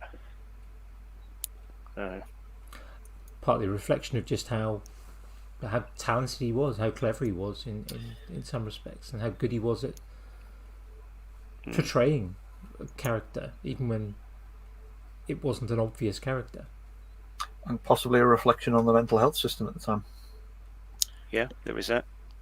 Yeah, which mostly consisted of lock you up, give you so many drugs that you're just catatonic, or stick 240 volts through your brain. Full lobotomy. Yeah. That was scary. That was a film that really disturbed me. One Flew Over the Cuckoo's Nest. Still never never watch seen that it again. No, I would not recommend it to anyone. That disturbed me for weeks after I saw that. It was just, I think it didn't help. My dad had done a stint because he trained. After he'd been in the medical corps, he went into Civvy Street nursing, got his Civvy Street qualification, because he could do essentially a conversion course. But he also then did a stint in psychiatric nursing. And back in those days, it was still the days of kind of straight jackets and electroconvulsive therapy, and it was just I'd heard a few tales about it, and it was just too kind of real. Yeah, a little bit. So not a film I would. Was it the film Sucker Punch that had that's one of those scenes in it? It's the only part of the film I can actually remember. But that was another one of those films where everyone said it was absolutely amazing. I sat down and watched it and just did not get it. See, I quite enjoyed it. Is that the one with it's quite kind of surreal with a girl who kind of is kind of going through various different scenarios and lots of martial arts type things. Yeah. Is that the one? Yeah, that was. I remember someone who was blonde, and I remember a particular gruesome scene that I wasn't expecting. Emily Browning, I think. Oh, is that who it was? Yeah, that was a disturbing film. That was a disturbing film. Yeah, I wouldn't watch that again either. We need to get you to watch Futurama, Andy, or at least a handful of curated episodes. Can you put that list out for me as well, please? You're not seen Futurama either? Nope. The problem I've got with TV is that almost like YouTube, there's just so much. There is so much TV. There's so many films. And particularly now with things like, we've got access to Netflix, BritBox, Disney Plus, and that's without kind of all the available channels that are producing, dumping stuff out on live TV, and just the amount of stuff that's just delete live TV. There's nothing on that worth watching. The amount of stuff that can be watched is just. Yeah, you can't sit down for 24 hours a day and watch TV and still catch up with everything that you might want to watch. You wouldn't get anywhere near close to it without. If you've a TV program then for you, Andy, if you've got Disney Plus, Draining the Oceans, they've just released season 2. That's another one for your list then. They take incidents one way or another that happened at sea and use technology to supposedly drain the ocean, go down and find the wrecks, but through all radar and stuff, and kind of piece together the last moments of whatever that was. Really enjoyed the way they did it, and then I found out today, because my daughter was watching it, they brought out season 2. So I've still on Disney Plus. I've still got What If and Hawkeye to watch. Whatever else has been released since the last time we actually looked at Disney I don't Plus. really watch all that much of the Disney stuff. I tend to pick up all the little bits, and so not the mainstream. I tend to watch the behind the scenes bits, or the making of, or that we followed somebody into this, then the history of Disney, and kind of go around all of that, and all the films and TV series. I don't really watch any of them. Some terrible people told me to watch Vision, and that was enough to put me off all of those things. Yeah, but you like DC. That's where the problem is. I like Marvel and DC. I've just gone off both of them in recent years. In fairness, though, and I also made sure I wasn't wearing a Marvel T-shirt. I picked one up this morning and went, "Oh no, I've got the podcast this evening. Put it down." In the way you tend to prefer the animated stuff, it might be worth you checking out What If. My daughter's watched it and told me I would very much enjoy it. One of those things I just, as of yet, haven't got around to. Because I don't tend to watch that much TV at home. Most of my TV is consumed on my laptop at work in my lunch hour, rather than at home. So it's the only reason why a lot of these stuff that's on a streaming service I've not yet seen. So it either needs to be something I own that can go on there, or some of the problem is, if it was an Android tablet, the ability to download is great, but as soon as, because it's Windows, everyone's like, no, you can't have the download service for that, which is really frustrating. It's basically just a PC, yeah. Well, I tried using that Blue Sticks or whatever it was, Blue Chips, which is an emulator that's supposed to be really good for doing it. Blue Stacks, that's it. And it never worked for me to do that. Yeah, I know quite a few people that say, "Oh no, I just download through that, run it," and no, it's never worked for me. I don't know what I'm doing wrong. Yeah, when I played around with emulation, I didn't go BlueStacks. I went for another one. I'll drop you a message with it. Oh, okay, I know some people use the BlueStacks, but use it through the VR stuff as well, because it can all be bolted in through the PC and play games that aren't even designed for it, but still pick up on it. But yeah, it's basically supposed to be like an Android emulator, isn't it? I think you have to use some other fancy witchcraft. The one that I was using, basically, it's like a clone of a Android device. It works a bit differently, but it's gives you kind of like an Android virtual machine. That could be interesting. Saying the Android bit, Sarah was watching one of the Jamie Thingston police camera action things as I walked through the living room the other day, and there's a section where they pull up and show the police officer and their name, their skills, and their likes. And it happened to what they're using as like the background image is the HTC Titan 2. I had one of those phones, but they've got it in they got it in the landscape position with the tilt screen up. Yeah. So I think every other country knew it as the Titan Tilt, and I was like, oh my goodness, I had one of those. But that's what I ran Android on. So I had rooted it and ran Android on in the specs. Actually, I was an emulator over the top of that, and that's what then led me to moving over to Android from Windows. Because Android you could use your finger for, and all of Windows in those days you needed a stylus. Working on a building site, and every so often have to get your stylus out to try and use your phone, and then put it all away again. Didn't work. Putting sand and stuff out the stylus stole. Yeah, it was an HTC phone that I'd put Android on. That's the first time I'd used it as well. But, I did it. Yeah. I did it to that, and I bought off my brother-in-law a phone that he had, which is the O2 Orbit, which was also HTC. I can't remember it by it. O2 called it that because it had a round button that you spun round the button, was like a slider or a scroller. But I don't remember it as any other name, and that took Android really well, both those phones. Yeah, I can't think what that one was. But all of those are on XDA developers. I was a huge advocate for their stuff and nightly tester at the time. Yeah, all those years ago. That was good fun. I mean, that's still going. That's it was XDA because of the one of the Titans, not Titans. One of the HTCs was XDA in its title, wasn't it? I think. Well, I think that was actually originally branded, carrier branded for XDA. Oh right.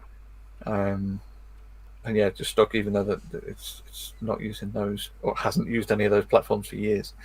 It's just what everyone, all those, all the phone nerds stuck to. It was a good community. To be honest, it's like anything though. If it's a good community, it's going to stay around. It still is. No different for the Makers Waffle. We've been around for a while. We've been around for nearly 4 hours at this point. I wasn't going to say anything. That's what when you saw me fiddling with the computer over here, I was bringing up all the videos and trying to work out which one was the longest. And I think it's Lindsay's, isn't it? No, No, it was Phil's. Phil's was the longest. Vincent's was the second longest. Sorry, hers is a 2. Sorry, it's 2:55, not 3:55. Sorry, I think we have just now broken a record, haven't we? I think we have. Phil's there is 3 hours 52. So yeah. Oh, there you go then. Well, I'll give it another minute just to be for sure. Wait, dethrone the king. Still, you've got to put your question forward first, haven't you, Andy? Have we got a topic?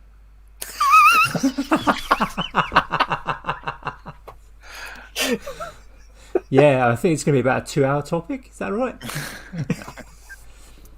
Well, I mean, yeah. The obvious topic to have on the kind of the Happy New Year episode is do you go for resolutions or not, or you just have general goals, or do you just start whenever?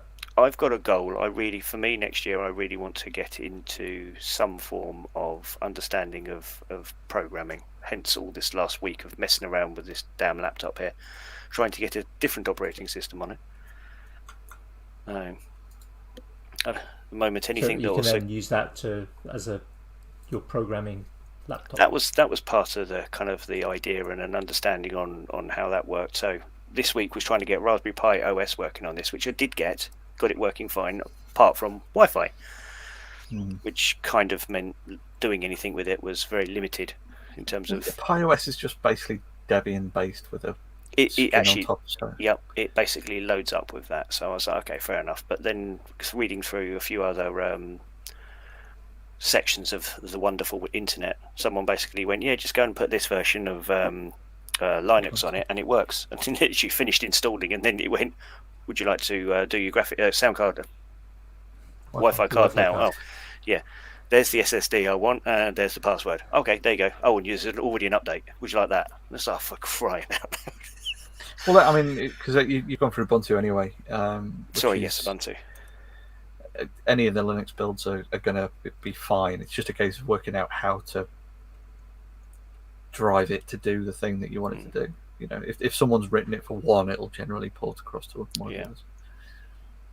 but I've also got a drawer of some. The reason why I wanted to go for Pi is because I've got a drawer full of some Pi bits that I bought and the Pi controllers and various lights, LEDs, sound bars, and bits. You can Just- still do all of that on Ubuntu. Yeah, no, it was just something so I could sit down and, because of not having a screen for a Raspberry Pi, I have 3 monitors. I just didn't want to have to then go out and buy something else to get so the Pis could have a screen, and it was all part and parcel. I thought if I could do everything from that, job done. What I was That's saying. why my Pi has been stuck in a case, a box for years now, because just putting a screen on it. I've got two screens behind me. One does have a HDMI input, but that's the big one, and that's the kind of the main sort of screen for my desktop. So I could unplug that one, plug the Pi into it, and then just use the smaller screen, but it's just a pain. It's like I was trying to look over the edge, but I can't. screens. That is one You've got the serious idea. heatsink. It's a Pi 4 of my mates. That heatsink's almost the size of the one in my PC.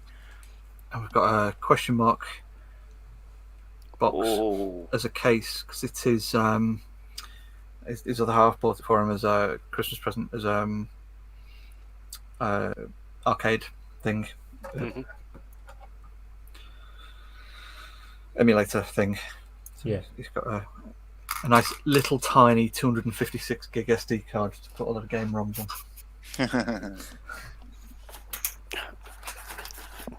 not They're that I'm great saying machines. I had that project at one mind.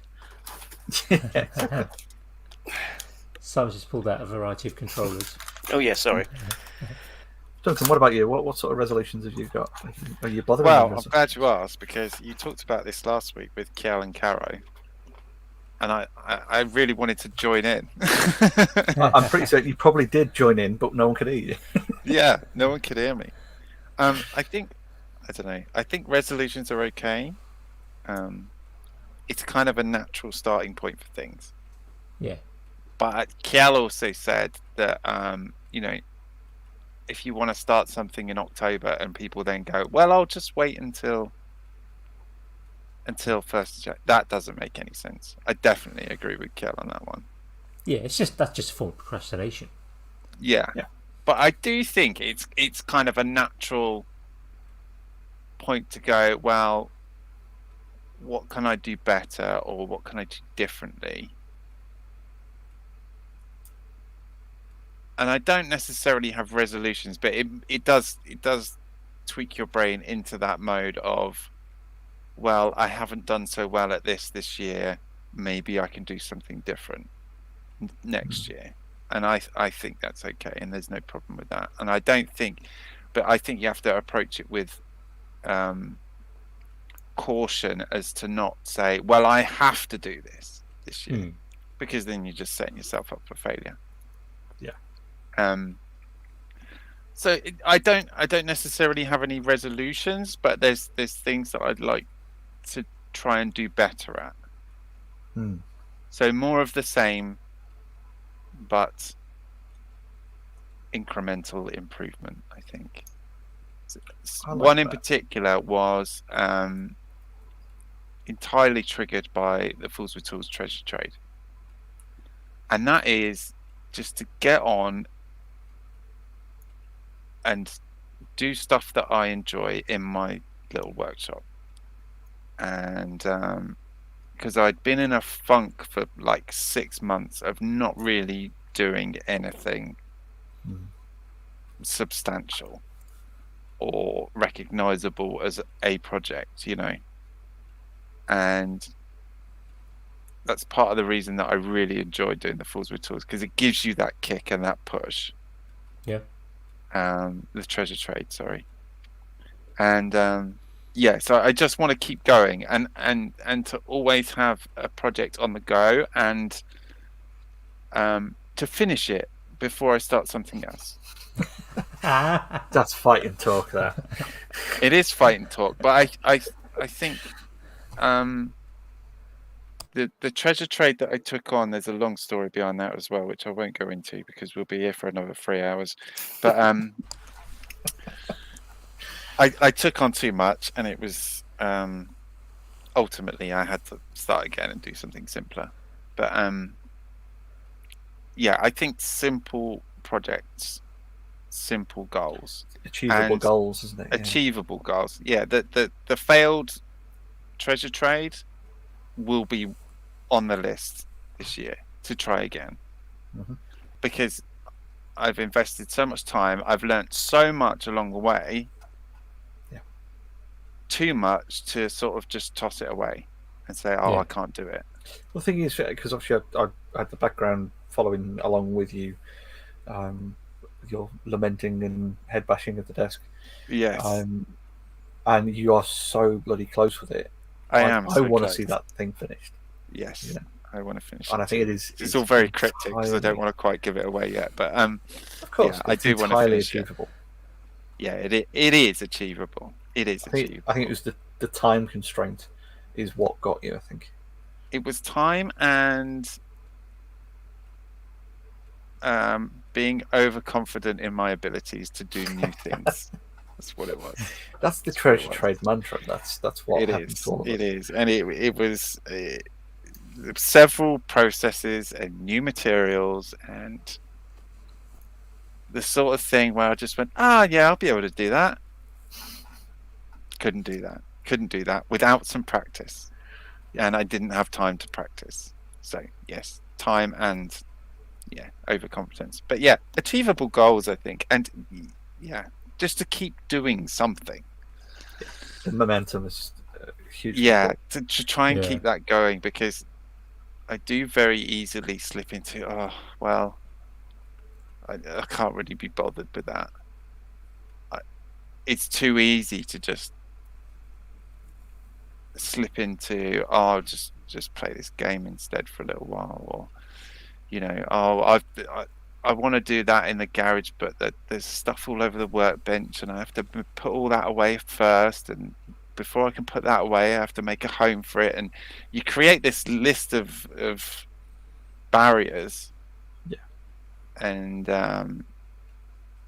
the treasure trade, because it was like time limited and someone else was depending on it or waiting for it, that commitment was there, and suddenly those barriers just don't exist anymore.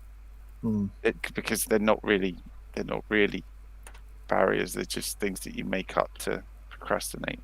So yeah, I really don't want to slip into that again. So yeah, there's a few achievable projects on the list already, and I just want to keep going. So yeah, if that's a resolution, then that's what it is. But sounds good. I don't know. It's not a line in the sand. Oh, now I'm suddenly going to do this thing. It's more of a try and progress goal rather than a. But it makes it more achievable. Yeah. I mean, quite often when you hear about people they will make a resolution that they don't necessarily break it down into something that's achievable. You talk about sort of the idea of smart targets, smart goals, or whatever. And I mean, there's pros and cons to that. Sometimes it works, sometimes it doesn't. Sometimes it's appropriate to use it, sometimes it isn't. And you kind of people go, I'm going to go. I mean, it's the classic, isn't it? I'm going to join a gym and get fit, and I'm going to give up smoking, and I'm going to lose 3 stone, and it's just like, well, actually, maybe just go for a walk every day. It's probably more achievable. Put your gym clothes on. Yeah. Then something will happen. A little bit of something is better than a lot of nothing. If I was to put my gym clothes on, there'd be a miracle that would happen if I could fit into them. I haven't worn them in about 20 years. Yeah, they might need washing. I've still got some of my stuff from when I was at university, and it's still in a sweaty bag. It's not a good look anymore. Yeah. Jamie, what about you? Lycra tops. Yeah. I think the biggest resolution for me is 2560 by 1440. That's this screen here. That's about all I've got in terms of resolutions. Oh my God. You've been waiting all evening to play that one, haven't you? Just the last 5 minutes. To be honest, I thought that was going to be the size of your new Ruby that was going in the corner or something. No, God no. No, as I said last week, my goals are just progressions of what I've been chipping away at. I think the biggest takeaway for me is cutting myself a bit of slack. That's been the biggest sort of revelation rather than resolution. I had a pretty heavy couple of days with sorting stuff out, house and car and stuff that's like things that weren't accounted for in kind of my plan for stuff I was going to try and tackle over this sort of 2 week break. I had things I was going to do and stuff, and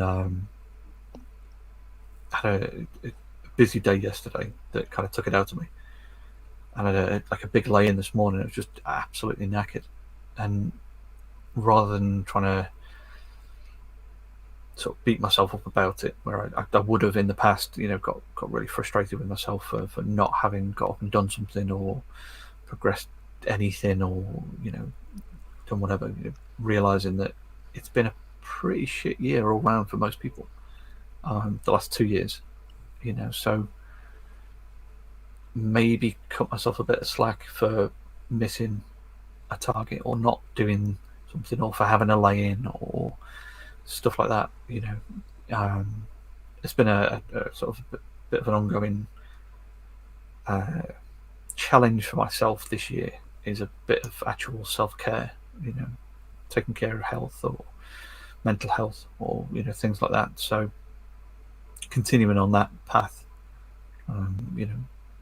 move a bit more, but not beat myself up about it if I decide no, I'm too achy to go out today and go for a walk.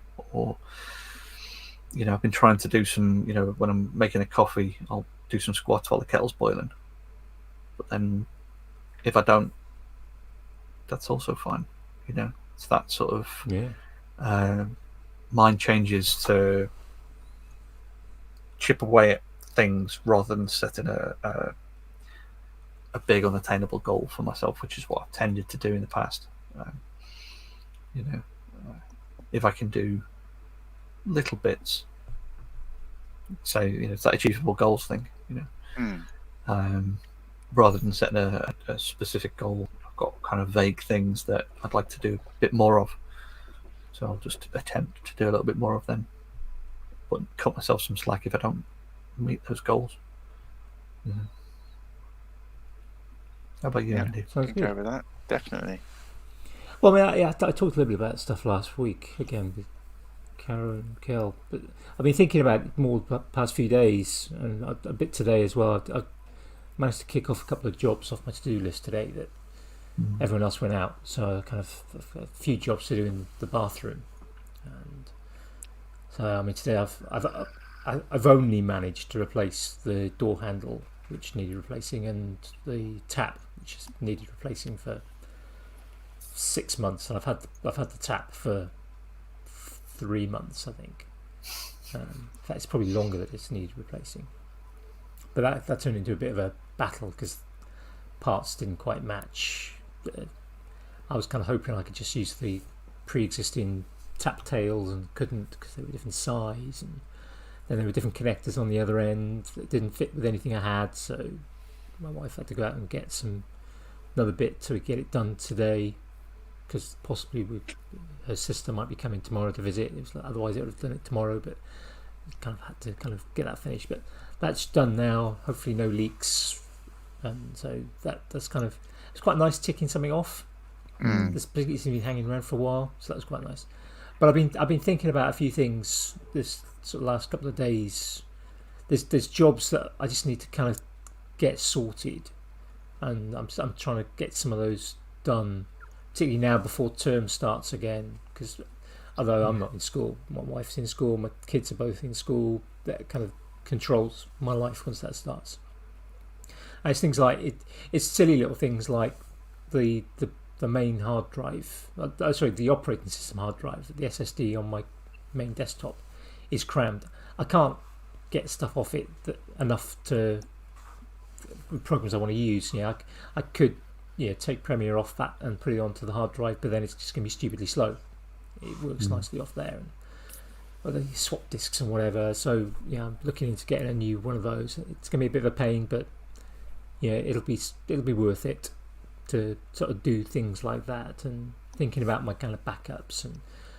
But I've been thinking about things like this year. I haven't put out very many thoughts on the Tinkerage, and I kind of miss having done that. I mean, this has got Makers Waffle has kind of in some ways filled a gap for me, but I've also kind of there's bits of Makers Waffle that doesn't fit with what Thoughts on the Tinkerage was.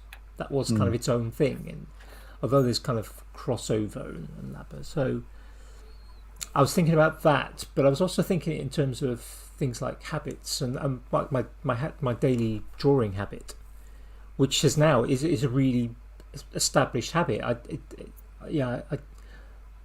can't conceive of a day where I don't. I've technically had one day that I didn't actually draw on that day, but as I was not very well, we won't tell anyone. I did it. We won't tell anyone. I kind of did it very first thing the next morning when I kind of after 14 hours sleep. Do we count the odd time where you've done the drawing after the Makers Waffle was poured in it? 1 o'clock in the morning. There's plenty of time for that. But it's kind of they've pretty much there's been one drawing out every 24 hours ish for the last 400 and it's numbered wise 455 today, but it's actually 486 because there was a month before that I was putting stuff up and I didn't number it. Of course, yeah. So 1,000 is within 500 is within throwing distance, and 1,000 is I'm thinking is doable. Yeah, it's another 18 months, not another 3 years, but no, it's 2 years, isn't it? It's just under 2 years. Another 2 years, get to 1,000. So that for me, habit is really important. And I was thinking about this because habits, whether they're my own or whether they're enforced on me by virtue of things like school timetables, have been such a major, important part of my life forever now. Really, I think maybe whether I became institutionalized by kind of having gone back to school, and kind of that structure of having that yearly structure of terms and summer holidays, and the daily structure, weekly structure of a timetable. That is that's kind of has been a big thing, and I've been thinking about that and things like, I could actually, like Thoughts on Tinkerage. I need to actually put that. I need to take the same approach as I have with my drawing, and also Makers Waffle now. With this is episode number 32. There's a system in place. Which doesn't kind of fit perfectly. Sometimes I get the audio out on a Monday. Sometimes it's Wednesday. It's most often on a Wednesday. But there's kind of a system in place. And I've kind of got a routine built around Makers Waffle, and I think I need to build routines around other things in order to achieve them. So I need to I want to build a routine around Thoughts on the Tinkerage, so that I actually get some episodes out this year. Similarly, routines around things like maybe getting some videos out on YouTube. That one at the moment isn't quite such a high priority in my mind yet, but it is something I want to do. But also things like making. So, for example, the only book I made this year, bookbinding is one of my hobbies. I like bookbinding. I've got not everything I really want in terms of equipment, but I've got enough stuff to do most forms of bookbinding. But I've only made one proper book and 5 notebooks this year, and that was for the treasure trade. So similar to Duncan. And I kind of, although I was kind of particularly because I'd left it a bit to the end and I had a few things go wrong and I had to kind of restart a few things, and things didn't go quite as planned. I did some printing and the printer didn't want to print. It was just feeding. I was trying to print on card and it was just spitting the card out, and stuff that should have taken 10 minutes took a day. I'd just like to take a second to reinstate my position on the list for a notebook. That's all. I'd still like that. That's some motivation. There's plans for things. And there's plans for things. But so it's like I wanted to make a habit of at least once a month. I'm going to make a book. because I've got amongst all my kind of most of that shelf there is maker related. Apart from So just to end. confirm that's end is going to physics. be for each of us in the waffle chat. I don't. That hasn't been worked out yet. But yeah, I've got a couple of books there on making books, and they're set out. I think I mentioned this last week. They're set out as kind of almost projects. So there's no reason why I can't just kind of pick the book up, open up the first project, make it. Because I've got the stuff. I've got the skills. It's just sitting down and doing that. But I need to generate a habit. So thoughts from the Tinkerage. If I'm going to do a thoughts from the Tinkerage every week. Yeah, I need to kind of set, okay, this is the time at which I do it. It's going to take a month or two to kind of get that habit into place. Mm-hmm. But once I've kind of got that established, and maybe it might mean saying to kind of the others in the house, like I do for a Sunday evening at the moment, because of the way my internet is set up. I can't do that in the Tinkerage. Never mind the fact I can't get into the Tinkerage because it's a mess. Again, I need to make a habit of maybe once or twice a week, half an hour or an hour, where I kind of go, right, it's Tuesday evening, it's 8 o'clock, I'm going out to the Tinkerage for an hour, and if the first month is just getting it so actually I can do stuff in there and find stuff, then that's what it is. But Tuesday 8 o'clock, I'm in the Tinkerage. So I need to use that habit power that has been an important part of my life that has kind of slipped, and get out of maybe the habits of, well, it's Tuesday 8 o'clock, I've done the washing up, dinner's done, the others are watching TV that I don't want to watch, so I'll just do my drawing and watch some YouTube videos. So I need to maybe just restructure my habits. So I think for me this year, I think that's the plan. I need to do more stuff by harnessing the power of habit, so that I'm doing stuff that's not just watching YouTube videos or scrolling Instagram, but I'm actually kind of.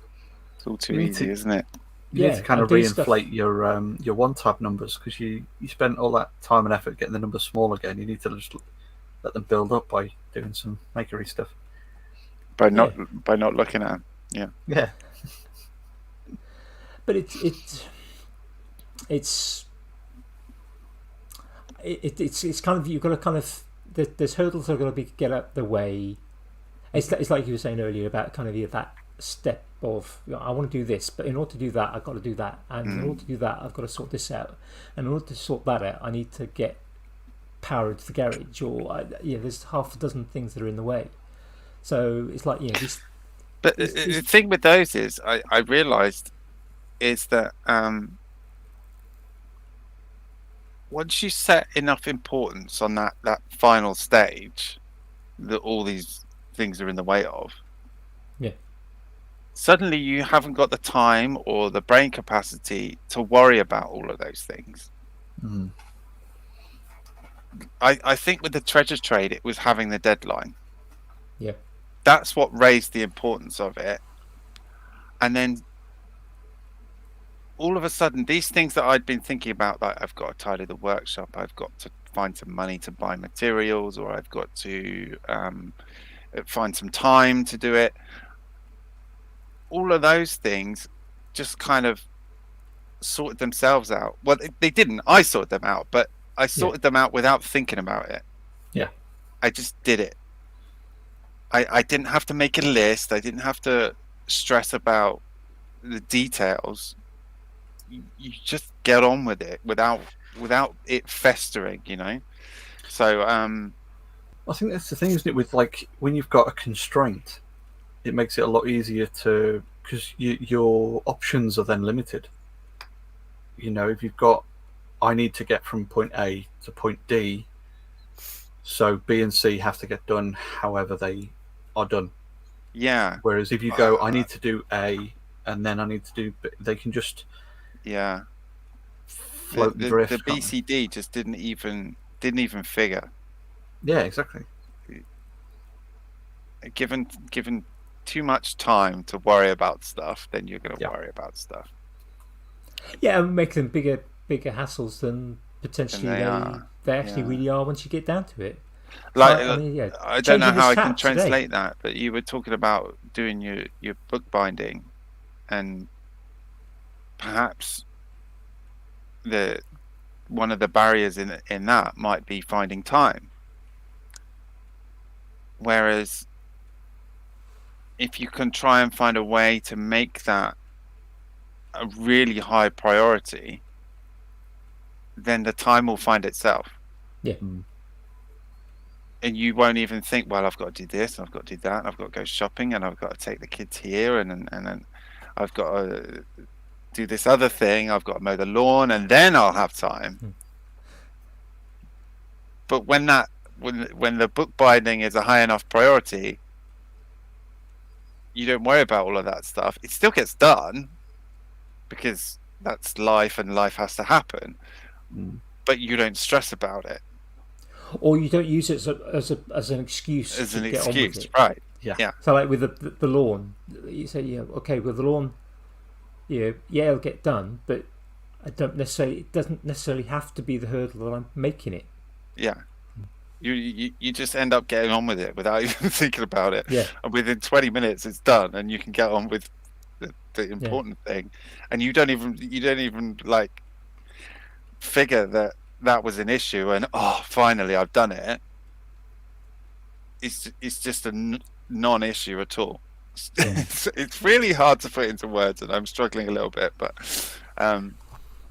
it's I don't know. I just found something changed in my head in that I wasn't creating those, or I wasn't inflating the problems. Yeah, and I think the other thing, I think we've talked about a couple of times, kind of off podcasts. I can't remember if I mentioned this last week, but I did mention I've got a shed that I've got to get rid of. It's falling apart and it's full of stuff, and I need to get rid of that stuff. Yeah, and we were but talking I've also kind of about you thought, selling there's other stuff that I'm going to get rid of, like my table saw. I haven't used my table saw it'll be 6 years in January since I last used my table saw. And so I'm there we go. probably If not there's going to anyone use listening who's in the market for a table saw and wants to buy one off Andy, and wants to collect it from and Kent. you're not asleep. Well, it's not going out live for everyone to watch. Yeah. So yeah, this seems like I'll probably get rid of my table saw can go, and I've got other tools that can go, and I've got stuff that I thought that could be useful for something. I just have to accept that actually it probably is replaceable. I'm probably not going to use it. Some of it hasn't been used for a long time. It's got to go. My climbing gear. I'm never going to go lead climbing again. No, I don't need my lead climbing rack. Yeah, I might keep my rope because ropes are useful, and I might keep a couple of bits and bobs because sometimes it's useful to have a pulley or some carabiners. They can be useful things to kind of have for a variety of reasons. But I don't need nuts and hexes and things that kind of go into cracks in the rock to stop you falling with somebody else. It's not going to happen. I'm not going to ever go lead climbing again. So there's no point in me keeping a set of that stuff in the shed. And I need to kind of accept that. It's things like that I need to kind of accept and then go, well, you know what? I might be able to get 20 quid for it. If I can get 20 quid for it, and if I can get 20 quid, 10 quid, 30 quid for a variety of things, then maybe I can get something that might be practical and useful. I mean, I've talked about maybe getting like a benchtop laser. There's a real gap in the market here for an opportunity for work for someone to go around and sort people's sheds out. To take the stuff off you and then give you some money back at the end of it. Because I know, like, for me doing that kind of stuff, there's so much stuff I could get rid of, and even if it's a case of £5 on Facebook Marketplace or something that probably I paid 100 quid for, as long as it's something, I don't feel. I'd rather give it to someone who's going to use it, or sell it to someone I don't care about, than just chuck it in the bin. Because for me, the whole idea of waste, just throwing stuff away, I hate going to the tip. Absolutely hate going to the tip and seeing the stuff that people are throwing away. The crux of it there is that I generally haven't got the time or put the importance on doing that, Yeah. because it will be sat on a shelf doing nothing. I'm not tripping over it. It's not in my face. So it's not high enough floating up that priority list Yeah. for me to make time or find time to do it. Because, if I can stick it on Facebook Marketplace, then yeah, in a couple of months, maybe someone will actually, come around and buy it, rather than the 15 people who jumped on it in the first couple of days, wanting And me to never go and turned up. deliver it to the other end of the country for threepence Yeah. or whatever. That kind of thing of like dealing with the people is still time, and organising, photographing, writing the description, dealing with postage or whatever for eBay or for Facebook Marketplace or for FreeCycle or Gumtree or whatever. That's not something I want to spend my time doing. But if I could just hand all of my crap out of the room to someone else who will take it and sell it and do something with it, happy days. I would so do that. I'm looking for a new job. There you You go. know where I Business live, mate. opportunity.